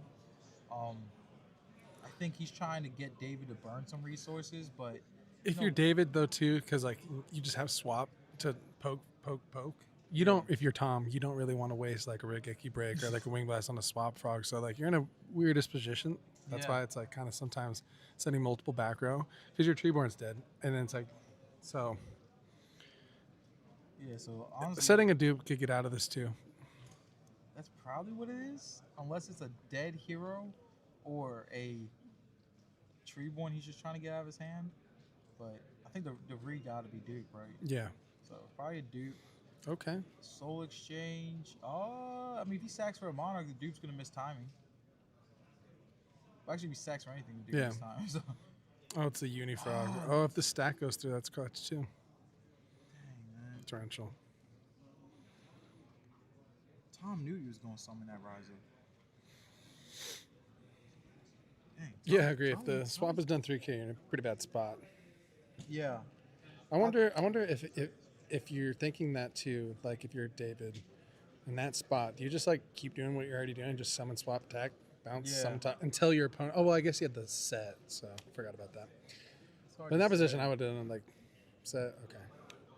The fraud would have played setting Uni. That was a smart play because like anyone would have thought that was dupe. So the turn 1 Uni we saw of Dust Shoot. That's true. Yeah. So yeah, now you go back to just summon, swap, poke, summon, swap, poke. Until someone does something. Yeah. And this spot in the mirror is, like I said, it is kind of annoying because like if you have traps, you don't want to waste them on a swap. Swap's already got its value, so it's just like it's just poke. Yeah. It's just making your clock. This swap frog has taken away half his life points. Yeah. Crazy. And that's only because David's played this right. David has literally he's played as conservative as possible, which I like to see. Yeah, and then Tom not finding a swap too kind of is a bummer, but okay. Yeah, it's so unfortunate for Tom. He hasn't seen anything this game. Yeah, the swap went the distance. Swap got hands. Yeah. Oh, David's main deck in Deep Prison. Interesting. Some of them do that, some of them don't. We're gonna see. What is that? Miracle Fusion? Oh shoot! And this is what I think Tom was waiting for. He wanted David to waste a couple resources. Now he feels more comfortable playing his power cards. David's more so going for the damage Gores? game here. Not Gore. Gore's trades, I mean, even like Gore's trades is like absolutely pretty zero. That's true. I guess it wouldn't be the worst. But dang, I don't know. I would not want to see that Gores right now if I was Tom. Not me almost passing away. I thought that was my time right there. Oh, God.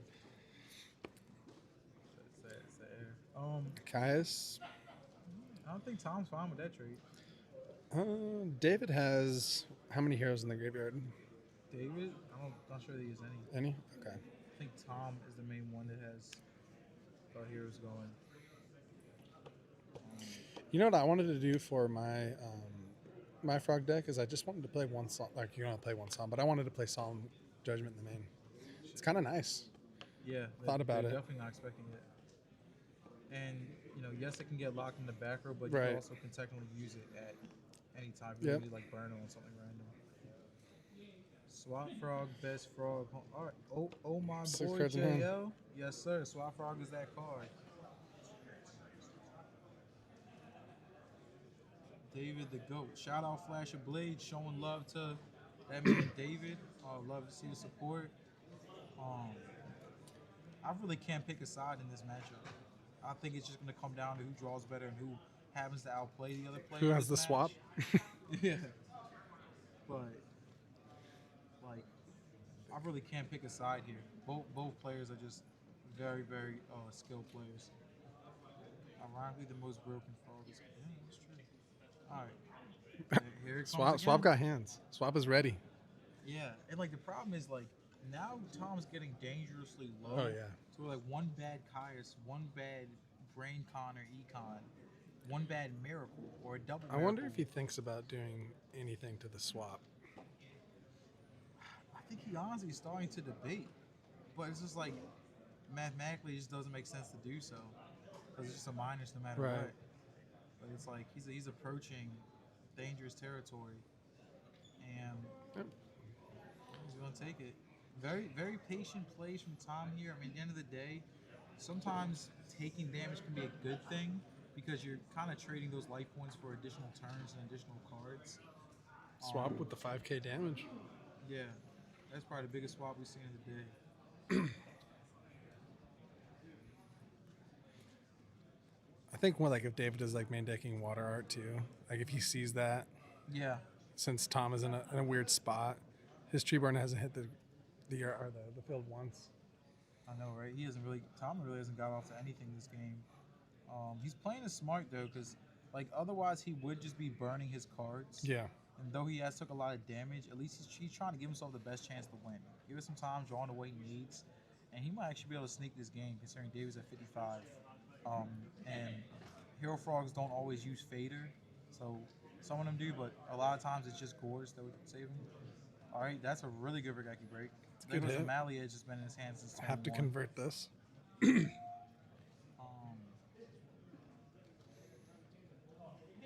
All right, we got some love in the chat for David. Okay, Maybe he has I'd a love to sub. see it. He has a toad. Oh yeah, okay. Yeah. Oh, so there's a way to the plasma. toad. The namesake of the deck. Oh, is that the original 10 version? Mana class. All right, let's see the substitute resolving. I wonder if Tom he picked a spot for his second miracle. That'd be nice. This miracle would punch in for a bunch of damage, gosh, and it would. yeah, If Yeah. Tom combos into a Des okay, so he probably doesn't play Des. yeah. I mean that'd be sick though. But I think he already has a couple dupes in the graveyard. No dupes in the graveyard. Oh, okay. So maybe he just puts him a little bit down. So I put him at 45. Maybe he's 2 turns away from picking that. If he has a second miracle, 2 turns away from dropping it. Yeah. I want to put him in range. He's at 45. Yeah. The miracle with the 0 and the swap is 45 exact. If you got another water on board. Okay, so there's the Oh, Gores too. man. So Tom just can't catch a break, man. yeah, maybe He It would- would've- it would suck here though if Tom had to use that miracle just to kind of stay alive. Yeah. Because I'm banking on David having a Caius just to break the dupe lock, and he's at 3K, so it would be. I mean, if he has a Caius or like a Ryza, he has lethal on board if Tom doesn't have any back row. Dang, man. Yeah, honestly, it looks like David's just drawing a better Hero Frog hand this game. Dang. What an interesting... Yeah, it has been constant pressure. And then, like, Yeah. here it is, like, you're like, okay, hope this dupe lock sticks. And then, Here comes the Kai's holding e-call. doesn't he have a swap? Oh, So he's going to right. get Ocean, bounce back man. to Caius. Yeah, Tom doesn't have Gorge here. This game is over. But hey, I'm not gonna lie. Tom played the best he could. Like he tried to, like when you have a bad hand like that versus a good hand, like you don't want to just start burning your cards just to lose quicker. You want to do what he was doing, which is buy as much time as possible and try to find a win condition for yourself. He does have David within some sort of lethal range. So because, what would be sick here is imagine if Tom just had like, oh, okay, never mind. I was gonna say, imagine if he had just like Fader Junk, yeah, that and then on the flip, you're just gonna Black Rose him. That'd been crazy. David probably had like a Regeki break or something. So, Hero Frogs like mirror pretty much. I think the only thing is Tom's just like added a plasma. yeah, Maybe like a scapegoat too that we didn't see. he probably cut the death frog Yeah. that David plays. Let's see. So, Vanity's Fiend, you probably got to play the mini game. Outs to Vanity's Fiend. Let's see what else. Water Arts, if you side them, I think they're really, really good in the mirror as well. So I always kind of contemplate this. Like I play Hero Frogs, so in the mirror, right? Fader seems broken, but like Vanities is what you lose to, right? Yeah. So if you do play Fader in your main deck, and then you're going against the mirror, do you take out the or do you take out the Fader? I would say no, but that's kind of why I don't like Fader as a card. Right. And that it's a paradox of a card. Yeah. Like, the only issue I have with... Oh, man. Technical difficulties. I don't know how I did that. All right, everybody can hear me? All right. My issue with Fader as a card is it's a paradox. Like, it literally is the most broken card when it goes off. But otherwise, a card technically does nothing. Right. Like, drawing Fader just does absolutely nothing for you. So Right. then here's the second paradox that you brought up. It stops the OTK, but it loses the Vanities and Dynamo, which are already potential problems for you. So, like, Fader's such a paradox of a card, man. Like, in Edison, I think with like with Frogs especially, because like I don't know, a lot of people have been. I like Econ. A lot of people like don't play Econ. I like double junk because like if you have, Fader, you drop it's going to be like a Black Rose the next turn on the board. Like it could have been there for Tom. The only thing I hate about it in the mirror is like if they have a Vanities, you're like, damn. So it's like I always question, do I bring it out? But I like built the deck so it's like I had the Faders plus the sweeps to back it up. Yeah. Fader plus the sweep is nuts. Yeah. Because, like, it creates a paradox. Yeah. The card itself. And it's like, it's such a interesting dynamic. Yeah. That's why I know for a while a lot of the Hero Frog builds were just doing one Fader. Right. No more, no less. I feel like one Fader. See, yeah, US 2015. Like, I think that's kind of what a lot of players came to, was that like the card is technically a paradox, but the card is necessary at times. Fader, 2 Junk, 3 Kai's, 1 Prodigy. Do you play a lore? I would assume so. I don't know. I mean, there's like a version. There's like the Hero Frogs that are like a little bit more dark, so they play like Mali, Allure, and then they play like a Greffer and an Armanite. Yeah. That you did definitely play Allure in, but I mean, Fader, 2 Junk, 3 Caius, 1 Prodigy. Yeah, I mean, could see it. Yeah, it's serviceable because you have the e-calls anyways to get your strat into Prodigy. Yeah. The other thing I've been seeing is Hero Frog starting to main deck a Prisma because it's a little bit more useful than Alias at times. Fader gives you a body when you don't have Tree One. Exactly. All right. Start off with the Rhoda. We're gonna get to Stratos. Much better opening for Tom Yeah. this game. Really well played last game by him, but he just did not have what he needed, and David did have what So he he needed. has the swap in hand. So he's gonna special the Ocean. Yeah. Or special the swap, ditch the Ocean, set up the Treeborn. That's a great way to start the game. It really is. Yeah.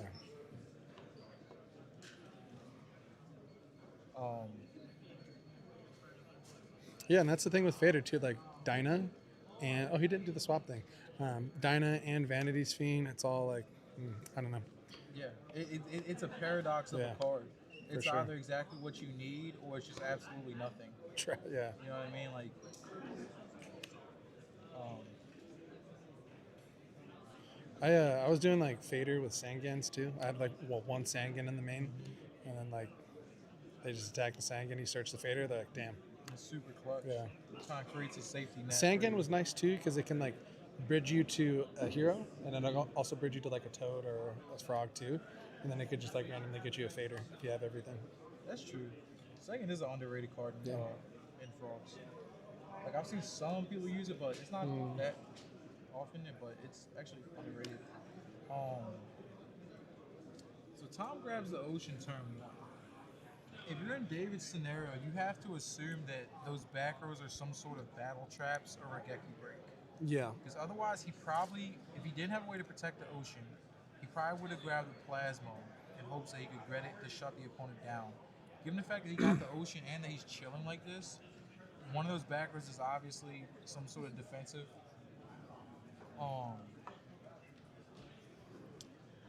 He could even have Tom could have a water art too. Oh yeah. Yeah. True. That'd be the most clutch water Yeah. on the ocean. So like, I wonder what he's gonna target. Target the Stratos, yeah, right. It looks like David doesn't. So I think if you're gonna brain the Stratos here, if you have water art, you chain this. Yeah, because you could potentially hit their only conversion. Right. Like if they have one monarch in hand or one tuner, and you take their only conversion, that brain just went minus. Yeah, there's the water art. Dang, good call on that. So yeah, I'm getting rid of the Dyna. I mean, unless. I mean, would you debate hitting the junk? I mean, it depends on what your other back row is. I mean, yeah, you could debate. It really depends on the other one, his other back row, because like the junk, he could like special or he can normal it. Then you have a 7. He could also just take the Stratos and go Miracle too. So he's like, this is tough. Yeah. You know what I mean? Like he can. Oh well, he has. Yeah, this is tough. This is a tough choice because this hand's pretty loaded. Like I'm sure Tom would like to hit one of those miracles, so he doesn't have to deal with 2. But Yeah, I don't think he has a choice. I think you gotta do.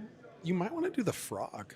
I thought about that, but then what if? Yeah, you might want to do the frog because you cut him off of water, and he can't take your Stratos and Miracle with it. Yeah. So- Well, it goes to the grave. Oh What- yeah, that's what if right. he That's just right. Oh goes yeah. jump? I'm tripping. I was getting I confused. don't know if Tom made the right play there. Yeah, no, I thought for some reason I thought it went back to the deck. Maybe we can just go junk. I don't know if I would have miracle there either. I might just have junk, bring back swap bounce itself. Yeah. Synchro junk and Stratos. Hold the miracle. You got swap in your hand still. Yeah. The treatment action still. I would have did that play. I would have just went junk, bring back swap, bounce and junk. The one back row here too though, like with frogs, you really got to play like you want to hold your resources too. So maybe he's being a little, but like now you got rid of his Stratos, so he only has a water in the graveyard. Yeah, I don't know. There could have been a couple of different ways. You probably had it right. Here comes the beatdown. David's gonna start applying pressure.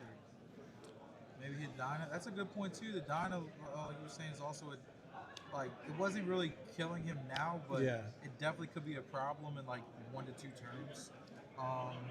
Probably Regeki break set, maybe. I don't know. I don't know if Tom's you would not do it flipping there. with a Regeki break. I don't know. I mean, It's hard because it's technically a minus. Yeah. He's losing 2 cards. the reason I don't think you do it there because what if you top deck a Regeki break? Yeah. You know, but or top deck a Treeborn, and then he's yeah. doing minus. Yeah. You just gotta take the damage.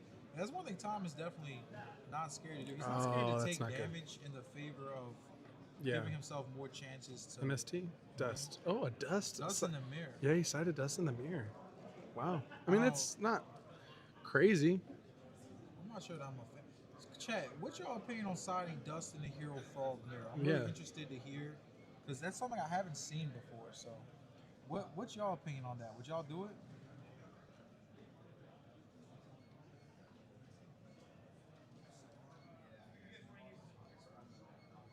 All right. So, Tom is debating his plays. Doesn't the junk summon frog bounce and make a 6? You don't even have to make a 6 too. You can just keep the bodies on the board and just like swap, bounce back the thing, and then your ab zero's boosted up quite a bit. So like the junk, I always like to hold until like I need it to make a Brio or like a Goyo push. So you can just like summon the junk. Toad. You can get a swap or a dupe, but He might have his own. He might have his own miracle. Did David play a water art of his own? no. Oh, okay. I don't know how that got to the grave. Did he? Okay. I don't know. I kind of missed it. Beto. Oh my god.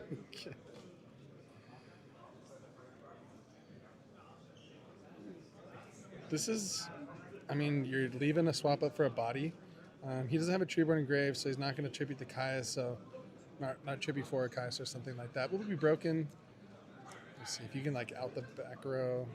Yeah, well, if you just summon something, crack, swap, swing directly with 0 for 3K, like, David's in a commanding position right now.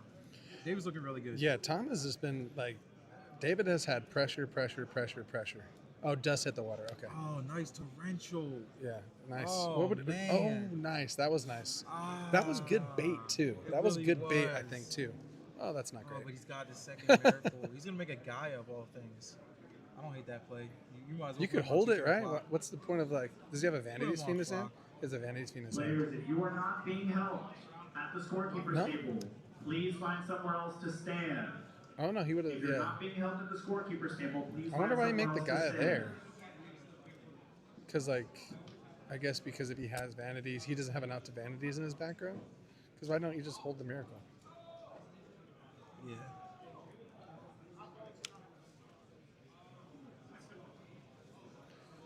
To be fair too, David doesn't have that many resources in graveyard compared to Tom having Treeborn. And so like, what is this, a deep prison? No, nothing.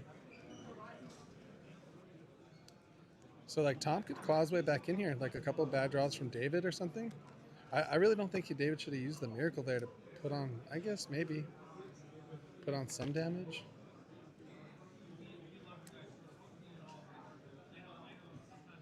Oh, see, yeah, I mean, Tom's got some juice. Yeah, hitting that swap did pay off. So that was a great call. Shut him off to the engine. What is this? A Genki break on the future fusion. I mean, yeah, look at David's graveyard. He has nothing really. I think his hand's Vortex and he has Vortex something. I thought David was looking so good. But Yeah, I mean, like Tom cut off the resources too, like the water art hitting the swap and then surviving the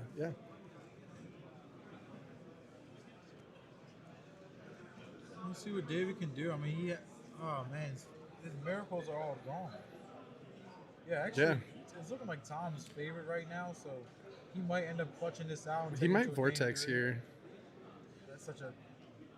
You never want to Vortex that, but like he literally has to. Oh, that's ditching the such a- Caius, yeah. summoning a junk. Okay, let's go. I mean, Oh, because he's on 15. yeah, so he's at 200 now. So David has no cards in hand. Yeah.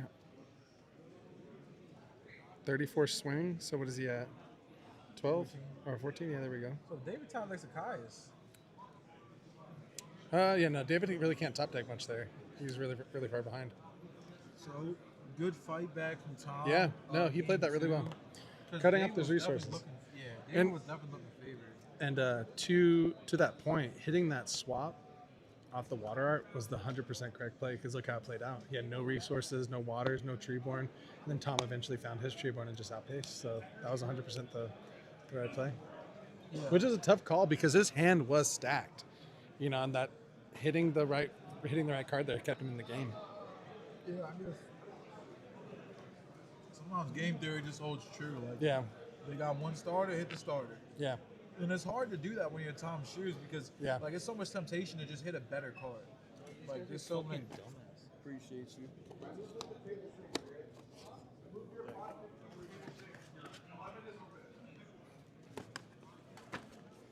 So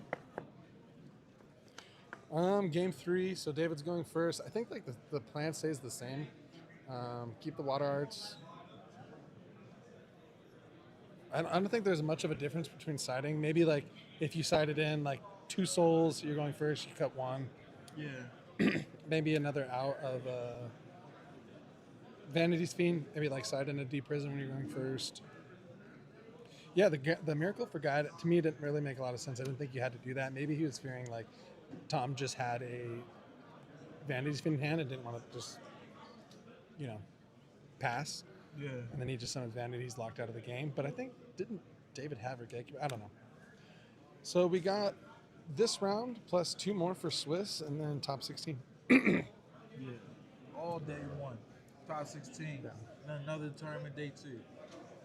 Only fire and excitement over here at the LDS.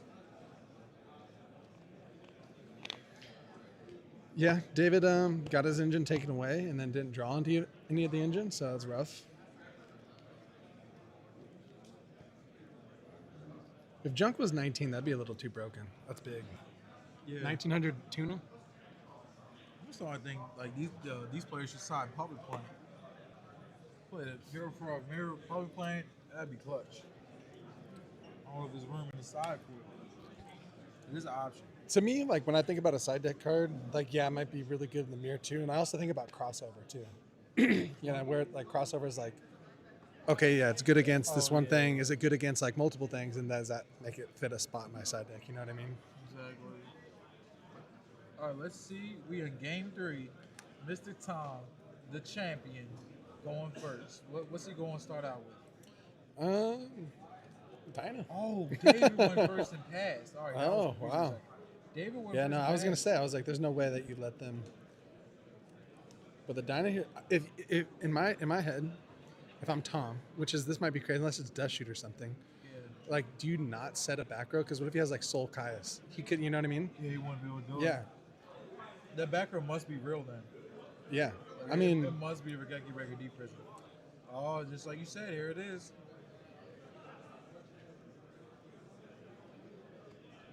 Wilmer S. Oh.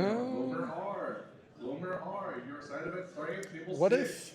Wilmer R. No, side event I was gonna number say, 15 like, to start at compulse, table but- 6. So we go swing for 12. Then tribute off. Imagine Vanity's Fiend. Caius. Yeah, I was gonna say like don't put a back row there, but I guess it's okay. That's fair. That's fair. I'm down with that. Yeah, it wasn't ideal for Yeah, him, but I'm down with it that. Probably was the right play. Can you still bounce swap off junk summon with effect? Yes. Yes. You can pay the cost to bounce. You're not going to get any effect out of that, but you are allowed to pay the cost. Tom have Vanity's Fiend? Nah, they have Vanity's Fiend. I mean, we've seen Hero Frog side both Yeah. in quantities. Maybe he's thinking about just dropping the Vanity's Fiend. Okay, Future Fusion. Oh shoot, you know what this means? Yeah. Oh dang. I was gonna say Dandelion into Plasma, but he just revealed Ab Zero, so he's Yeah. definitely not getting Dandy.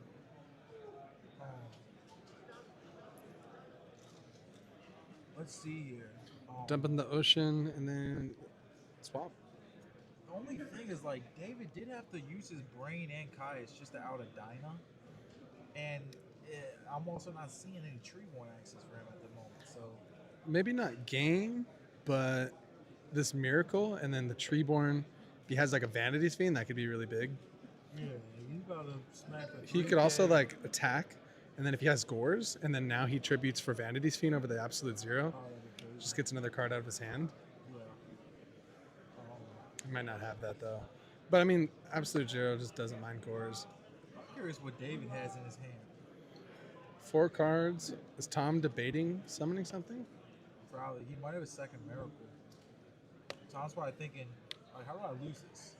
Well, if he goes Brain Control, normal summon something, and just swing for game. Yeah. Like, other than Brain Control or Econ, If Tom's kind of in a safety net because the Ab Zero, you can't Yeah. really OTK. So he has no Treeborn. If I have like a Monarch or something, I'm definitely tributing it right here. really? Yeah, because like I'm tributing over the Ab Zero. If I have a Monarch or something. Right. But because if he has Brain, is it Lad? Do you tribute some of the Gores? Sack for Gores. Just a Tom is really scared of that Brain Yeah. or Econ. I mean, that's still a good play too, because he doesn't have Treeborn. Like the only thing maybe like Soul Exchange into like something, but if you have something to protect, like David's really low. So like this Gore's flip, attack for 27. If you're David, you would hope like to see like some engine right there. That's good enough. That's good enough to see if it's like Caius. Oh Oh man, Prodigy Kai is gonna be detrimental for my boy Tom. The thing is that okay, yeah. I mean, that's risky. one back row though. Let's see. Yeah, like if anything comes out of this, Okay, that's yeah, why he's not swinging. yeah. So But I don't know. It's like it's another conundrum. twin like, twister. If he would have swung, Imagine. Oh If he yeah, the would've mirror swung, force was like- probably the hit. I think maybe the other one could be a bluff. Might be Regeki break, but then you're losing your last card in hand, yeah. and you're gonna have to face an Ab-Zero in the next turn. So hopefully the next one's real. Oh no, he just passes. Dang, David looking good right now. I'm not gonna lie. He's kind of got the advantage here. So why do you think I think the triple alias version is better than junk version? Why is that? So here comes Abs. Oh no, you can't Ab-Zero because Vanity's Fiends with though. Duh. So this is interesting spot. Dang, Tom might just lose to this advantage. I really do think that one card is a bluff. I think you put him on like a 50-50, like you have like MST or something, you're gonna hit the Mirror Force. But let's see. I think he's contemplating flipping the Gores and going for it. Oh man, yeah, he don't know what he want to do. He don't want to play in the deep prison. He's seen deep prison. I can barely hear Fish. Sounds like he is too far away. My man Drewski tuning in. Can y'all hear me now? Is this on properly? Yeah. Maybe I put the light on. If it's green right here, you're good. So he has a Caius. This is big. I don't know why.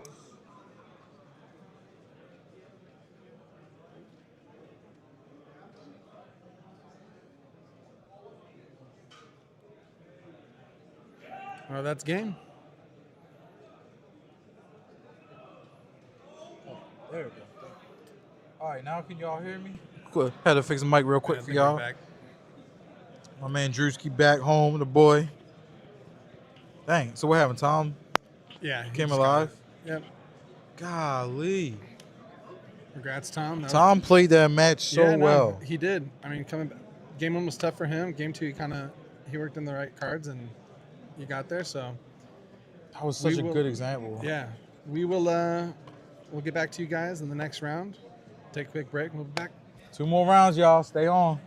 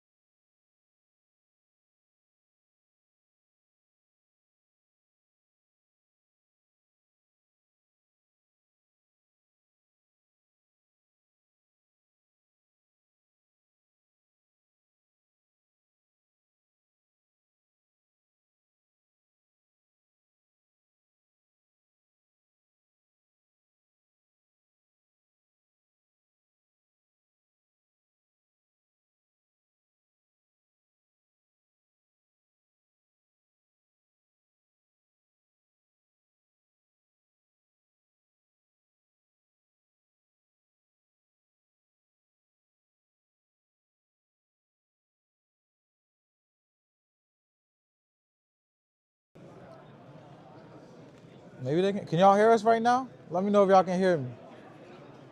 Can't hear audio. All right, give us one quick sec.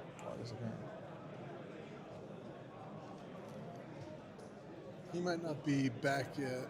Oh. No, he is. He is.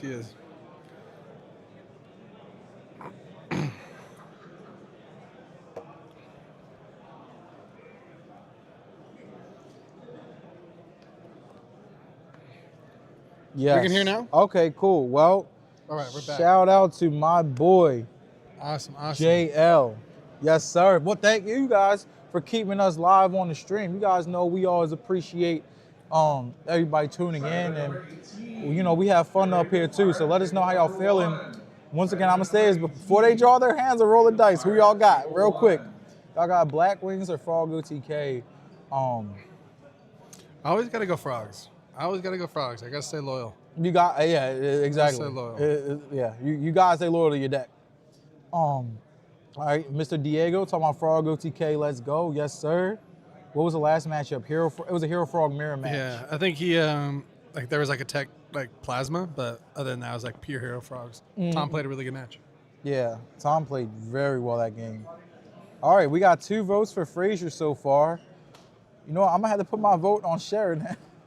I gotta share the love with my man. All right, so One thing, I mean, Frazier's a really good player. We all know that. I think he can just really navigate through Black Wings really well too.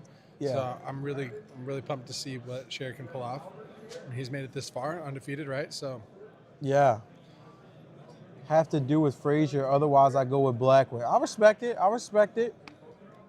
it's always fun to see, an accomplished player on the stream too, and it's always fun to watch, the other player beat them too. So Yeah, really.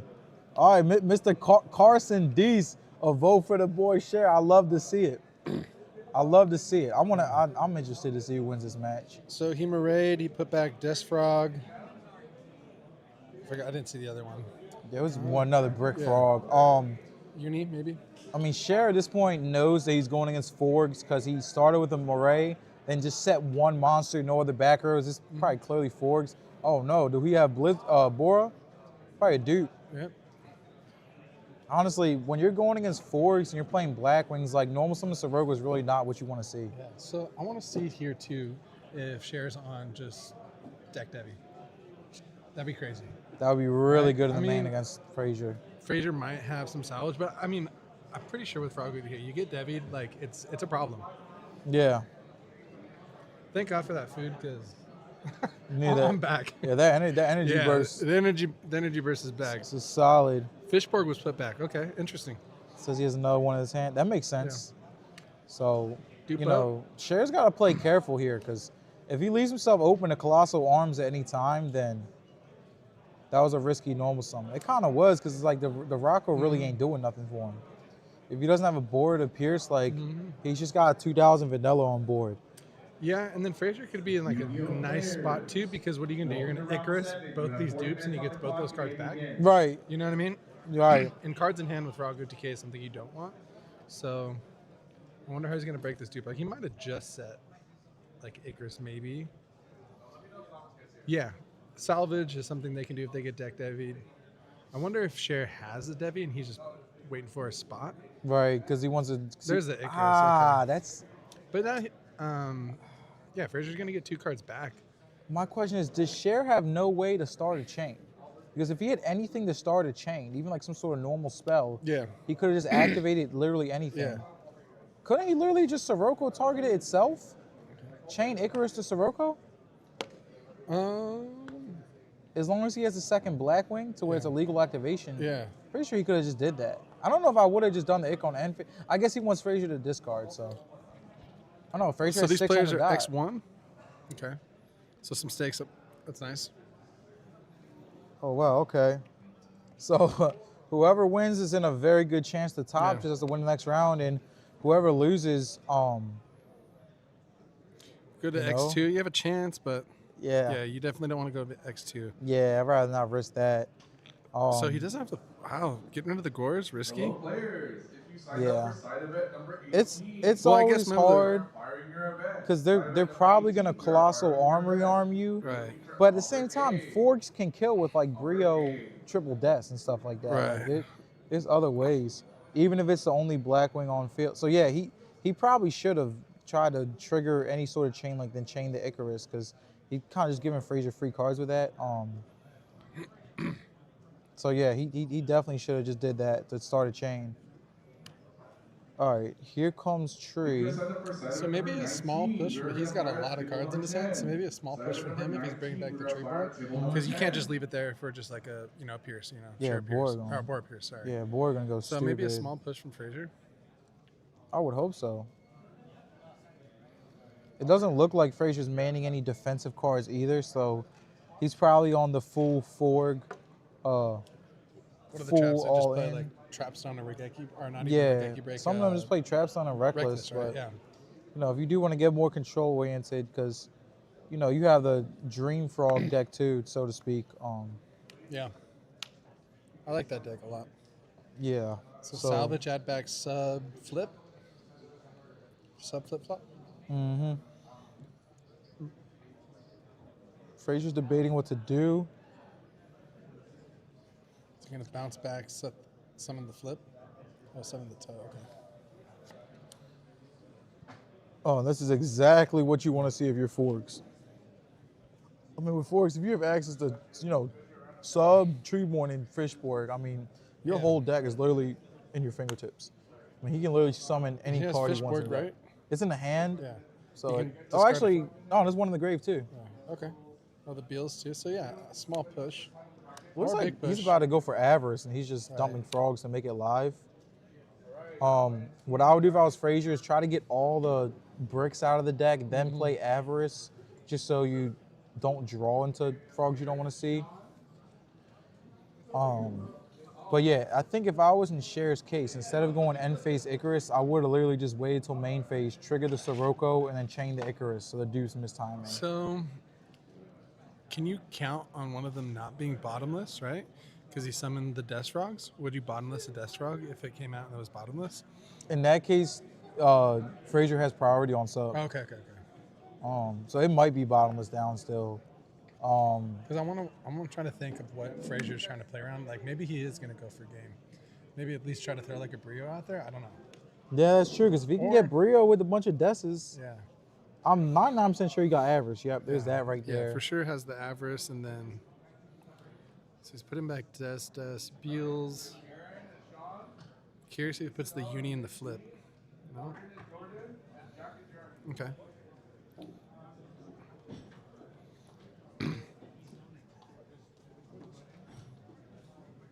Cher could be just like waiting to play his Torrential in the right spot too. So I'm thinking like maybe one of them's like Prison Torrential. I could see that. Um, It could be a dead Icarus. yeah, Dead Icarus too. That but could yeah. be, yeah, because Prison and Torrential do sound possible. It could be bottomless too. Probably one of the three.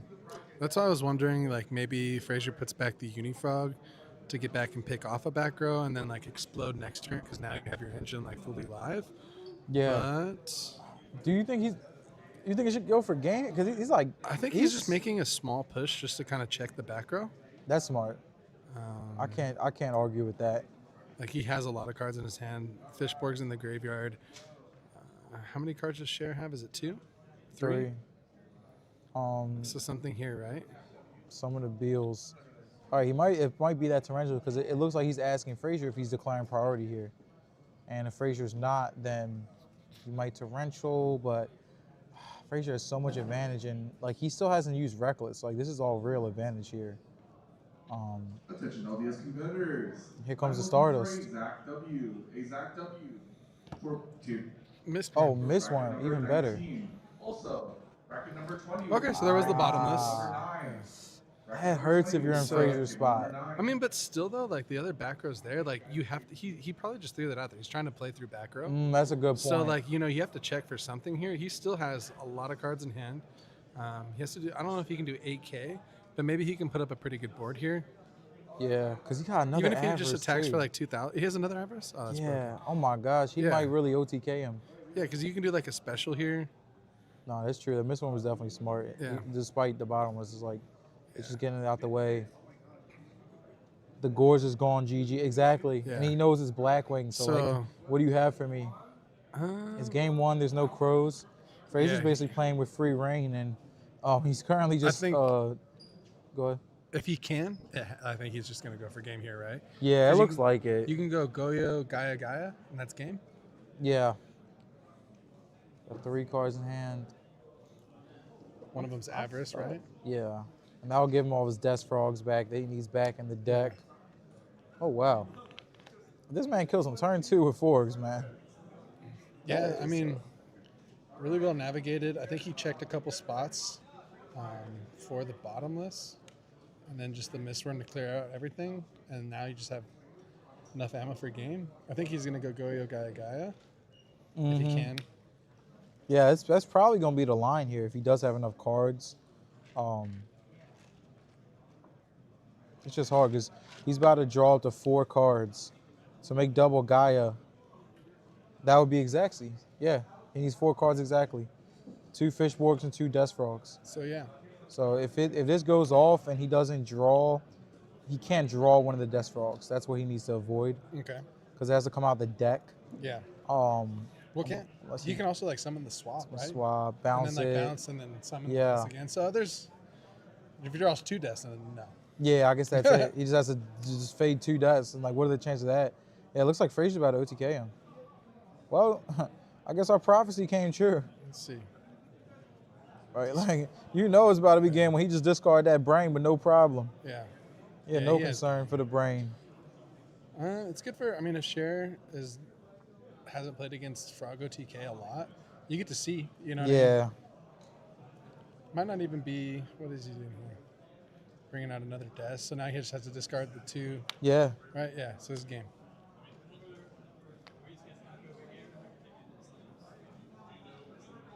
Oh, and he already bounced. Yeah. Thug Tears makes a good point. Thug Tears. So yeah, this is This game all the way. Yeah. No matter what angle we're going at. Oh man, like Blackwings have traps that can hurt Forks, but if we're talking about monster for monster, Forks just have so much more power. Yeah. This is GG, right? But I guess if you're sure, you just want to see like, hey, how does he get there? Yeah, because he might What's the misplay. line? Yeah. He could. Oh, and it looks like he don't even need to do. It looks like he's just gonna go swap instead. Same difference, I guess. So Well, he can like sub. Yeah. Game. dang. Wow. I mean, Fraser. the deck is strong, and he navigated that really, really well. I mean, the banishing of the Gores was crazy. And I don't know if he had another, like, dark to banish, but banishing the You're Gores. right. And that just goes the back alert? to the point we were making that, like, yeah, the Gores doesn't stop Colossal Armory on. The Gores does Yeah. not stop Colossal Armory on, but, like, Forks can OTK other ways. So they can just X1 raw means beat you.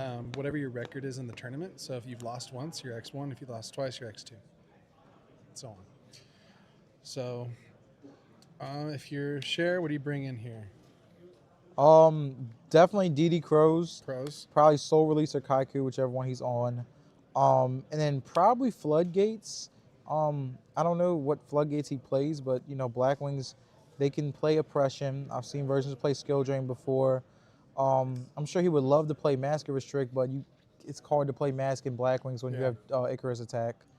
So definitely just the Crows in the back row hate.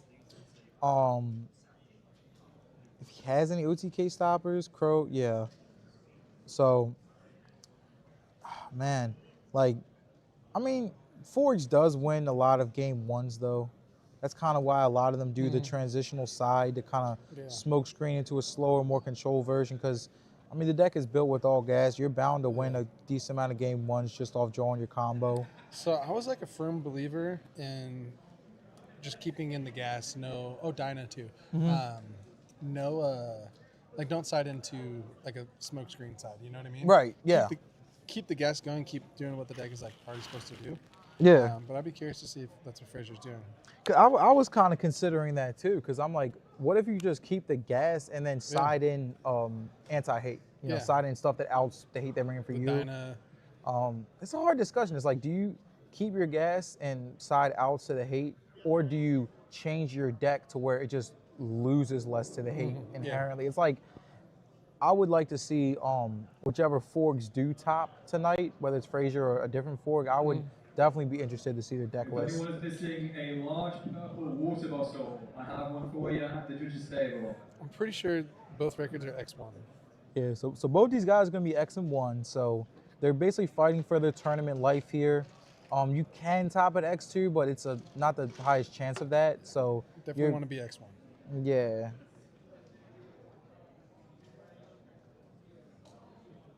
Okay. So, Cher's going to go first here, game 2, though. What are y'all thoughts on Forks versus Dream variant? I have certain reason to like the Dream variant because it is more consistent. It's able to play upstart. It has more of a mid-game too, versus Forks are kind of all out or nothing. That being said, I can understand why Frazier would want to go into a big tournament playing the Fork build versus the Dream Frog variant. Just because combo decks like that can be very beneficial in large tournaments because on average, your combo is going to go off a certain number of rounds. And that's, even something I've seen with Forks is that, like, they tend to do well against meta decks. If you plan on playing an open field with a lot of randomness, I do think Dream Frog can be better because it has more of a floor and it has more of an honest game. But as far as a big event where there's going to be a lot of meta, Forks might be the move because it's so good against meta. Like, it was made to beat the meta. Yeah. But how do you guys feel about the matchup in there? How do you feel about the Blackwing versus Fork matchup? And how do y'all feel about Dream Frog versus regular Fork? I mean, at first, Dream Frog was like the first out-of-the-box iteration of Frogs outside of Heroes and Frogmogs, which were kind of already established. I kind of like Dream Frog because you get the best of both worlds. Like, you can have those turns where you can really pop off an OTK. Yeah. And you also have that control aspect too. And really, it's just that one Fishborg. Like, once you get the Fishborg online, then it's crazy. And what we have right now is a representation of the meta here today, which we'll pull back up in a second on Game Break. But we're going to see Cher start with Whirlwind into Collude. I like that play. I think sometimes, it might be temptatious to hold the Collude in the Whirlwind because, Collude's not the best normal summon, but considering it's 1400, so it kind of gets under Armory Arm, and the fact of, you need to get your game started, personally, I'm a fan of the normal summon Collude Whirlwind play. It gives you a starter at the end of the day. Dream loses the side hate harder. I can understand that. There's a different version where you go side cards, don't combo with. I can understand that. Definitely a lot of good Frog variants here.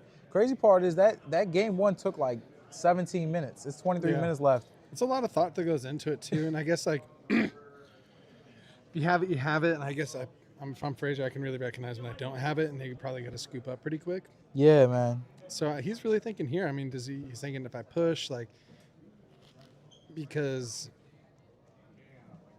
with the Whirlwind up, if you don't have a lot of gas and you're just kind of stuck there for a turn or two, you're going to die fast. So I might have to make that decision, hey, I got to go now. I got to make somewhat of a push to stay, keep up with tempo. No, facts. So, man, Cher's in a pretty good spot. I mean, he's got a back row. He's got plays coming up. Frazier's probably going to try to go into a Unifrog play. I was going to say oppression. No. Or maybe just a dupe block. Maybe just a uni, check the back row, or even try to pop the Whirlwind too. Yeah, he might honestly go dupe in defense, uni in attack, swig direct. He kind of has to clear the Whirlwind. I mean, the one good thing is that Frazier does know that, Cher does not have a Bora or Shore in hand. There's a chance he has Sirocco, but he definitely doesn't have a 4-star Blackwing, otherwise he wouldn't have summoned the Clute. But, I mean, it's hard. I mean, Cher has access to Gale at this point. Or maybe he does just summon the Collude because it all gets under Colossal. The Colossal, that's So it could be a couple of different things. A lot of decisions to be made here too. Yeah, honestly, it looks like his side deck's gonna come into play here too. Because I wonder the direction Frazier's going. I wonder if it's gonna be like we said, dupe uni. Yeah, I don't know. The way he's just going through his deck kind of makes me think he drew Avarice again. Yeah. And he's going to do the combo twice. Even if it was Duke Uni though, like, which one would you hit? The Whirlwind or the? I'll probably hit the Whirlwind. Yeah, right. Okay. Because if I'm playing against Black Wings, I'm just trying to live. Like, Right. and honestly, I'm trying to deal with their unfair stuff. Yeah. Because Black Wings do have a lot of fair plays. It's the unfair plays, like the Whirlwind, the Blizzards, the Shures that make it so broken. But if you can handle the unfair aspects of Black Wings, they're kind of just playing you card for card. Yeah. Like, it's a beatdown deck at the end of the day. Yeah. So we kind of called it, Uni dupe. Yeah. I love that play by Frazier, though.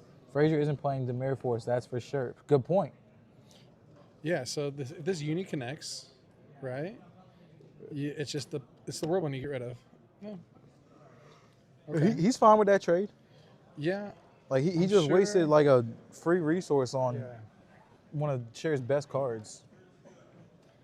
Does like the Frog OTK deck? Does it bring in like a Mirror Force Torrential? Yeah, if he's doing the smoke screen, he's gonna bring in Mirror Force Torrential, triple Regeki Break, double D Prison, triple Caius, double Breaker, and give a few, take a few depending on his list. Can you make your way to the head? So I wonder if he top decked that or he had it. So Regeki Break. Oh, I that's think such you a hit good the, card you hit the to Shura, have. no? I would think so. Yeah. You would want to hit the Whirlwind, but that's too risky. It's just hard for Frazier because now that Whirlwind's still alive. Yeah. And yeah, Cher's looking favorite right now. I'm not Yeah. gonna lie. Kale? Yeah, there comes the Gale. It's a special. He's probably gonna make a. Maybe he has deck Devi? Oh no. Oh, the hard arm wing. No, Oh, he doesn't man. have deck Devi, but still a hard arm wing's pretty hard to out. Yeah, I'm assuming. 1800 burn. Frazier's gonna have to come up on some sort of aggressive push or. He can grab back the Uni. Mhm.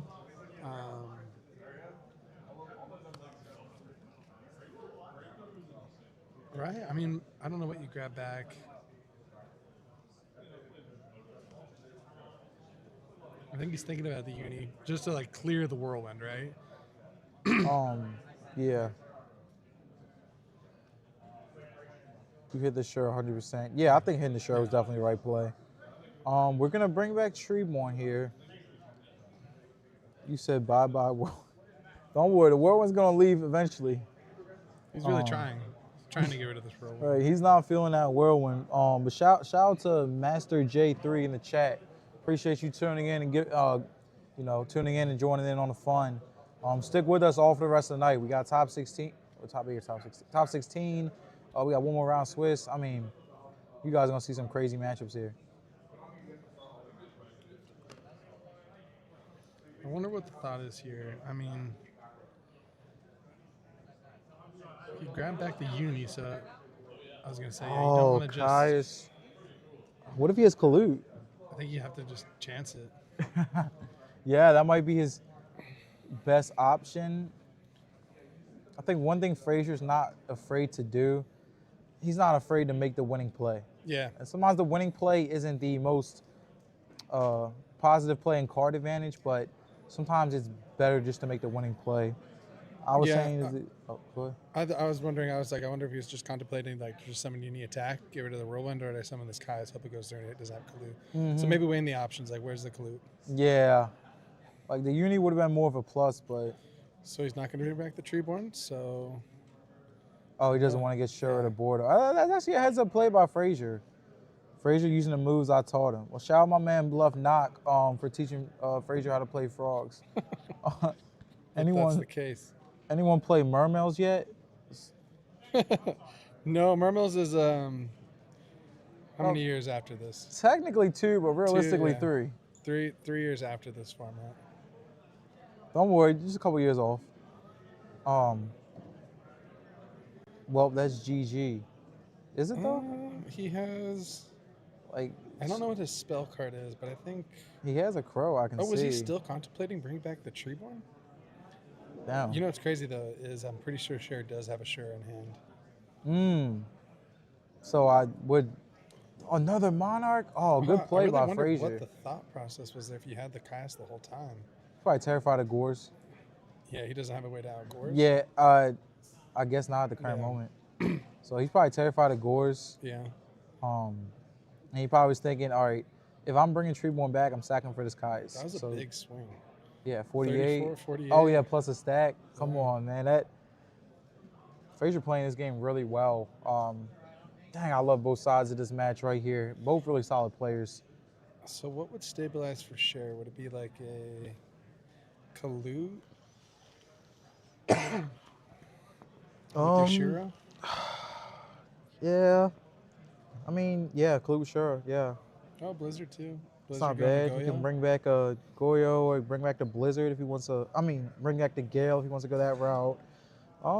Yeah, I don't know. Cher still has some name in this game here. Like he can Goyo, crack, steal one, have Crow in hand. Like, I don't think it's necessarily completely over yet.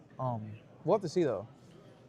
Yeah, Alright, like here even comes like a the top deck Goyo. like Monarch doesn't really like get out of the situation either.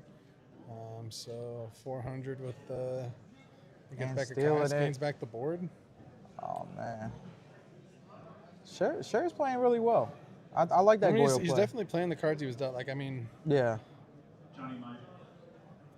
Attention Yu-Gi-Oh players. Side event 21 is firing at Oh, did he get another Johnny Monarch? Mike. That'd be crazy. Side event is firing Oh, at Monarch table number 3, 12. then Yeah. Frazier's sitting pretty at that point. If he can do some sort of synchro play, probably not with Fishboard because like he would need more waters. Yeah, just a Monarch or maybe another Brain. Avarice. Do they play Brain? And then they shares like applying pressure, but like it's not like he can kill do 5,800 yet. Okay. Frazier still has a couple more turns to live. Let's see what ends up happening here.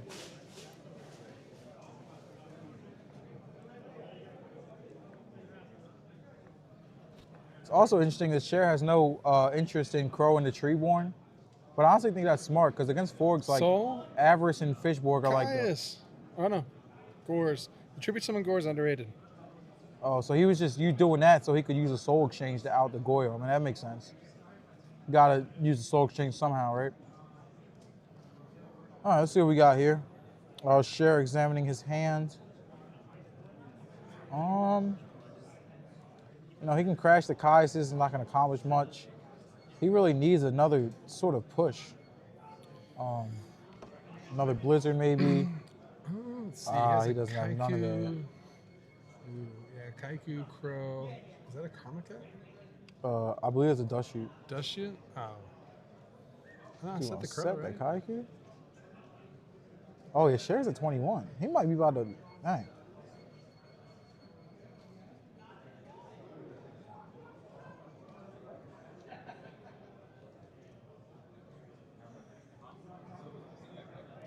Crash the Caiuses, and then what? Set the Kaiku, set the dust shoot, set the heavy. Oh, Frazier's under Reckless.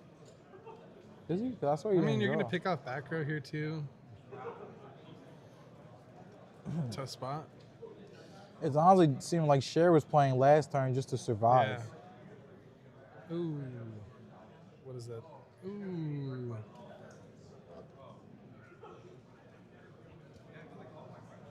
Cher don't draw something good.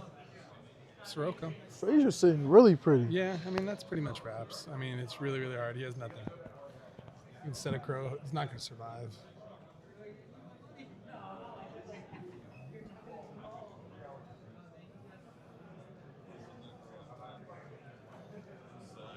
Just for the damage. I hope that he just tries to blink. Oh, game.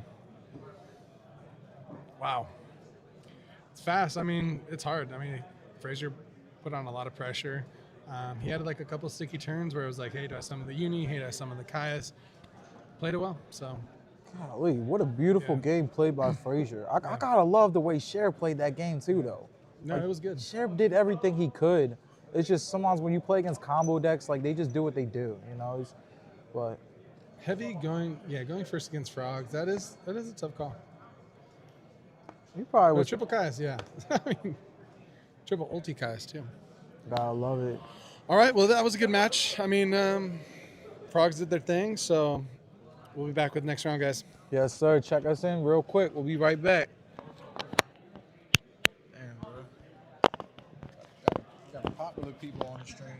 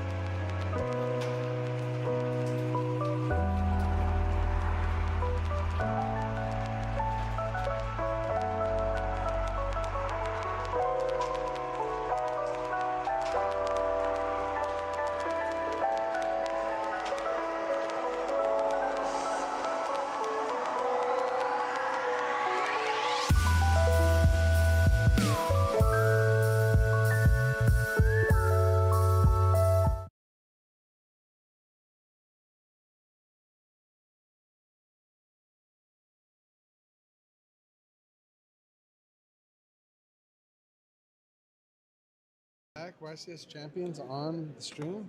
Yeah. Damn. All right, cool. Everybody, welcome back. We back in this thing like we never left. It's your boy Fish in the building, aka Cryptic Fish, aka Dream Vision TDR, turning dreams to realities. We're at the LDS, aka the best, the one and only Edison event that everybody needs to come to. We got a heck of a feature match coming up for y'all right now. I think it's safe to say Marcus is on Black Wings. I could see that. Do you know what the other player's playing? You said he played him before? I think when I played him, he was playing Value. That makes sense. Black So, Wings versus Value. Let's yeah, go. It's probably Black Wings versus Value. First time we've seen it today. They switched decks. What's up, everybody in the chat in the meantime? Welcome back. Top Cut is today. Yeah, Top Cup's going to be played out. So it's this and top 16. So four more rounds after this. Let's see what happens. Those BLS sleeves are hard. Where? Oh, Yeah, those are hard. I almost swear. Are those OCG sleeves? I'm sure they are. Yeah, I feel like I've seen them come to OCG before. Yeah, they fire. Got the classic setup going on right now. The couch case. Yeah. DMG deck box. DMG deck box. These new kids, man, they don't know. Shout out to Casa. Yeah, like they don't know. Man. Yeah, those sleeves are hard. Yes, sir. All right, so. Oh, Black Wings. It was Black Wings, not Yeah. Value. I don't know why I thought Value. Both yeah, players matter of fact. X1. AoE frogs. AOI, AoE, whatever you want to call it. So it's probably the control build. Where's Oscar Zelaya? Unfortunately, not on the feature right now. I would have to get an update on his record. When y'all gonna put Carl Witt on stream, he repping NYC. What's his record? If he makes top 16, I'll be happy to feature anybody that y'all request. So these guys are both X1. So the winner of this is gonna be guaranteed top cut.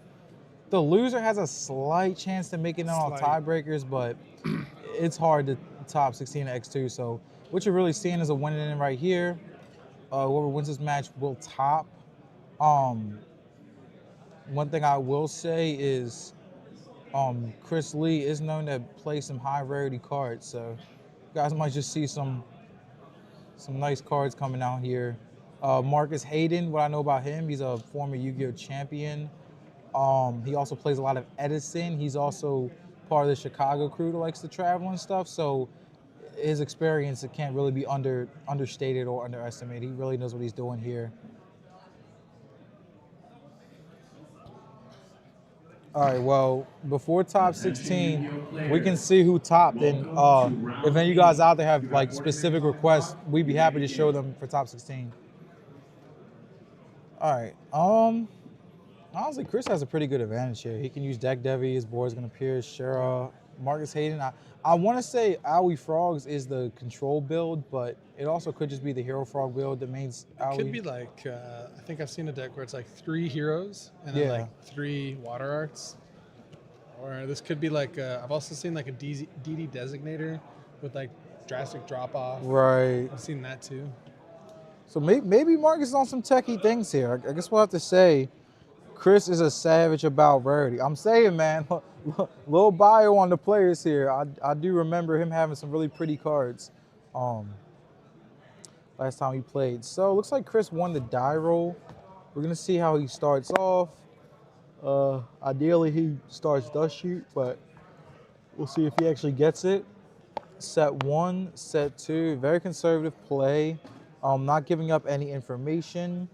I assume Marcus doesn't know what he's on unless like they sat next to each other earlier. So Marcus is gonna start with a sub into the swap. Pretty basic play. He's probably gonna swing for the 1,000, bounce it, and then try to set up a little bit. He could just set water art with it too. Yeah, that set water art would be really good right now. Given the fact that his deck's called Owie Frogs, he low-key might have it. That probably means he plays 3. So we'll see what he ends up having.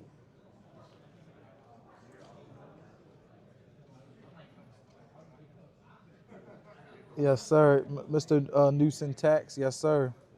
All right. I guess he doesn't No have water art. none of that. Does he have a Regeki break? Apparently not. It's also good to like not to commit to the board if you don't have like too much, because Black Wings like. So you played like you can just summon back Treeborn, sack for Caius. Yeah, You know. that's the one thing about Black Wings is they can apply damage, but like it's kind of a normal summon deck. Unless Yeah. it has the right extenders, then they're just normal summoning and beating you down. So you do have time against them. What's the time? Now Chris is setting 3 right now. We're firing side events until 8 I feel like one of tonight. them. Feel I free don't to know. come Could be up and anything. sign up for more Yeah, side I events. feel like it's a draw trap because Yeah. I think if he had Road, he would have set 4. So I think him setting 3 specifically and not 4 probably tells me one of them's a draw trap, just to somewhat play around heavy. But if he had Road set, he probably would have tried to set 4. So we'll see what happens. We are looking for 4 more players to play a Go Pod. 4 more players to play a Go Pod.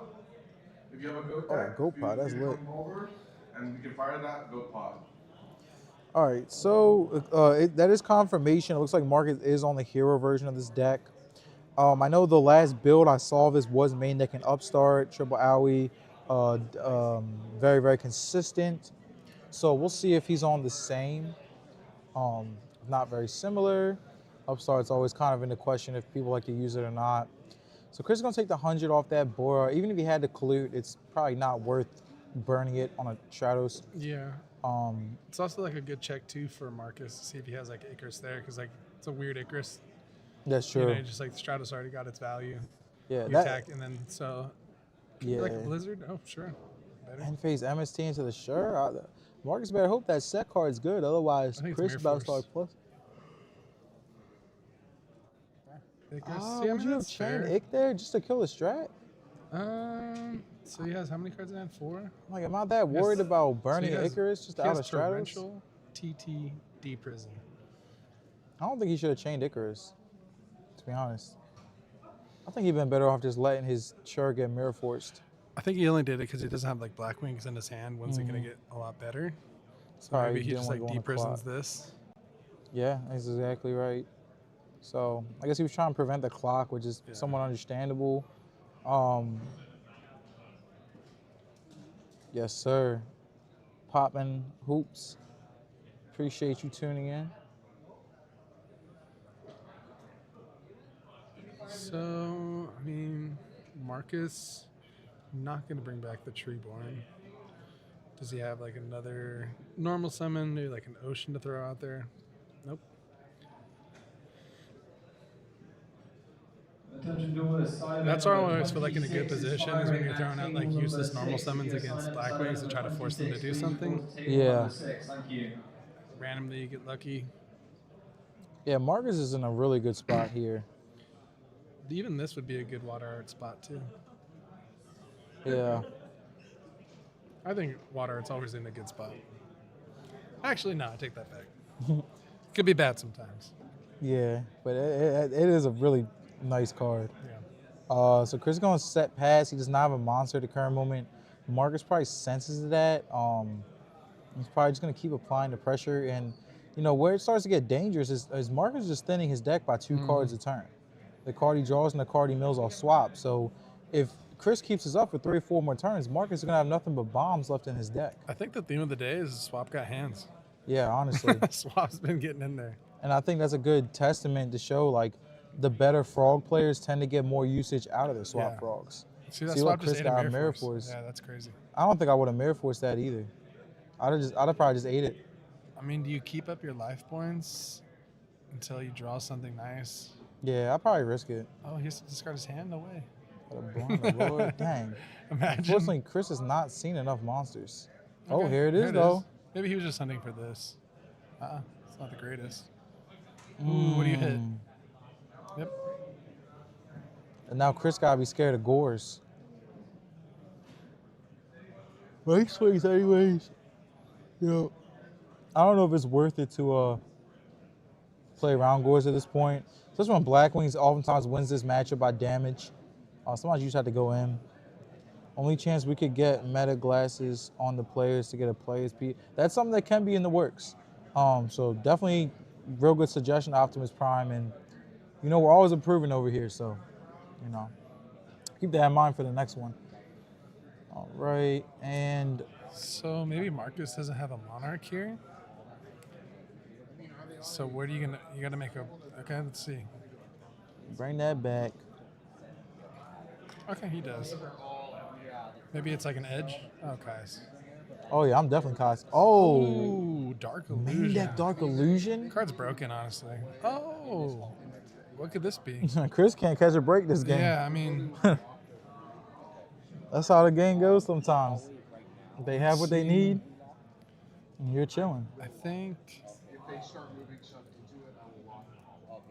Well, TT. So I think his. Oh, we don't know his last card, but down to 1. Man. Another miracle. Oh my gosh. And Chris is just smiling because like Yeah, what do you do? he can't catch a break. But credit to Marcus though, he played it well. And kind of to your point about swap, like how much did he bait out with that swap from Chris? Yeah, the mirror force is crazy. Yeah, so you know, Marcus really showing how a good player really uses their swap to the highest of their potential. Kind of similar to Armageddon Night in value. You don't want to just use it for no reason. Oftentimes you can use it at the right time and it's more detrimental. So Chris has got about 2 hopes. One of them's called Brain Control, and the other one's called some sort of Blizzard probably. If he got a Blizzard and Brain Control, he might be all right. But other than that, it's honestly looking like Marcus is favorite here. I mean, you know, he did draw very good this game. Mirror Force, Allure's gone, MST's gone. Can't Icarus him right now. Yeah. Like Marcus is gonna start beating down with a 0.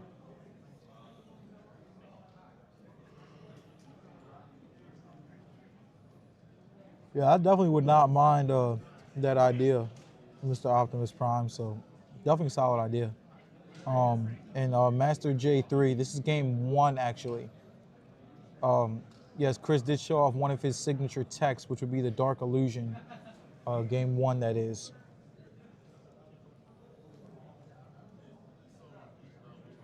Oh, book. Main deck Dark Illusion and main deck book. Bang. Ultimate rare book. That man doesn't miss. The book is interesting. Yeah, because it's not killing the problem. It's just delaying it. Yeah. It's kind of just taking a minus, to be honest. They're probably asking about a ruling, maybe about the 0 ruling. If it does get popped while it's set in Edison format, I believe it doesn't trigger, or... Yeah, so they're just going over the ruling real quick. The good thing is we do have a lot of experienced judges around, so if they need to ask, they can ask. Is there a website to see the standing of this tournament? I'm not sure. Oh, wow. Oh my gosh. Damn. You know what's crazy? That's crazy. I said he needed Brain and Blizzard, but I guess I guess Dark Arm and Rocco will do it too. Oh. Ooh, that's broken. Oh, that is so brutal for Chris. He finally catches a break, finally gets like a small slip to go for a near game push. I mean, Marcus is at 100, but as soon as he gets a final chance to get a small slip in the game, oh my gosh. Wow. Now your top decks are really slim. Yeah, like, hey, at the end of the day, Chris did everything he could this game. I mean, he just didn't see the cards he needed, and it was just too much pressure. I think he has Toad in hand. Scoops it up. This game. All right, well, game 1 goes to Marcus on the Owie Frogs, a.k.a. the Marcus Frogs, a.k.a. the Hero Frog specialty. The book was almost very clutch. Yeah, the book was about to save him. The Fader saved him. Yeah, that fader was too much. It was smart play though to book the Ab-Zero and Papa with Dad for those out there that with the rulings of Edison format, if you book a 0 and pop it, it will not trigger. So heads up play by Chris Lee. Also good on Marcus for being aware of his rulings. Love to see the respectful play between both players here. You know, and I would love to see either of them top. But so Black Wings can just bring in a lot of hate too. You know, they can just bring a lot of frog hate. So maybe some Dynas. Here's the deck breakdowns. Only 3 Machina. All right, so that explains a lot now, because like we haven't seen a Machina all day, and like typically speaking, Machina tends to be one of the most popular decks in Edison. How is there 3 Machina and then 8 Amaryllis decks? Isn't That's that crazy? I guess must just been coincidental. Coincidentally speaking, nobody Yeah, pulled I up thought with it. Machina had like a way different. I thought there would be a lot more for sure. Does it have a good GB matchup? For the most part, actually, yeah, because it has bigger beaters than value. I mean, it's similar to value, but it's just bigger. Like, it's Yeah. actually, people might just not be on it. I know one of my friends was running like Jinzo OTK, but Yeah. you know, that might have been 1 out of 3, to be honest with you. So, and yes, everybody out there, be sure to join the LDS Discord. You're gonna want to join this Discord because these events sell out in literally 5 minutes. So best to stay connected and all that. So when the signups do open for the next one, you can get in as quick as possible. But these events are in high demand for the entirety of the Edison scene. We've even had some players come from out of the country for this one. So definitely follow the Discord to stay up with what we got going on here. Machina is bad in the GBs. You think so? I mean, I really don't know. I would think it's like Kind of depends on how they decent. draw. Yeah, because I don't know. yeah, maybe that's why. Because I know there was a high GB representation. It's gonna change a couple things, but I think a lot of people had GBs kind of thinking it would be like really highly represented. yeah, Just won a big tournament, so I think people are like, oh yeah, there's a standard GB list out there now. I mean, I think there always has been, but now that it won Worlds, like a lot more people on it. So yeah. I think it's crazy how GBs is really starting to become like such an established top deck in the format. Because I swear just 2 years ago, it was just considered a deck. yeah, And top now cut will be played out. It's like, I don't know, man. GBs is literally up there with all the best decks in the format. I would assume at least 1 to 2 are gonna top today. Yeah, It gotta be. it's a good deck. Not my style, not my favorite. Yeah.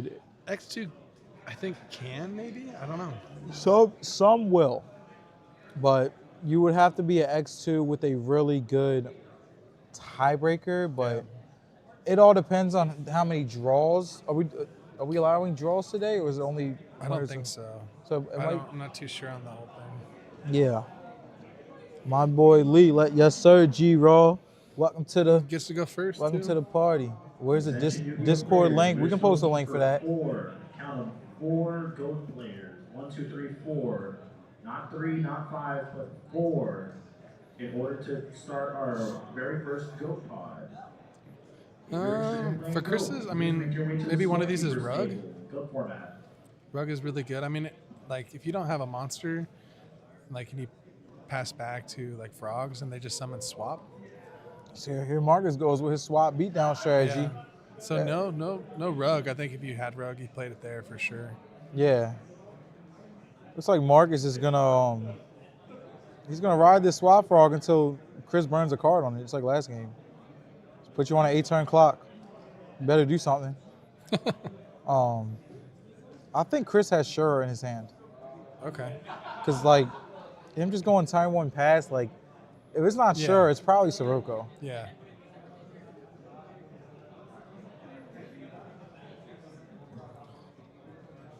Oh, Yada. shoot. Yep. All right, so given the fact he's proactively flipping Legacy, he's clearly searching for something which he Maybe he was kinda just got. looking for one. Oh no, he had another. Wow, it looks like he doesn't have the Sure. He's gonna have the normal Kalir. Okay, so it was the Sirocco he had, but he's got to put the pressure on.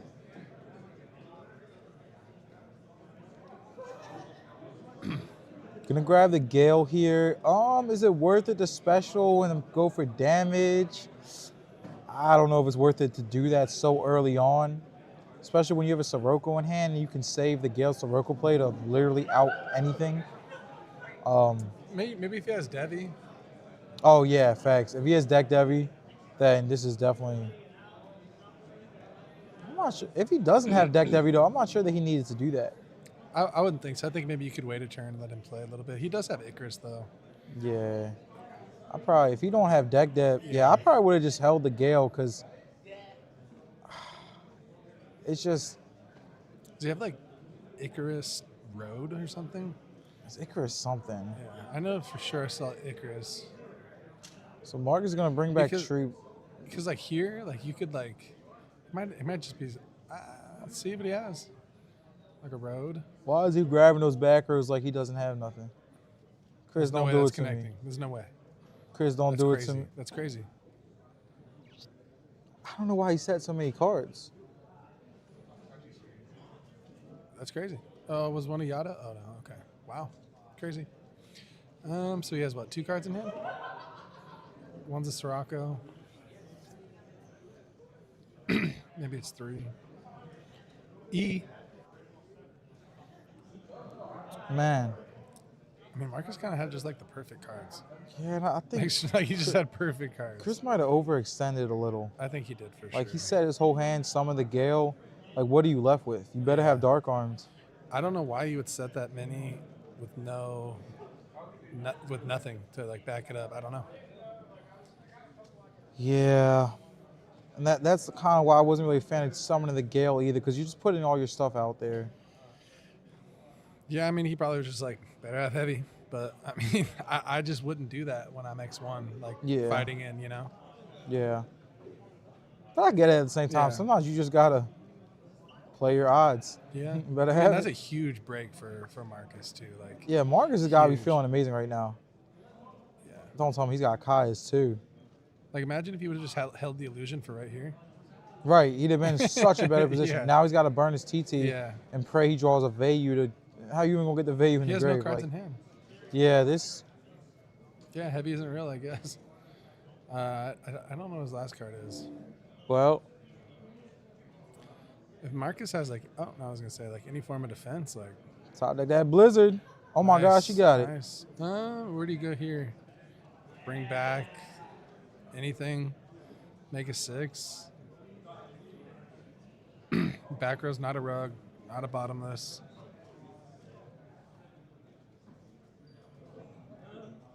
Drop the gores. Oh my gosh. See, my Drop the man gores. Chris Lee. I'm sorry, man. You couldn't catch a break this Yeah. game. It's nothing you can do when your opponent has a really good hand. But Yeah, I mean, Marcus had a great hand. Yeah, like Yeah. everything going for him. credits to Marcus though for playing it properly. I was gonna say here, do you like just swing with the gores, like play slow? I mean, TT's gone, so maybe just play around Mirror Force if you have to. But like, again, Icarus too. You could like have another Icarus. He probably would have set the Mirror Force. You know what I mean? Yeah, no, Like I if mean, he was setting 'cause- 4 anyways, Yeah. Oh, right. he top deck Blizzard. I think this game might be a wrap. I hate to say it, Yeah.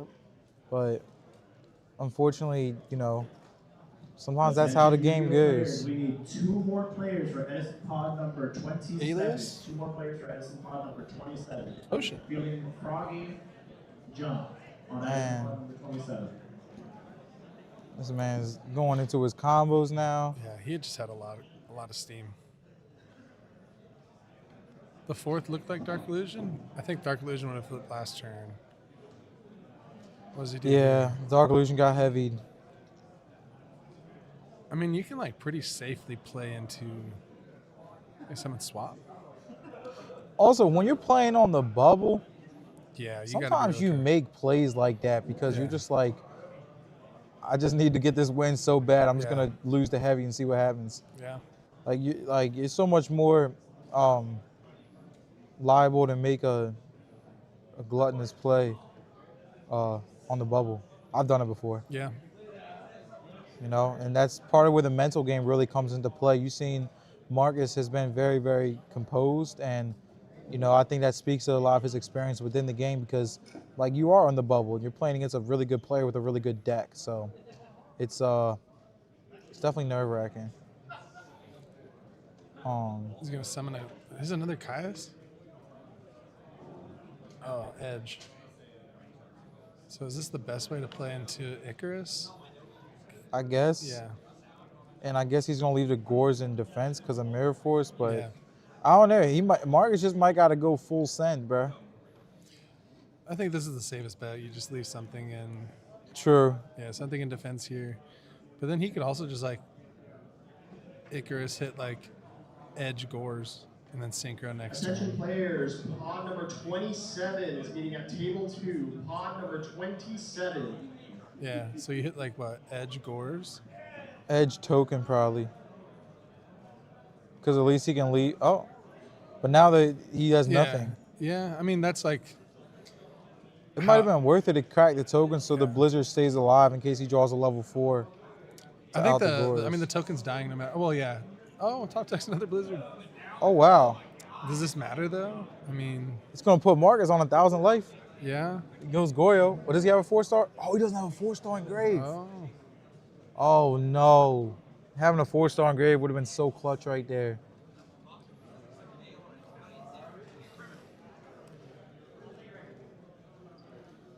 Okay, get a little life too. So 71, 38.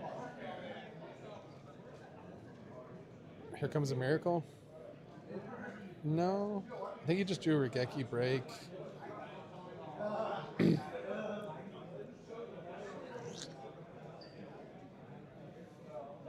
So this is kind of telling me Marcus doesn't have a Monarch, at least. Because there's no reason not to just, Yeah. There's no, I don't know if there's a lot to think about there, so he doesn't have a Monarch. Oh. Yeah. Like, Marcus is really thinking here, how could I possibly lose this game? Because you basically have the game in the bag. Yeah. So he's kind of thinking, is there anything reckless I could do to cause me to have a chance to lose? Yeah. I guess that's why I brought back the tree. I mean, he kind of has, he's on 1,400, so. Yeah, you has to do something. The Regeki break's going to deal with the Android, but on the off chance, like if Chris Lee draws a Shura, see there, yeah. So he's going to have to Regeki break that.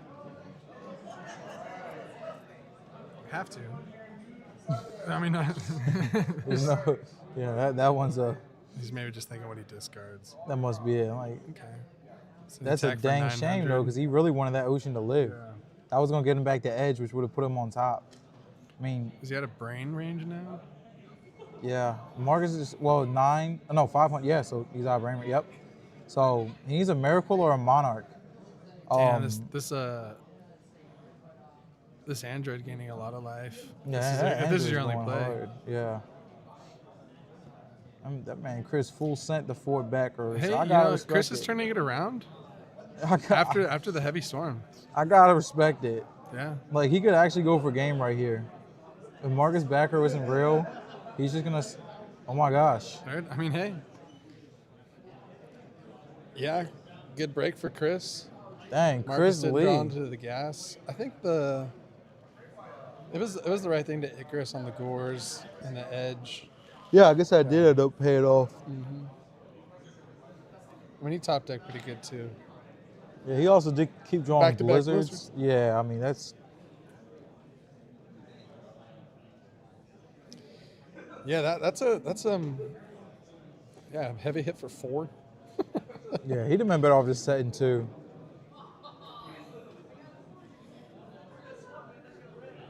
Honestly, there's been some pretty good comebacks today. Yeah, we've seen a heck of some the bow comebacks. and the zombies against the GBs, that was crazy too. Yeah, that match. I gotta rewatch that match on the VOD once it's over, because that GB versus zombie match that we had was incredible. All right, so now the pressure's gonna be on even more. If you thought they weren't nervous game 2, we're in game 3. Whoever wins assuredly tops. Whoever loses can top. It really depends on breakers. You don't want to rely on that. This is a winning in right here. Shout out Robert Frazee, Mercenary, Pro Storm, Ghost Rider, Jason Zimmerman, The Real Noob Sauce, what's going on? Appreciate y'all staying with us all day long. You guys know it's nonstop action over here at the LDS. We're in Raleigh, North Carolina, one of the greatest cities in America. At one of the greatest Edison tournaments in America. Damn, top decks go crazy. I mean, yeah. Yeah, that double blizzard did really help out. And then Marcus just not drawing really anything. Yeah, unfortunately, Marcus did not have what he needed. And then just the steam, like to hit over the ocean. Like if that ocean would have maybe lived, he would have got back some. He would have got back to edge. Yeah, he would have got back to edge and had pressure. He'd have been perfectly fine from there, man. That's so crazy. Well, I think he had to. He was only like 1,500 life points to bring back, right? Yeah. Can't wait for Vegas to happen. Yes, sir. Armando, my man, you know we're gonna see you at Vegas, and you know we're gonna have some fire mats for you there. So everybody looking for the Discord link, it's in the description of this video. You mess with the flock. Dude. SD Soul, I love it. I love the analogies, man. SD Soul, what's going on? Winners win, am I right? Yes, sir. All right, I see the chat's getting into this game a little bit. I like that. It's a game 3 on the bubble. Okay. 2 high-quality players with high-quality decks. I think everybody is watching, biting their nails right now. It's a Chris nail has a biter. Kaiku in his hand. Yeah.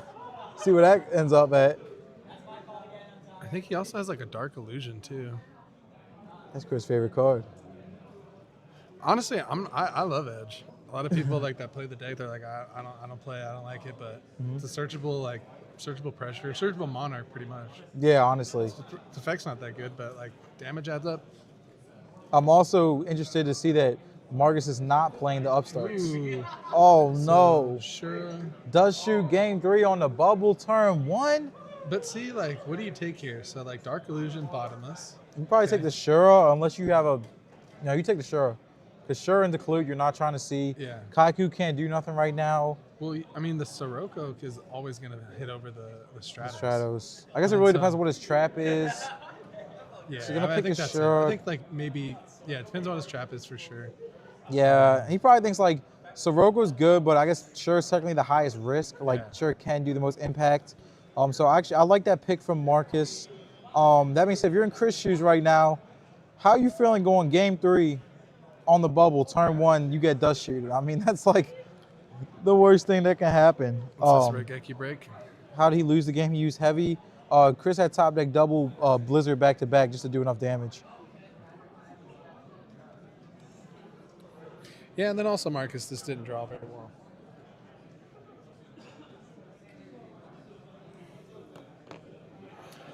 After this match, we'll post up a chart of like the deck breakdowns too, so good to see that.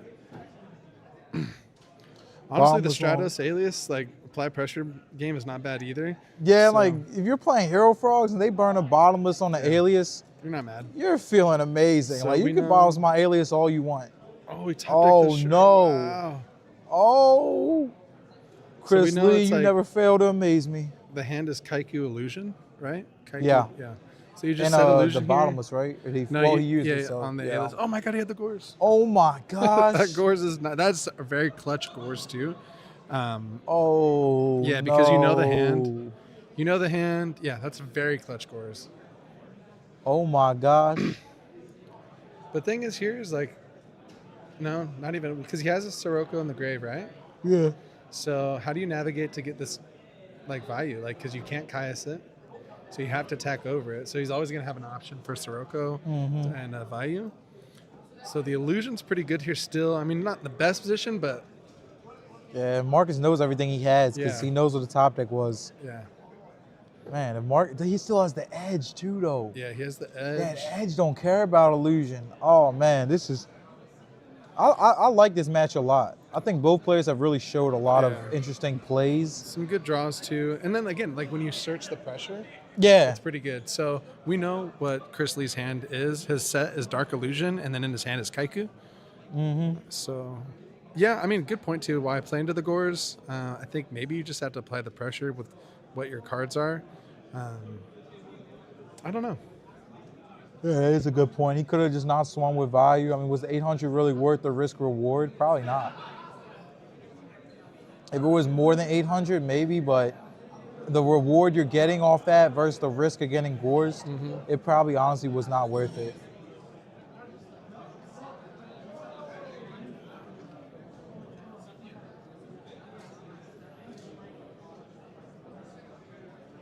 And here comes the big dog. And Mark's just gonna start pushing for damage. I mean, yeah, a lot of damage. Hopefully this Kaiku can go to, like, let's see. I mean, a big top deck from Chris could be crazy. Don't forget, like, he now has Sirocco, Vayu, and Kaiku, and then a top deck could be pretty huge here. Yeah. So top deck is, he was going to slam it pretty quick. Blizzard, Kaiku, punch over, So set illusion. Oh no, yeah, he set his top deck. So Mirror Force, maybe? Do you just switch the Gorse to defense and attack with the edge? Yeah, I think so.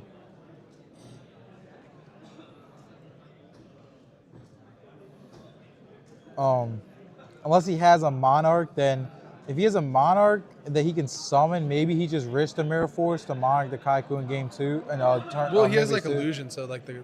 Oh, so that'd be yeah, it's not no, gonna do yeah. anything anyway. So yeah, definitely the right play. Deep prison, okay. So clutch deep prison. You know what? Oh, that's such a good play. He knows his Dark Illusion. That's broken. Oh, that was such a good play by Marcus. That was broken. I really like how the Mally Edge he searched turn 1 and the Dust Shoot he resolved turn 1 is coming into play like 6-7 turns later. That really that's really the mark of a skilled player. Imagine he has like swap and then he sets water art too. Game over. Yeah. Dang, really well played game by both players. That man. Ryza was nasty. Oh, again. Oh, another one. Oh, he still got value. Yeah. Oh, shoot. Marcus might have been a little bit trigger happy with that fist bump. I mean, he's gonna get one more turn. But Yeah. Don't let him draw. I mean, he could get two. He could get two. Marcus could have nothing. I think he does have a swap. So Marcus is probably kicking himself because, I mean, I don't know if he would have played it any differently, but like he definitely did forget about that. Well, you can just value. bounce the Ryza here. I mean, bounce the Dark Illusion. Oh, that's good. Sorry. Yeah. Wow. Yeah. All right, Marcus Hayden topping the LDS in Raleigh. Ryza is crazy when you use it like that. Crazy when you use it like that. Really heads up plays by everybody involved. Well, good games of both players. Chris Lee still does have a chance. He's still X2. He can top. Yeah, so I think Marcus just sealed the deal in top 16, so congrats to him. Yeah, so for those viewing, I could give you one person guaranteed to make top 16. Yeah. Dang. All right, cool. I think you're gonna put up the deck.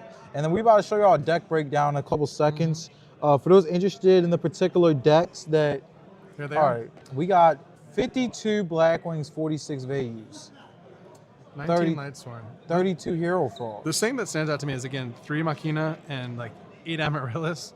Yeah. There's even more Gigavies than there's Machina. Like, that is such a low representation. That's crazy. Yeah, that's insane. That's crazy. 15 Hero Beats. Mm-hmm. Yeah, that's crazy. I guess Machina, it's just falling out of favor, or like I said, it might just be coincidental for this particular day, but damn. Yep, so here's, deck breakdown. Take a break, then top 16 up next, guys. Yep, we'll have the top 16 up.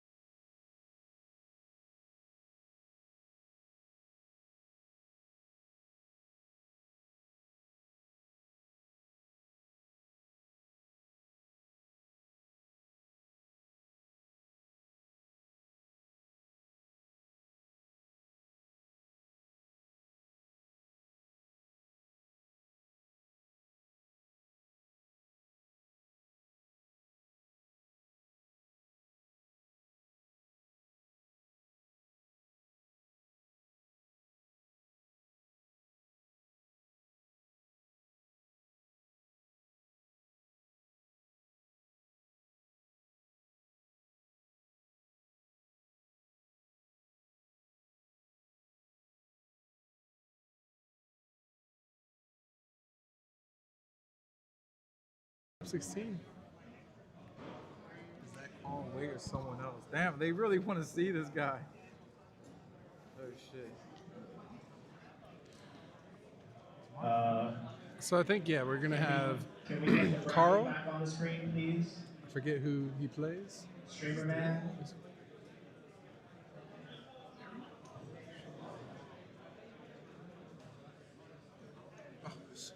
All right. Renee, can I get the bracket back on the screen, please? All right. What's up, everybody? Welcome to Top 16 of the LDS, the best Edison event in the world. We got a stacked top 16 for y'all. And I can't even begin to tell y'all, we got about 8 championships just between all these players here. I really couldn't predict who's gonna win. But who do you guys think is gonna win? Everybody check out the names. Let us know who y'all fan favorite is. We got a couple popping YouTubers on this top 16 as well. Fortunately, my man Ruxin didn't make it in, but you know, the Nim did. So, you know, that's one up for the YouTubers. Gotta love the YouTubers. Is Carl former YCS champ? No, but he has topped events before. I was gonna say we have 3 that I know of YCS champions, right? Right, Frazier, Marcus, and Tom. Yeah. So I guess that would kind of be the favorites. Yeah. Like just off that experience alone. Who was first in Swiss? Was it? Oh, I think it's. I don't know, actually. Right. Is it? Well, actually no. It's gotta be Chris. Yeah. Cause it's gotta be Chen. Yeah, because he's playing the last ad. Yeah, he's playing the last. All right. Well. I'm excited. Yeah. This is when you like good play too. You know, like it's just super solid. Honestly, I love Top Cut. Yeah. And look at that mat.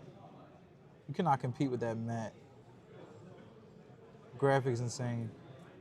So, you know, we want to thank everybody, especially Mike's up, bet. We want to thank everybody for tuning in today and checking out us rounds 1 through 8. That's what we've all been waiting for all day. The best thing about this event is we're doing a top cut right now. You don't gotta go back and sleep and get nervous for tomorrow. We doing top cut now. No breaks, no intermission. You know, other than to organize it.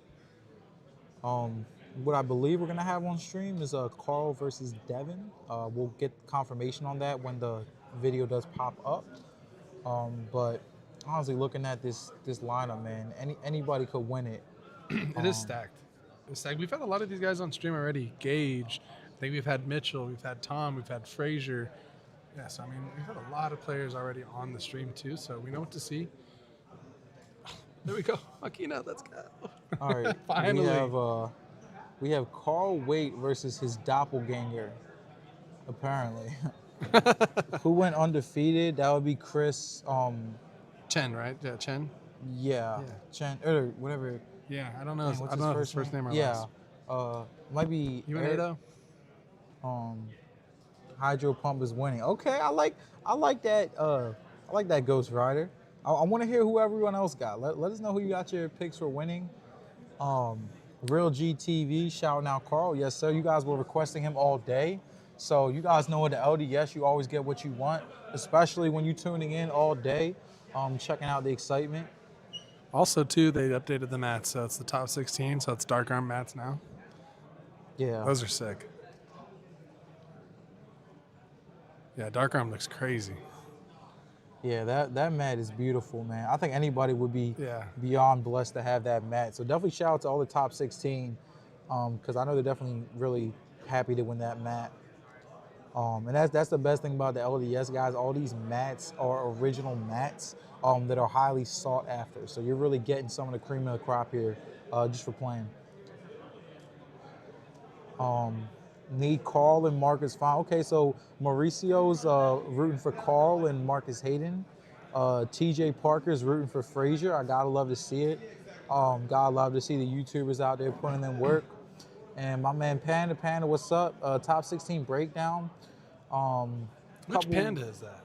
Do from around my way in Oh, Maryland. okay. I was like, there's a couple pandas, but Y'all got a panda in yeah, we got a panda in Arizona too. Yeah. What's really cool too is Devin. I think there was only 3 Makina decks in the whole tournament. Mm-hmm. He's one of them. Made it all the way. That's crazy. Yeah, that's crazy. It is. And that kind of speaks to the deck in a sense, because that's like a, conversion rate is. Yeah, I wonder if it's like with Lilas and Raikos, or if it's like with like gadgets. Yeah, like the raw Magna Yeah. decks like that we were playing growing up. I Yeah. love that. I love to see the variety of names. I need to know who y'all got y'all money on. Yu-Gi-Oh players, welcome to your top 16. Getting ready. You have 40 minutes Oh on the shoot! clock. All right, You may begin. here we go. But yeah, it's yeah. Long day for both of these guys too. I mean, already played 8 rounds. Yeah. Got to lock up for 4 more. And you're playing the best of the tournament, so Yeah. this is time to lock in. How you think they're feeling right now? Honestly, to make it this far, like, there's got to be a little bit of weight lifted off your shoulders. But you Yeah. could also have the attitude like job's not done, But in my head, I'm just going 4 more, 1 game at a time.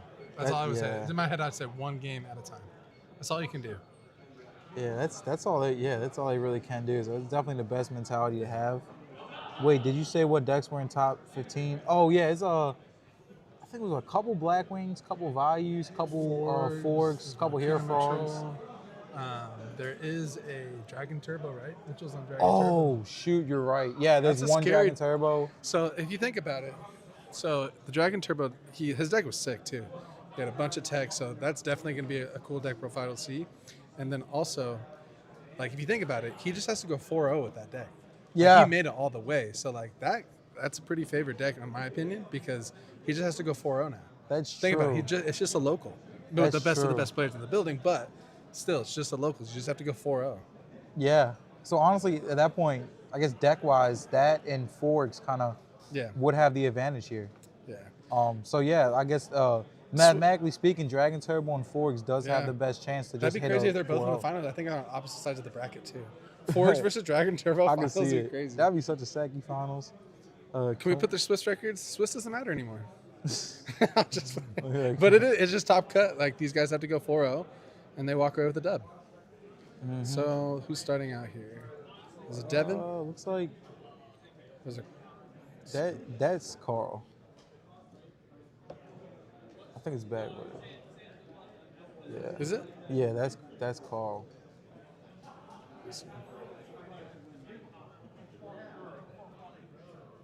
But yeah, Devin is starting out. T set.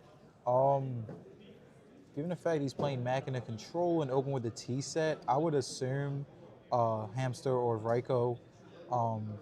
The back row, I'm gonna assume is a D prison, because that's kind of the most common turn 1 play of a Raiko Kai's Hamster deck. So we're gonna go Whirlwind into Kalute. Not the greatest opening, but I don't know, man. I mean, Whirlwind, you got it. You did get the Whirlwind, so the Blizzard's about to be live. Honestly, that's like the 3rd time I've seen a Kalute summon one with the Whirlwind today. Really? Yeah, it's been a lot. So I wonder. Okay, so Devin is probably on. That might be a Raiko, right? Yeah.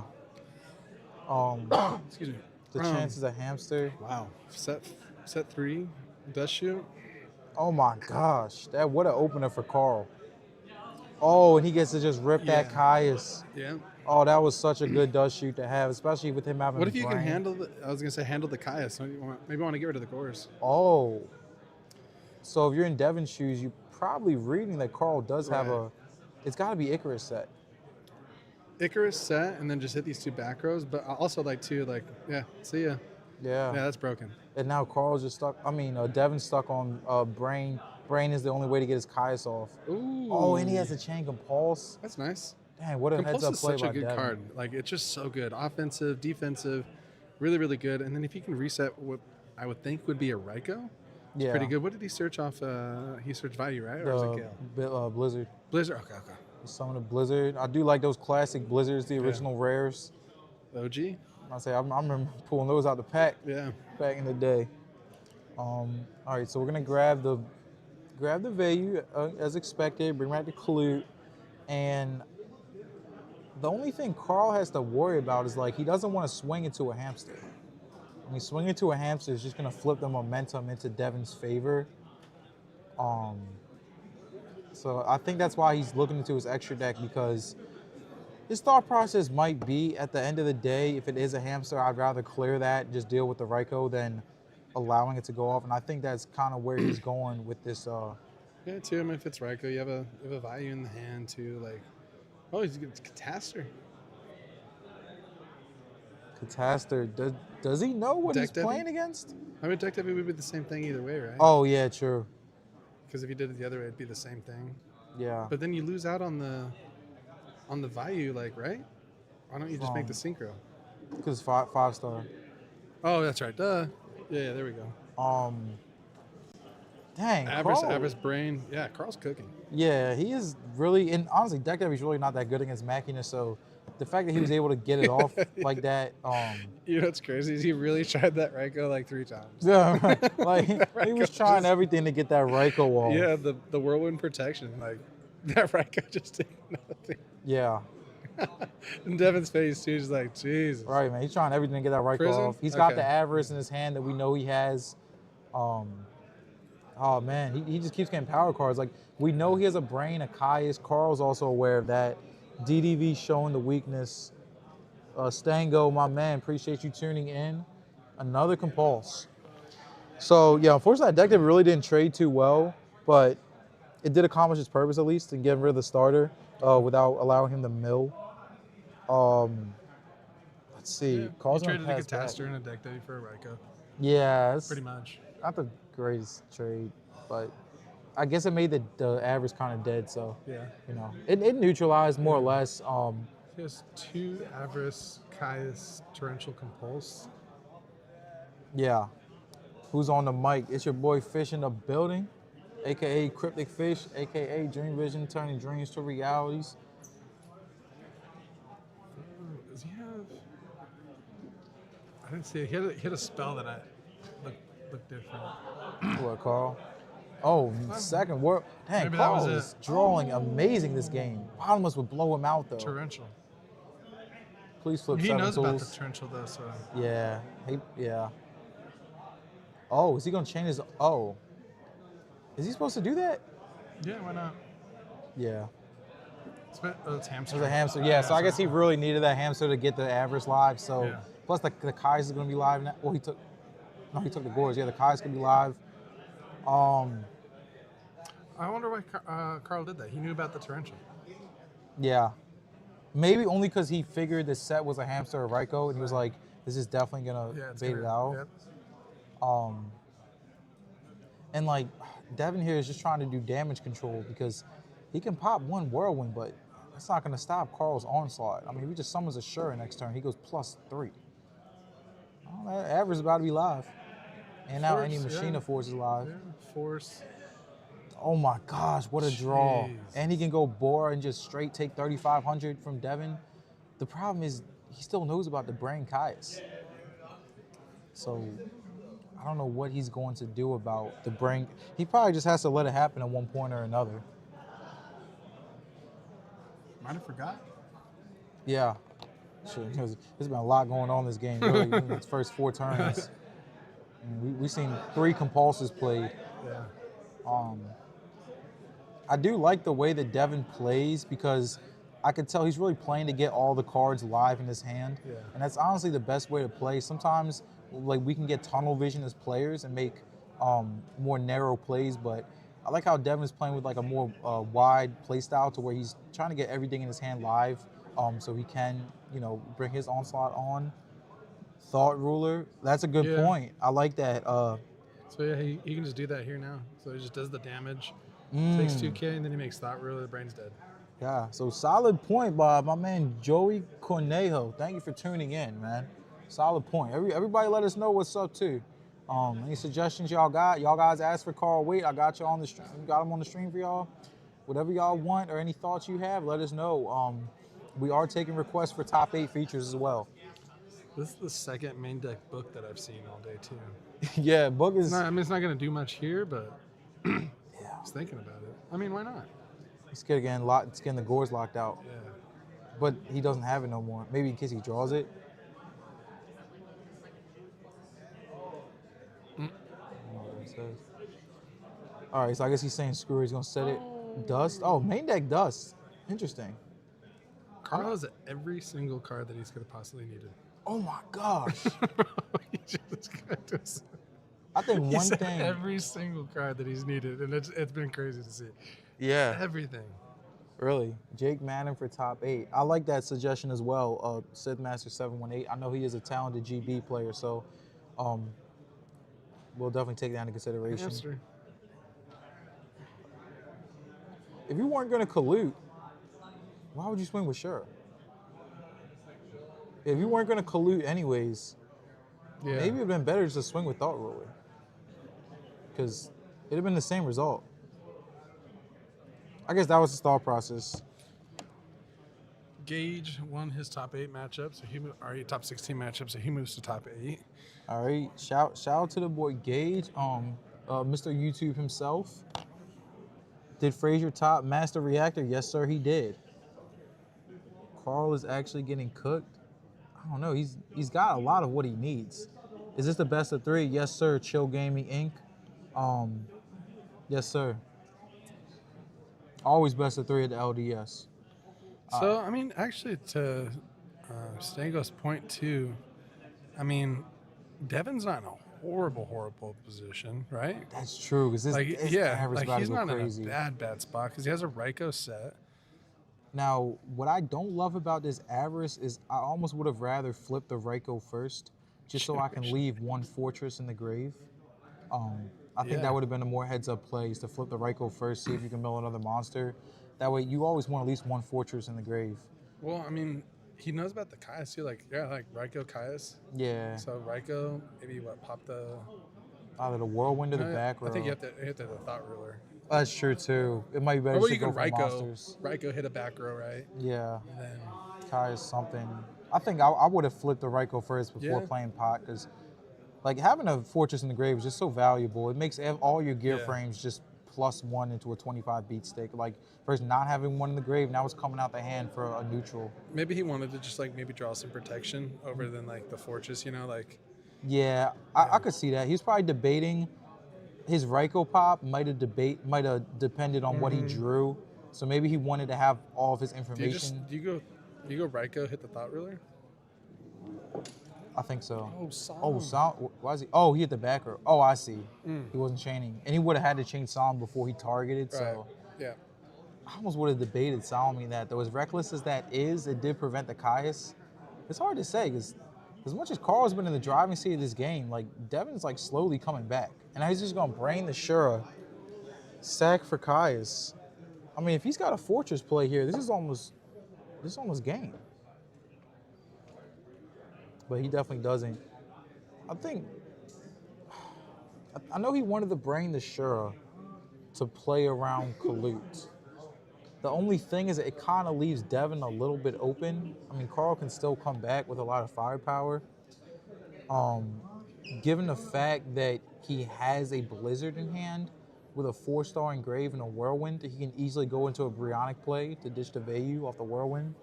Does he even mill if it's Solemn? No. If it was Solemn, but I think Carl actually just let the Ryko go through and just let the Solemn get popped. But yeah, if he did end up Solemning it would have prevented the mill. Yeah. All right. Voila, boy. Carl got this one. Okay. I like to see I like to see the support, you know what I mean, the hometown support. And here comes the Blizzy. The Blizzard, in a sense. What was the back row for Devin? I think it's a bluff. Okay. Solid. I'm almost sure it's a bluff, because I swear, didn't you see straight spells in his hand? I don't remember now. Does he have a brain? Does Carl have a brain control? Oh, no. If he has brain control, then yeah, he really just had everything he needed. Gotta love to see it. Brian Walls, Carl White, well, appreciate you tuning in, Brian Walls. Yeah, he does have it. Compulse again? Number. Oh my God. Oh, shoot. So that was a third compulse. Yeah. Oh, okay. I was wrong.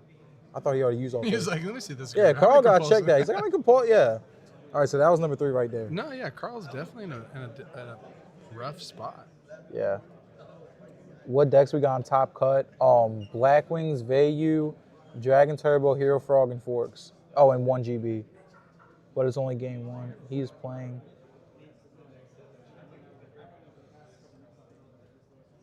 I don't know. Oh shoot, we got a legend in the building. Appreciate everybody tuning into the chat right now. What does he make here? It's 5. Oh, 6. Well, we're gonna make an android, gain life. Machina Control is such a dangerous matchup because they can just Fortress Kai's you at any point, drop an Avarice, you Yeah. just broke your board and went +1. Oh, 2 GB is actually interesting. Okay. All right, so Devin is down to 26. Carl plays really confident. he I does. mean, he just like he seems like he knows what he's wanting to do. Yeah. He One really card in does. hand. I mean, And one thing I like about that too is it prevents you from going into time. yeah, And for sure. time is like it's sometimes out of your Yeah. control. At that point, you're just luck. It's a luck thing. So I love the way Carl plays because, he's trying to put as much factors in his own control as he can. Yep.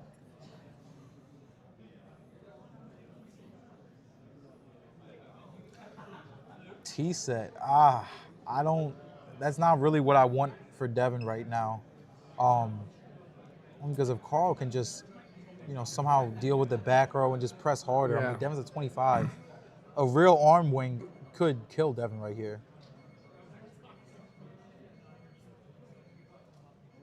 SD Soul 24, Blizzy OP, I agree. Mirror Force goes crazy right here. That's true. Maybe that's what he's debating. Like, does he want to risk it? The only thing about Devin's position is he's kind of behind, so Yeah. he would literally set anything right now. Yeah. Like, he would even set a bluff. So, like, for Carl's positioning, he doesn't really have a reason to read the Mirror Force other than trying to prevent loss or No mitigate Mirror loss. Dang. All right, I think Devin's on like 3 of everything. Because all I see is hamsters, Raikos, compulses, and avarices. So I think his build's like really consistent, and I do want to say anyone out there that is trying to play the Machina control deck or Machina Turbo, whatever you want to call it. I mean, he was 1 of 3 Machinas in the whole tournament, and he topped. So I would have high confidence in his list. And just watching him play, like, it seems like he made it to be like uber consistent. Oh my gosh, another sure. I mean, Still. MST's cool, but Yeah. I mean, still. yeah. Why did I don't know. Maybe Carl. I mean, Carl hopes he set Icarus. I don't think he has another card. Oh no, I was gonna say. Oh shoot, the average live. Damn. Well, that card's been in his hand for a while too. It's Oh not yeah, live, yeah, so yeah. Get the dogs back going. Like it's just endless, He's man. played like 5 dogs. Just endless compulses, hamsters, and Raikos, and I could see why why Devin topped today. Yeah, for sure. All right, we're pointing to a Care MNMS. If Carl does not win this game, he cannot go back home. So, for his sake, let's hope he pulls through.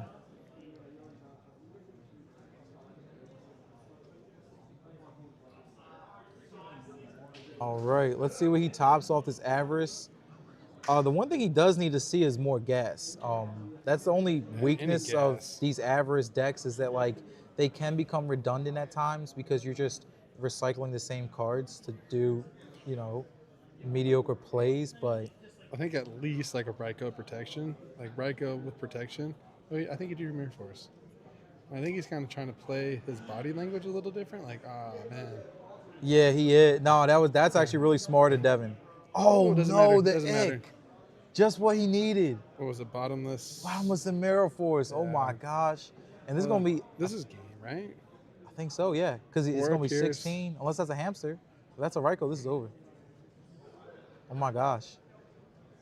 Really good gameplay by Carl Wait, honestly. And to your point, like he was very deliberate with what he's doing. Yeah. And that kind of shows his experience with the Yeah. Blackwing deck. Damn. If that wasn't Icarus, though. Yeah, he really need that. Yeah, that game kind of went perfectly for him. Yeah. He drew really, really hot in the opening hand, too. Yeah, honestly. And then, like, I mean, He nullified his hand for a while. Yeah. Dang. Well, Devin stayed in there for a minute. Like, he didn't. Like, I mean, he stayed in there longer than I would have, to be honest. yeah, Devin played really well. Yeah, he played pretty good. The only different play I would have made is I know why he did pot first and then flip Ryko to see what he drew, but I would have just flipped the Ryko first and then potted because Keep the fortress keep in the there. fortress engraved. You know, I don't think he dropped fortress all game. Yeah. You know, and he did technically take away one chance to do that or Yeah. potential chance to do that. So I think that, you know, but other than that, I mean, Devin played that game really smartly. He navigated the compulses really well. All right. Good reason. Appreciate you tuning in. Hanso, Kier MNMS, appreciate y'all tuning in. Master Reactor, been chilling with us all day. You guys already know we at the best event in the world right here. Carl got YouTube deals from 20 years ago. Don't play. Hey man, I gotta respect the how do you put it? Like the veteranship. I gotta respect it. You know? It is crazy to see, like, you know, if you do go on YouTube, literally like 15 years ago, these guys are dueling.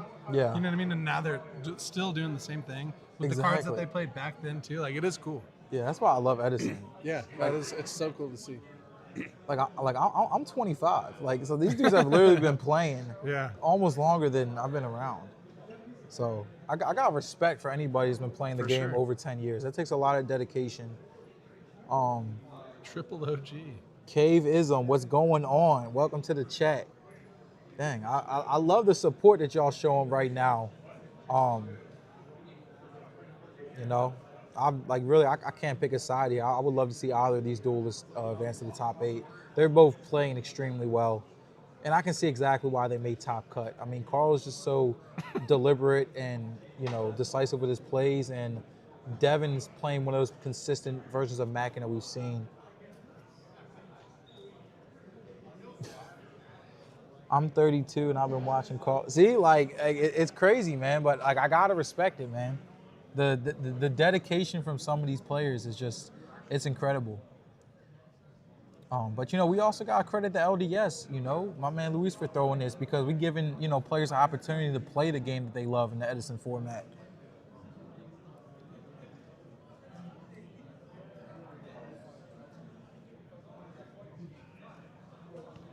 All right, going into game 2. I mean, Devin can't be mad at game 1. He played it really smartly. Yeah. It's just, you play against Black Wings, they open up Whirlwind and a bunch of gas. There's nothing you can do. I feel like we've seen that all day today. Anytime a Black Wing deck can just open up gas, it's just. Yeah, and then honestly, if like you're Carl too, maybe thinking like, hey, I drew really, really good. Yeah. And like he stayed in there for a long time, and I really couldn't close the door. Like it was, so I'd be like, damn, this guy's actually, he's got it, you know. Yeah, He knows I'm not ball. gonna lie. Yeah, Devin. Yeah. Devin knows what he's doing, and like, Exactly. you can even tell when he got all commons. Like, he's strictly focused on gameplay. Yeah. He's locked in. Like, I love to see dedicated players like Devin making top cut of this event. This Ryko, like, these Rykos are crazy. Yeah, like his deck is just made to do what it does, Yeah. and it seems to do that at a high consistency. So, When you can really just like play well and navigate the game really just through Ryko hamster, yeah, you know what I mean? That's really what it is. Like just sticking the Rykos and popping the right things, milling the right card. Like you'll stay in there. yeah, And that's what Devin did really, really well. 100%. And like Ryko's a hard card for, you know, Black Wings to like deal with the fact. Like, what do you do here? Look at that. It really is. He just passed. He's out. Not yet. If you're in Devin's shoes, are you thinking he's bluffing Gores? Because not every Black one even plays Gores. Oh, here we go. See, and like now you have a little bit of engine going too. Like, yo, he's got, look at that. Him adding Because the force force is in the graveyard. Or fortress is in the graveyard already. So, I mean, do you just like, yeah, small poke, just poke for 18, maybe set a defensive card, or even just pass with just the Ryko too if he doesn't have defensive, like, Yeah. Ryko's enough.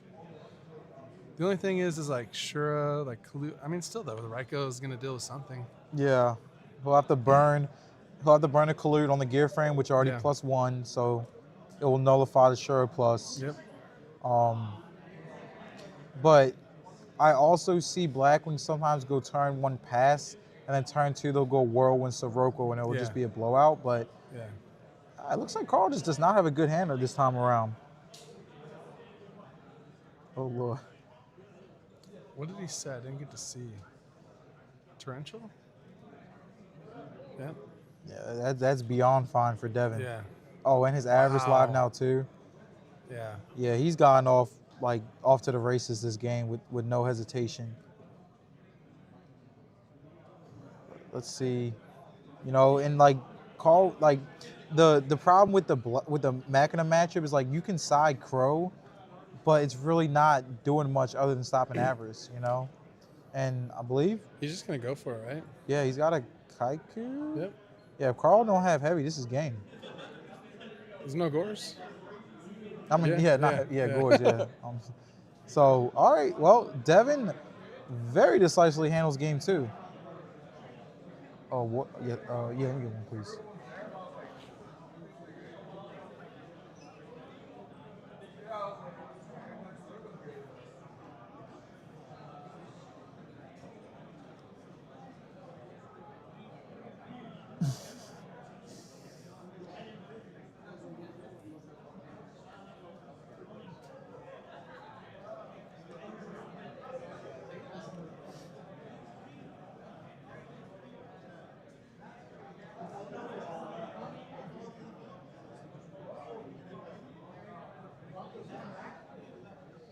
All right, so before we shuffle up, before we draw our hands, where's the predict? Thank you, bro. Before we draw our hands, what's the prediction? No sneak peeks. What's y'all prediction right now? You got Mr. Carl on the right or Mr. Devin on the left.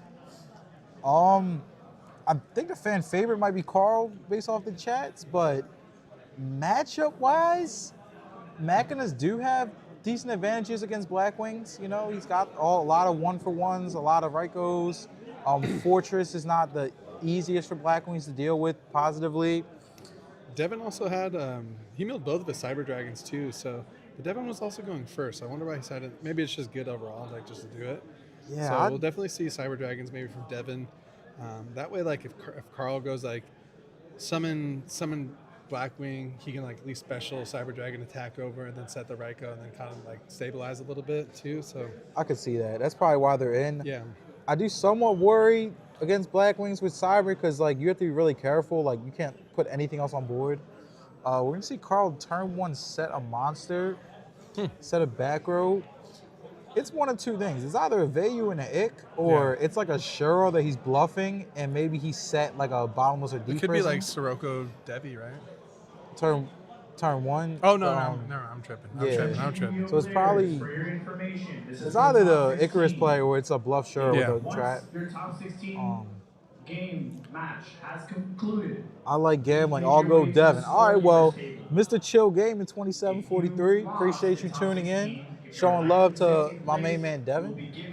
Yeah, so it's got to be a Shuro or some sort of bluff. That was nice. And we will be taking a group picture for top 16. So please do not leave after you play your top 16 match. Oh, it was a Raiko set. So maybe, oh my gosh. He sides Raiko? I have seen Blackwings do that, though. Oh, this is actually looking pretty good. Yeah. Because now he can convert that Raiko. I don't think he plays Urbellum, though. I don't think he has room. I don't know. He has not many cards in hand, so maybe he does play Urbellum. Nah, I don't think you could fit that in Blackwings. You got too much other stuff. Swing for 2, why not? Swing for 24. Now, here's a good discussion point. Considering the fact that he's playing against Machina, would Catastor not be better? Now, he did see the Cyber Dragons, so that's probably why he didn't make it, but Catastor also nullifies any Fortress swings. I don't know. Yeah, the Gores is huge right here. I'm not gonna lie, Devin's sitting pretty nice right now. Oh, Carl sided in Mind Control. I wonder if he only sided in one Raiko. I think that's got to be it, He right? has a Mind Control in his hand. Yeah, that's got to be it. So, dang. Yeah, I guess he had to just risk the Android because he didn't want to Catastor into Cyber Dragon, but Catastor is also technically better against Machina, so it's interesting. Yeah, that Gores was nasty. I'm not gonna lie, that was a really clutch Gores for Mr. Oh, Devin. it's gonna clear too. Oh no, he don't got Mirror Force or Deep Prison? It's gonna clear. Dang. All right, well, solid plays once again. Crow against Machina. Yeah, it's difficult because it stops the avarices. Yeah, I think but, if you see Avarice, like I'm putting in Crow. Right. Gore's behind Gear Frame and Bottomless. Wow. He might have drawn it the second turn. Yeah. Because I do see Stango's point that if you open up Gear Frame Bottomless, your opponent probably would assume you don't have the Gores. Right. It's hard to get off past that. Good thing is Carl still got 4 cards in hand. Do you have Brain Dark Armed? Oh my gosh. If he can drop both of those, he's probably thinking of a way. Carl might have game this turn. Dude's name is Evil, I think it's a nickname. Mr. Kenneth, appreciate you tuning in. I think that's his birth given name. It's on his birth certificate. Yeah, I mean, I can't argue with documentation.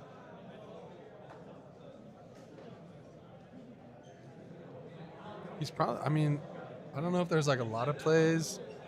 He has Mind Control, Brain, and I think Dark Armed. Oh. Did he set Mind Control and he's gonna take the face down? He's just scared because if he takes the face down, Yeah. he needs to exactly mill the right amount of darks. Right. How many darks does he have? 1, Blizzard. 2. Oh He has no, he's got 4. So he can't really do anything. Oh man. He's thinking. Unless he has like a Blizzard.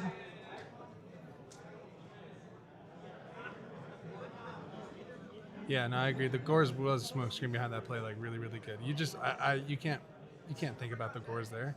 Yeah, really, you're not reading that. From Carl's perspective, why would you think he had Gores if he opened up Gear Frame Bottomless? I think he does have Dad. I might be way wrong. I thought I saw it, but I think it is. Is He it? just, Okay. It's the 4 darks, man. It's, Yeah. And then I'm the sure dog. he's frustrated with that. Yeah. He's one off. Dang, I gotta say though, wherever this man Devin came from, he knows what he's doing. Amazing event. Yes, sir, Mr. Joseph. Appreciate you, man. You know the next one coming up in Vegas. We got other ones coming up. Like I told you, man, LDS is the best, man. We keep it real, and we got the best players and the best prizes. And you get a mat just for entering. So even if you happen to have bad luck, you still walk home with a prize. Mm-hmm. Saw him. It's 5, 6 darks Oh now. my gosh. Oh, that's so unfortunate. I don't think that dad is dropping. I don't think it is it Dad? I think it's Dad. It's a dad, It's a a Kalut, and a brain. Dad Kalut. Okay. Dad Kalut, Brain. Devin has.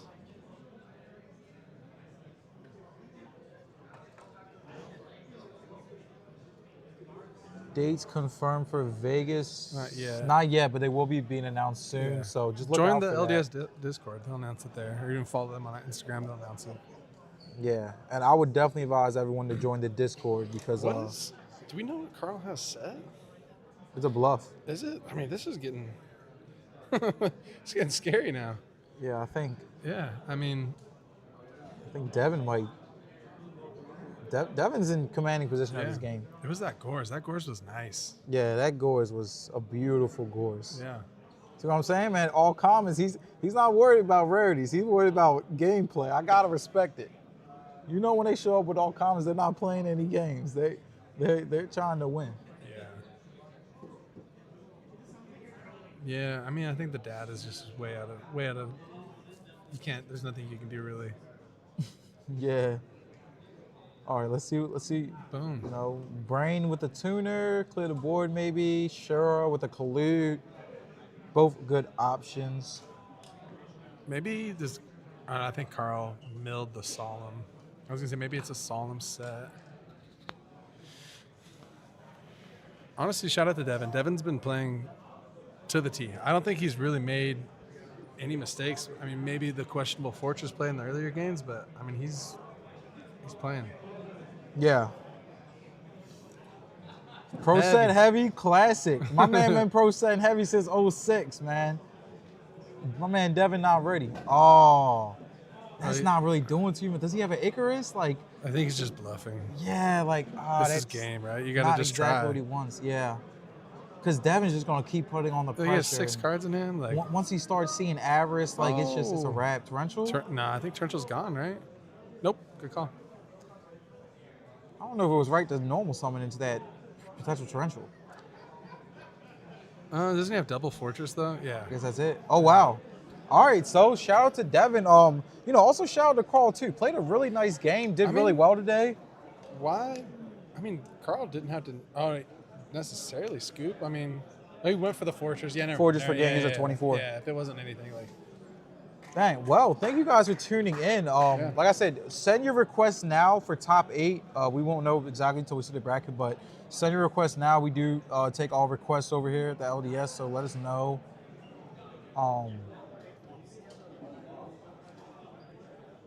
Yeah. So, really, really well played by Devin. I do respect the way he played that game a lot, and really well played by Carl too. I really think he should be proud of his performance today because he did do a lot of work with the Blackwing deck.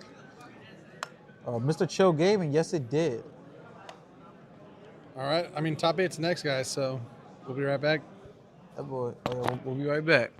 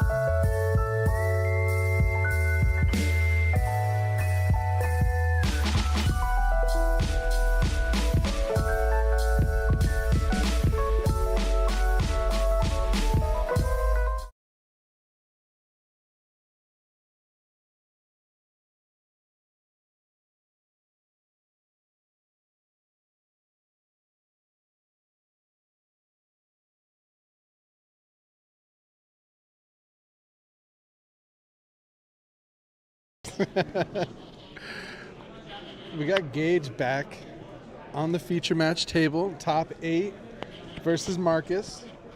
Yes, sir. We have the famous YouTuber versus the Yu-Gi-Oh champ. I love to see the duality between these gentlemen right here. Once again, before we see any hands or any decks, I need y'all predictions in the chat. Who do y'all got winning today? I know Gage is a fan favorite. I know Marcus is a fan favorite. It's hard to say. My nickname.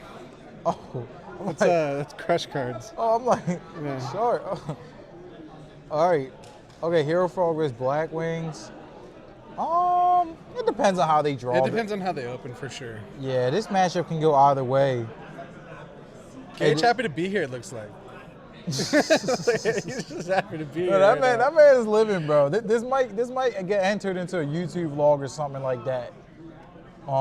Shit, another thing that's gonna age me, like I told y'all earlier, I've been playing this game since Gage was recording YouTube videos outside by a tree. ARG, man. remember Yeah, that? yeah. Like I've been playing this for years. Oh shoot, Chet Manley is voting for Marcus. Okay. Master Reactor is voting for Gage. So we got a couple votes for Gage, couple votes for Marcus. Top 8. Beto. And here we are. We're off. See, the thing about Hero Frog 2, if they just open like swap pass, like, isn't Gage on Value though? Yeah, I feel like he's on Value. Yeah, I thought he was on That's Value. what I Like see Value Ham say. is, yeah, because he's Yeah, playing he's on Raikou. Value, He's yeah. playing Raikou. So, Turn 1 set Raikou pass. That's such an awkward play against Hero Frogs because like they're almost bound to just plus into your Raikou. But then Yeah. it's also like, what do you do? Just pass turn 1 Yeah. and not set it? so I mean, this could be good though too. Like, I mean, that might be like a Treeborn, maybe a dupe, but I think maybe a Treeborn, honestly. Yeah, Marcus is really trying to play the mental game. Look at the way he's kind of like staring Gage down a little bit, trying to get a read on him, trying not to give a read off on himself. Ooh, he's thinking about it here. He's like, do I just flip Right. the Raikou? Yeah. Because if it's dupe, you go plus. If it's Treeborn, you just, oh Damn. my gosh. Damn. That was a really good mill. That was like the best possible mill. That is a monster mill right there. And the Rhoda. All right, Mr. Duck Murderer, a big fan of Marcus. Okay, I love to see your support. Okay, so he was the Treeborn. Yeah.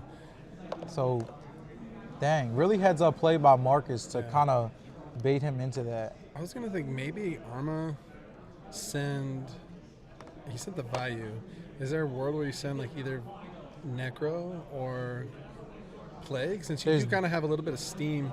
Oh, he's just gonna go. He's just gonna go. Yeah, there's definitely a world where you send Yeah. Necro though, because it's hard to say. I don't hate this play either. I mean, playing against Hero Frogs, like the more time you give them, especially when you have Treeborn, like, Wow, he's going all the way. He just said you better have Gores. all right, now Gage actually made a misplay right there, swinging with the Raikou first. He definitely should have swung with Army Knight first. Yeah. In case the Gores is dropped, it makes no sense to get Right. 2 in instead of 14. So a little bit of technical error, not the biggest deal. No, he's got it. I mean, this is a massive board. Yeah. Dang, Like, Caius clears though. yeah, Kai's goes insane. That's what I was saying. Like maybe. Necro, or I guess the Plague probably not, because what was he gonna do with it? But like the Necro could have been valid. But what I will say though is, He probably has Burial. oh my gosh, Burial would be insane. Yeah. I think Gage made a play based on I want to put you on a clock. Yeah, for sure. And though Necro might have been safer, I think his mentality was if I can drop you to You're on a 18, clock, you're on a yeah. one-turn clock, and that's extra 23 really matters. And all Marcus did was just set the Treeborn too. Yeah. No back row. So like if you have either like Burial, maybe like a back row disruption of any kind. Yeah, then it's just a wrap. So Gage also has Gores too. Gage opened up really good. So he's pretty safe. Like he made an aggressive play with the Gores in hand. I don't think I see any back row removal here. Worse is Brigeki break. Oh, There it top is. deck heavy. I Broken. love it. Oh, this man Gage is not playing. The Caius, oh shoot, Damn. bro, he beat him in the blink of an eye. Yeah, Gage in the mill too was crazy. If Gage, man, okay. Oh yeah, if Gage wins this, man, YouTube going crazy. We got Crush Cards in the building, YouTube legend. We got FXXCC. Appreciate everybody tuning in. I'm always bluffing. What's going on?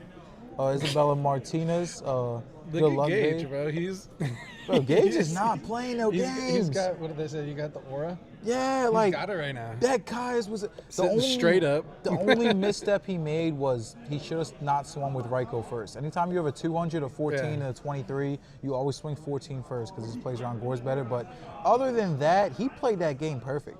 I mean, that aggressive push with a Kai's, you said he had a Gore's too, right? Yeah, he had Gore. So he had like, he Yeah. was really, really safe. He had a Caius, like. Right, and like that. And there's no world where Gage clears 4 monsters. Mm-hmm. I mean, it's really, I mean, you'd have to have a really nutty hand, but. Yeah. Plus, you have the Gores to back it up. It's. I think, and that's really a sign of like when you play value, you really have to know when to push because it's not always a clear-cut answer versus like Black Wings is a little bit more basic on knowing when to push. Value is a little more complicated. Gage showing me that really shows how much that he's progressed as a player. I mean, that was a really, really heads up.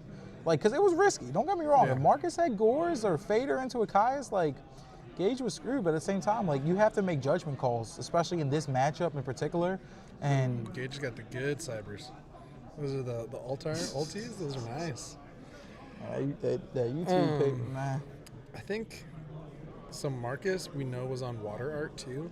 Is that a card that you take out against value? Take out what? Water Art? Or do you just kind of keep it in and then try to hit their bombs? I'll leave it in. You think so? Especially going first. Too. Yeah, because if I rip your bombs and you just got Rykos and Values, like my heroes and Kai's is about to just trample you. Oh shoot, we got all right. Okay, 457 Shadow Man, Obama Habib. What's going on? Welcome to the chat.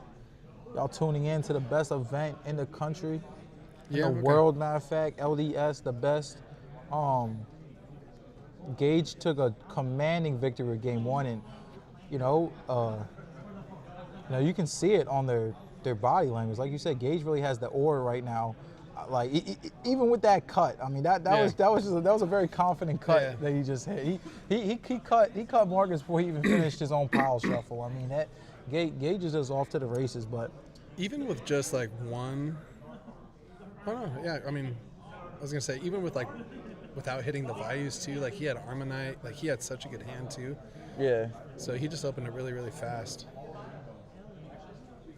Yeah. Yeah, you leave the water arc on there. Yeah, that makes a lot of sense. That's true. Yeah.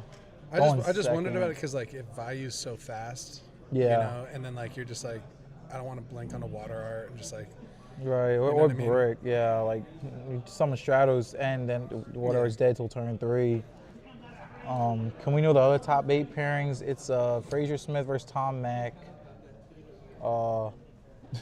Maybe I can see. I'm about to say, get that long-term vision. I can't really see. We'll let you guys know the other top 8s. Set 1. So Gage has, I don't know what that's. Is that Brain? I think he has a Crow.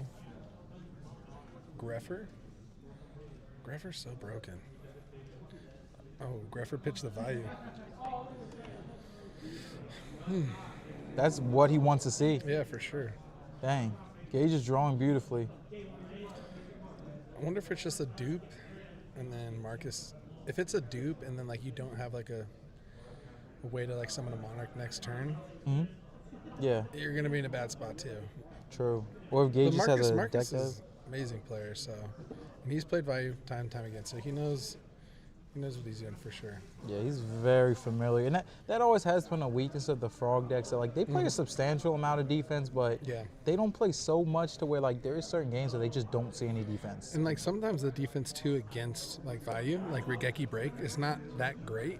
You know, like, you break, like, it's good against, like, the plague push, but then if, like, Regeki break hit, like, one of the synchros, it's not great. You know?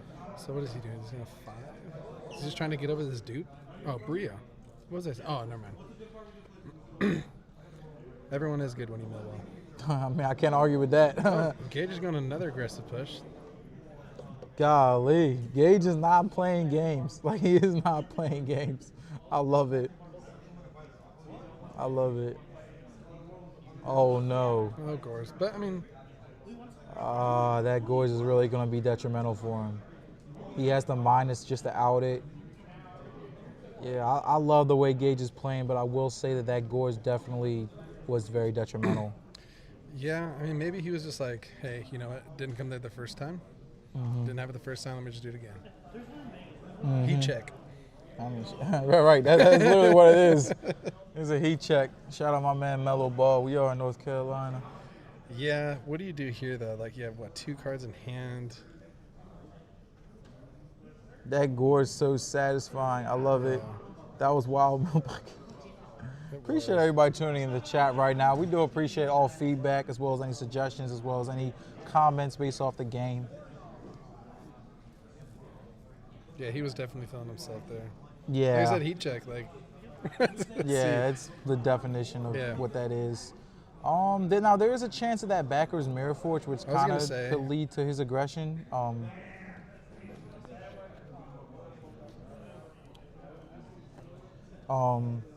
don't know. I haven't been outside. I don't know if there's snow. No, there's not. Thank God. I love the snow, but. So do you just like Gore's attack over the Brio? Plague is gone. Yeah, I guess he's playing around Mirror Force, but I don't know that. Because like, what if Gage just Mirror Force the Gores, then next turn bounce the token and swung again? Do you just Gores swing the Brio, or do you put the token in attack and try to crash and save the Gores? Because if the attack doesn't go through, you much rather him Brio the Gores than the token. I'd almost debate just losing the token in favor of saving your Gores. Because like he's trying to play around Mirror Force, but like, interesting. Going for the back row. Oh, that wasn't doing anything. Yeah. Solid card against Hero Frogs, but I wasn't doing anything right there. I don't know. I'm honestly, I'm kind of confused by that play by Marcus. Yeah, no, I think he could have gone a couple different ways. It worked out for him. Yeah. It's probably based on what's in his hand. He probably had to play it a certain way, because it was still a solid play. Yeah, there was 257. It was packed. So let's see, what can Gage draw to get out of this situation here? Marcus can just set like a dupe frog. Yep. Oh yeah, Marcus is looking really good this game. Yeah, I don't know if there's much. I think Gage has a brain. It doesn't matter. Oh wait. Okay, yeah, he's scooping up. Yeah, so the heat check, he had barrel return. Yeah, so. Dang, quick game 1, quicker game 2. So if you're Gage, let's think of this. What if you open hot game 3? Then what? I say you play the averages and go for it. That's what I would do. I'll play the law of averages. You had it once, you didn't have it another time, I'm going for a game 3. And then I know this is a matchup where you see deck Devi. You know, Gage will probably bring in deck Devi. And I know Marcus is playing Battle Fader. Oh. So since Gage has played the way he has the first 2 games, he kind of just went aggressive. Yeah. If you're Marcus, do you keep the Battle Fader in, or just because deck Devi target's got to go? If I'm Marcus, see, I want to say I would keep it in, but I low-key feel like I would, like sometimes as players, we have our side patterns, and we just go to those side patterns every game. But I think you bring up a good point that sometimes we forget. You don't need to follow your side pattern. If you know that Fader might come in clutch, even if you usually take it out for its value, I could see the validity in leaving it in. Yeah. Oftentimes I just say go with the side deck plan, but I mean, it's top 8. Like, you're seeing your opponent, the way your opponent plays is late in the tournament. Yeah. Sometimes you gotta play the player, not the deck.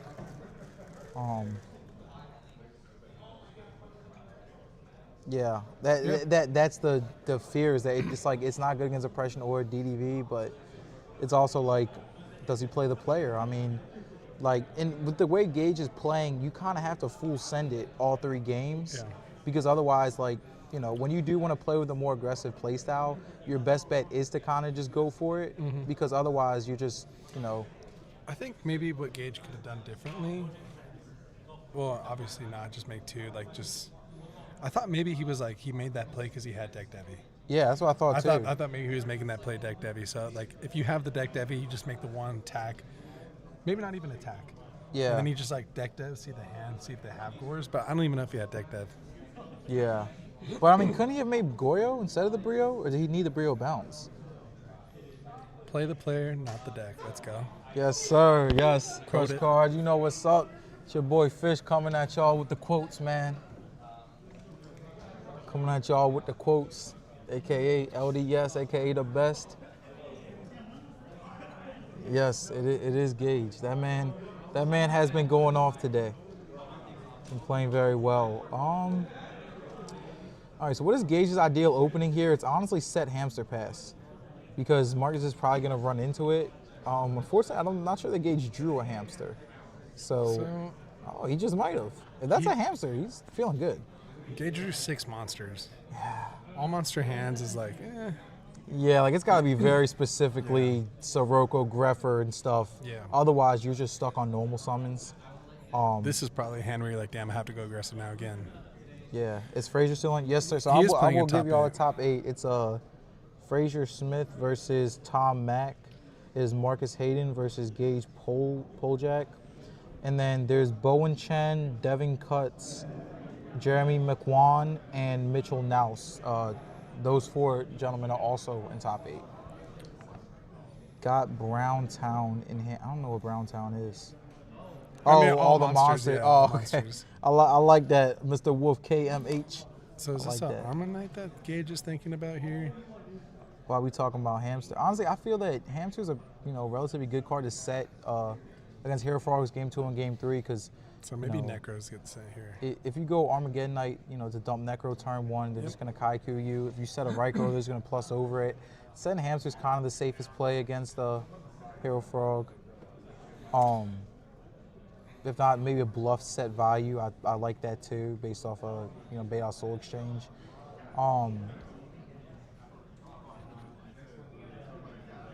K Hugs, what's going on? All right, let's see what Marcus got in store for us. Solid opener by Gage, considering he has all monsters. He's at least making a decent scenario out of it, but that's what I was scared of. See, I don't know if I like just raw turn 1 set Raikou against Hero Frogs. Like, I'd almost rather just pass. Like, the Raikou's just not gonna go plus most of the time. Soul Exchange was good. Yeah, that was a good He's Soul hoping Exchange. for Gage does have options. He needed that last turn, but Yeah, that song would have been perfect last turn. yeah. It could be huge now. I mean, let's see.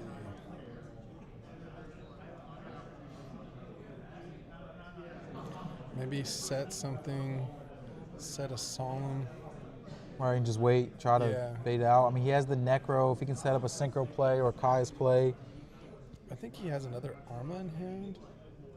So, yeah, the Solemn would be good if you can survive the next turn and then make the push. But you're risking a lot of life points. I think that's like a super rare Soul Exchange. Yeah, it looks like the starter deck from way back when. So just Gage does that exactly. And this is why I'm not a fan of the turn 1 set Raikou. Like, that could just be a Raikou right now. And he could have turn 1 set a bluff. Like, if I'm playing Hero Frogs with value, I'm either turn 1 setting a hamster or I'm going to set a bluff. I'm not setting a Raikou turn 1. Just it's almost no advantage you're going to get out of that. They're probably just going to run a swap or Stratos, if not, Kai's sit. Here comes the E-call from Marcus. Gonna grab the Strat, probably gonna go into a Ocean ad, I would assume.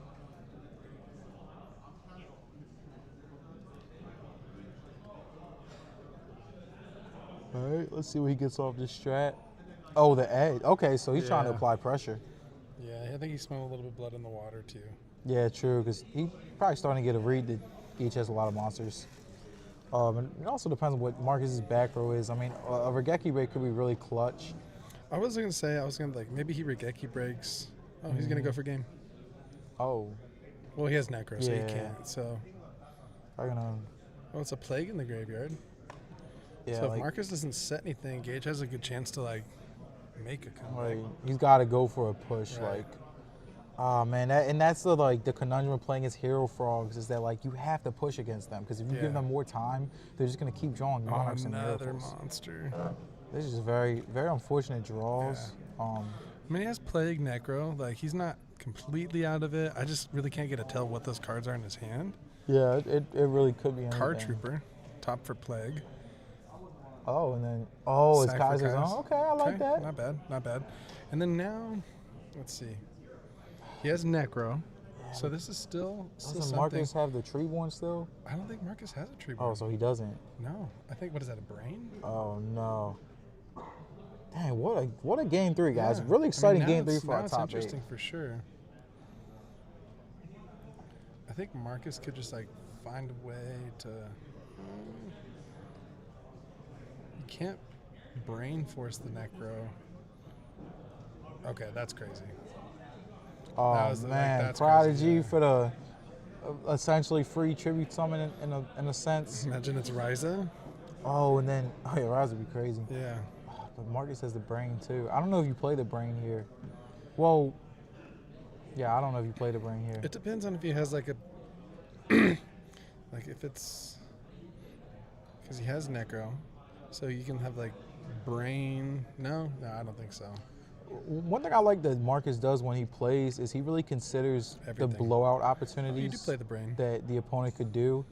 And I can kind of tell he's like really thinking, all right, if I sack for this Mally Edge and he necros my attack, then sacks for another Caius and goes like, I don't know, burial or something. You know, he's playing correctly. That's what you're supposed to do.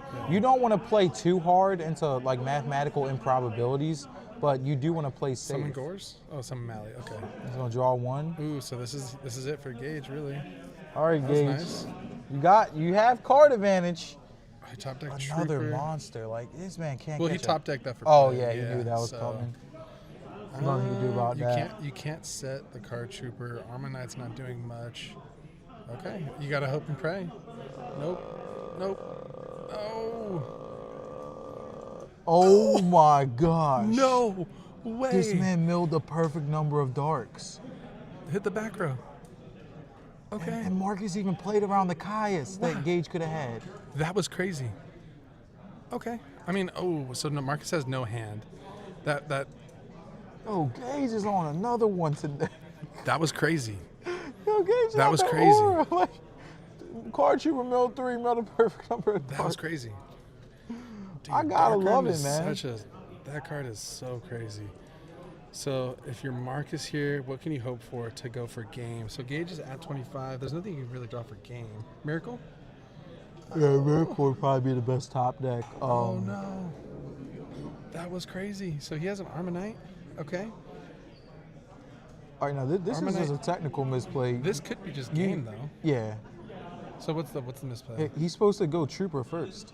Right. Okay. Because yeah, why would you yeah, take yeah. a good mill out the deck and then do a random mill? You should do the random mill first. Super fair. Yeah. So This is good. yeah, Gage is playing like Yugi Moto. I love it. 1, 2. Yeah. See, I mean, yeah. Mill Trooper first was the correct play. Yeah, there would have been a one Well, more. it is. I mean, yeah. It's almost negligible, but mathematically. What was this game? Oh my gosh. Gage with the Gage dark arm. crushes up. Gage takes down Marcus, former YCS champion. Beat by the YouTubers YouTube are up right now. legend. Yeah, YouTubers yeah. are up right now. Yeah, as far as I'm concerned, Wow. YouTubers on one. Wow. So tune into my man's channel. You might just see a vlog coming up. Yeah, he did milk cards they didn't want to see, but yeah, I mean, wow. Dude, Dark Arm goes crazy. That's like the 3rd time we've seen Dark Arm just take it. Yeah. That was crazy. Get it twisted. We got the boy Coder in the chat. Could be useful. We got some judge questions. Like nah.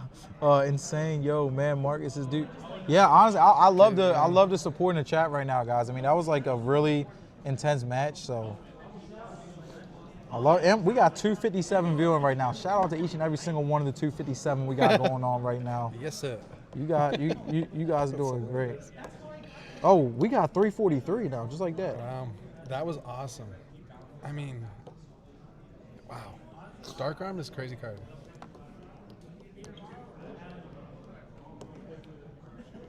That dad was insane. I'm Yeah. not gonna lie. So, But it's Gage's playstyle. He full sends it. Yeah, no, he that- said, my only chance of winning is resolving this trooper and dropping the dad. He's going for it. I gotta respect it. And I gotta respect the play by Marcus too, because he played that match extremely carefully. so he sides. So yeah, I think, yeah, okay. So Water Art, Dupe, Junk comes out. Sides and Soul, Breaker, Crow, Karma Cut. Oh, Karma Cut's good. Yeah, that was a tough beat for Marcus, but I mean, it did come down to the wire there too. Like, actually, I really don't know what gets out of that besides Dark Armed. Yeah, like really, because Marcus actually made the play to Yeah. prevent like a Kai's With the play Regeki or break there too. anything like that. Like he made the perfect play. Yeah. But his play beat everything but Card Trooper and the Dark Armed exactly. you gotta love to see it from both sides. And that's how, you know what, if you're gonna play and go far in a tournament, you have to get lucky. That's just what it is. Anybody will tell you that's ever won a tournament. Like at some point you have to get lucky. Yeah. And hey, this could be Gage's day. It might He just was on be. the top 4. Yeah. This tournament's stacked too. So I mean, I want to see how Frazier's doing in his match. me too. Can't really see, but we'll be back with top 4. We'll be back real Shout soon, out to guys. Gage, that was a good win. We'll be back to top 4. YouTube on top now.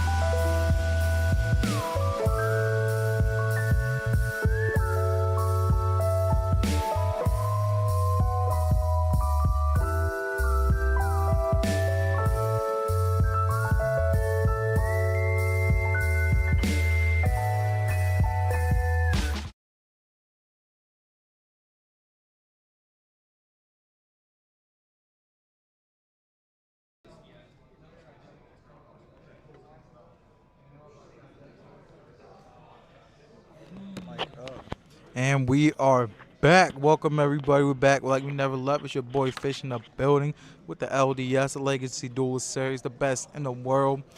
And we got a top 4 match for you. On the right, we got my man playing Lights Warns. And on the left, I'm actually not sure what he's playing. Starting off with the Recharge the Arcus. That's a good start. I've played the guy on the right before. For real? Yeah, I've played him before. Pretty sure he smoked me. Are those the Borg sleeves or are those? Oh no, it's the Duelist armor, I think. He definitely looks like he knows what he's doing. He's playing Twilight? Yeah, it must be, right? Because that mill, yeah, it's got to be Twilight.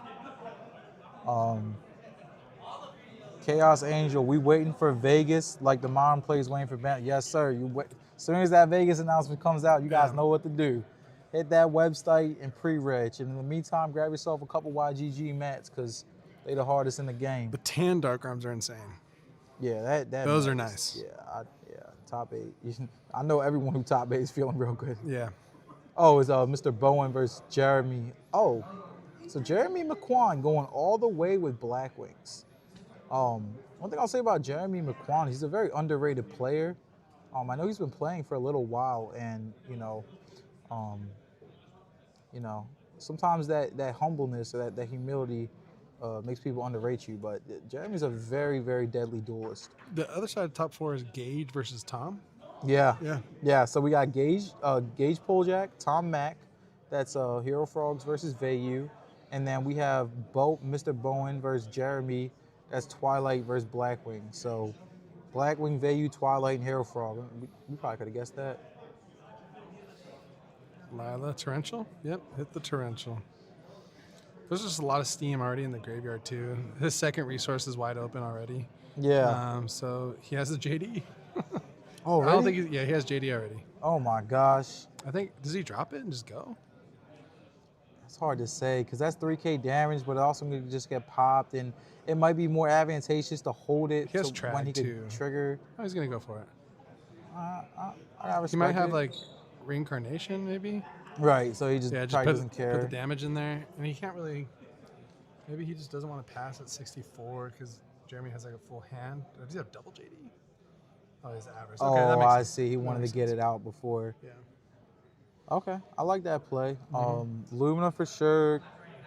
I probably would put back the Crow. Yeah. Or do you say? Oh no, he has Kaiku as well. So I was gonna say, do you save like a Dark for like a potential Chaos Sorcerer draw? Yeah, definitely. So the Kaiku probably stays in there. Those sleeves are sick. The old 5Ds ones, those are nice. I haven't seen those in a while. Those are old. I think they're OCG as well. So again, yeah, Gage is actually playing Tom, and then we have Jeremy and Bone right here for top 4. Frazier did get eliminated by Tom. Yeah. It looked rough when I passed the table. Mm-hmm. So in Jeremy's hand, he has a Whirlwind, I think. Did he just draw that, or am I tripping? I might be tripping. He probably does. He probably has one turn, one set. He's gonna play into a turn 2. The JD could pose a problem because he's gonna need to collude over it. Honest could cause him problems. Yeah. Drew Wolf. When you play against Lights Warns, you have to just preemptively chain link 1 to collude. Otherwise, you're not gonna get the proper chain link. Yes, Tom did beat Frazier in a Hero Frog versus Ford matchup. You guys seen who Gage beat, and then there would be these other 2 competitors won their top 8 match against Dragon Turbo and Machina Turbo. So you get the Clute here, right? Yeah. It's just attack over. Honest. Oh, the Gale. Gale. I can respect that play because it does play around. I mean, it doesn't necessarily play around Honest, but much better to go Gale to half the JD than swing, try to collude. They do Honest. Is one of those commentators from Baltimore. How did you know? Yes, sir. Yep. Oh, and then he also special to Bora? Oh, man. Jeremy's going off. Okay, so he's playing around the Honest. But if Bowen has the Honest, how is Jeremy clearing the JD? Like, does he have a Kalute? Oh, Oh, well, that answers that. yeah. Dude, Dark Arm has been just tanking. Like, he's been just destroying games. Yeah, I think if we had like a bingo card, Dark Arm would have like His Trag. got hit like 4 times. Bone has Trag. Is he contemplating dropping that? Just to save life, I guess. I mean, this isn't. Is this game? Yeah, this would be. So he has to drop it. Probably just think about when. I believe he has 5 or 4 cards in hand. I'm surprised his Trag ain't ulti, considering the rest of his hand. Right. Man, Bowen playing a very good Lights One build. I like his build so far. Scoops. Dang, that Dark Arm was too much. Dark Arm's crazy, man. I mean, if you're Jeremy, you gotta be feeling absolutely amazing. I mean, you're 1 win away from the finals, and you won game 1 for, no reason having to draw dead. I mean, that's the best feeling when you're in top 4. However, he's still playing against Twilight, and you're gonna see Consecrated Light for sure. Yeah, and then Bowen's siding like 6 cards versus him. He's got bottomlesses. I think he saw Decree, yeah.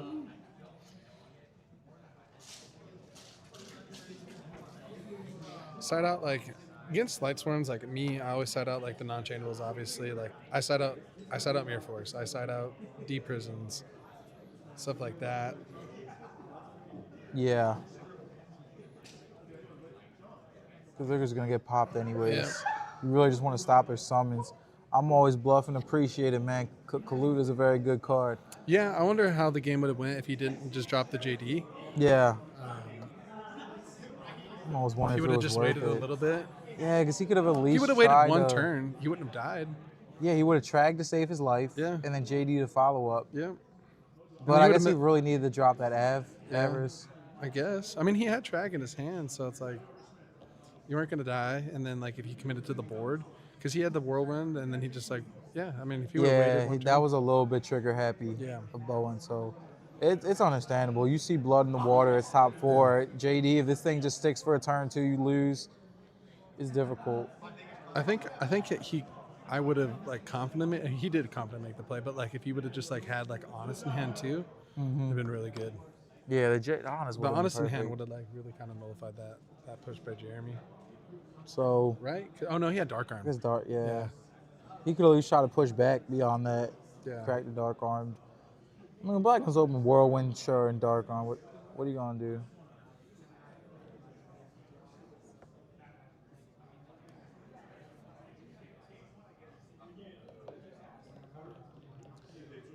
So, how you think this game 2 gonna go? I mean, Bone went first last game, right? Yes. Yeah. So open recharge. If he opens up like a Decree, and then like turn 2, turn 3, maybe drops like a Consecrated. Obviously, that's winning game plan against Black Wings. I don't know. I think his side pattern's a little bit interesting because he brings in Bottomless and Decree. Yeah. And I seen him, he left the Dust Shoot in, which I would going first. Going second, I would definitely take all against Black Wings. But I did see him kind of deliberating taking out the Dust Shoot just because, like, it's not insane against Black Wings. But, I mean, going first, Dust Shoot. Like, you got to take your chances. And if not, you'll probably just mill it anyways and it won't even matter. So, and from Jeremy's perspective, he's probably siding Oppression. You think? Yeah, Oppression. If I was Jeremy, I would side Deck Devi. Not everyone's the biggest fan of Deck Devi against Twilight, but in my opinion, it's kind of similar to Vayu. Like, if you can hit them with Deck Devi early on, you're going to rip their millers more than anything else. So, if I'm Jeremy, I'm trying to Oppression and Deck Devi Bowen to death. And if I'm Bowen, I'm trying to just rush Jeremy. I mean, at the end of the day, like, you know, I don't want to grind against a control deck like Black Wings. Like, I'm just going to try to rush you. I kind of, Twilight is hit or miss for me. Like, sometimes it looks really good when it looks really good, obviously. And then, like, you have main deck Crows and whatnot. See, he kept in the Mirror Force, so I don't know. But sometimes, a lot of the times, I think that the pure Lightsworn build is better, but Twilight's kind of fun to play. Like he sees the decree and Mirror Force. So do you just like set Mirror Force, summon a Miller, hope he? I don't know. Yeah, he set both. I keep thinking that Jeremy's playing Lights 1, but No, I know what you Yeah. mean though.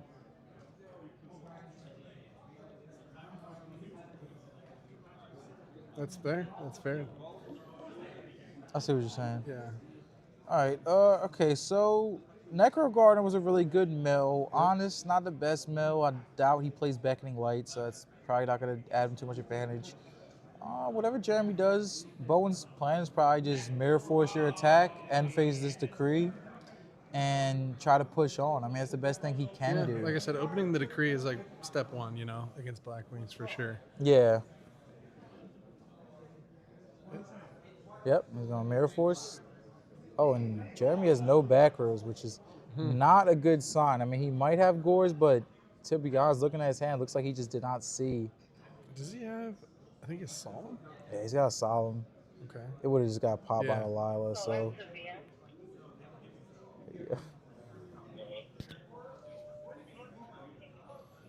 Yeah. Aaron underrated, but I mean not even underrated. I think it's one of the better Lights ones. Aaron's broken. Yeah. Yeah, I'm always a fan of main decking Aaron. I even somebody take it a step farther. I don't mind reinforcement of the army and Lights ones. I really like Jane too. Yeah, Jane is Jane's definitely broken. clutch. So what does he have now? Bowen might just be good. Yeah, because he has Necro, so like whatever push maybe Jeremy might have, or he could just have Honest too.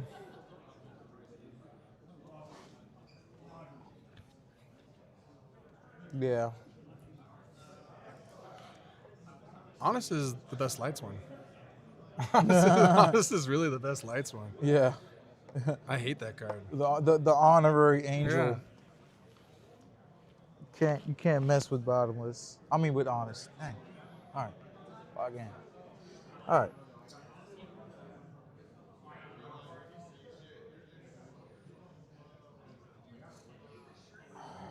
It's just gonna get Necro Gardenered. Yeah. And if Bowen literally just has anything to clear, he's green next turn. Oh, it's like There's the Honest. Yeah, Bowen's green. I think we're going to game 3 here. Oh yeah, like now, like you can't really. What are you gonna do? Set? He's gonna set 2 and get blown out by decree. Yeah. I think he knows it too. I mean, Yeah. What does he have? Oh, okay, Sidra. Oh, it's a special Sidra for defense. You never want to see that. He definitely sided it to set out. a defense Sidra is crazy. Yeah. That's what you never really want to see. Like he really summoned that just to save Yeah. his life total. Like I mean, Bowen has to get over it somehow, right? that's also true. Like, how do you really get over this? Is Frazier still in the tourney? Unfortunately not. But he did top 8. That's how you get Oh over my that. gosh. So game 1 Dark Arm Yeah. from Mr. McQuan. Game 2 Dark Arm from Give and Bowen. take. Yep, that's game. He's at 47 now. Yeah, there's nothing Jeremy could have did. He did flip the career on the end phase. So he's just gonna say, "Hey, I might have Gores." Right, you go bluff until the end. Jeremy not scooping until that life points hit 0. You have to beat him. He's not just gonna let stuff slide. That's not game, right? I was gonna say. I was like, wait a second. If you're not dropping the Gores on the Lila attack, then you know what I mean. Yeah, like I don't know what you bluffing at Yeah. that point.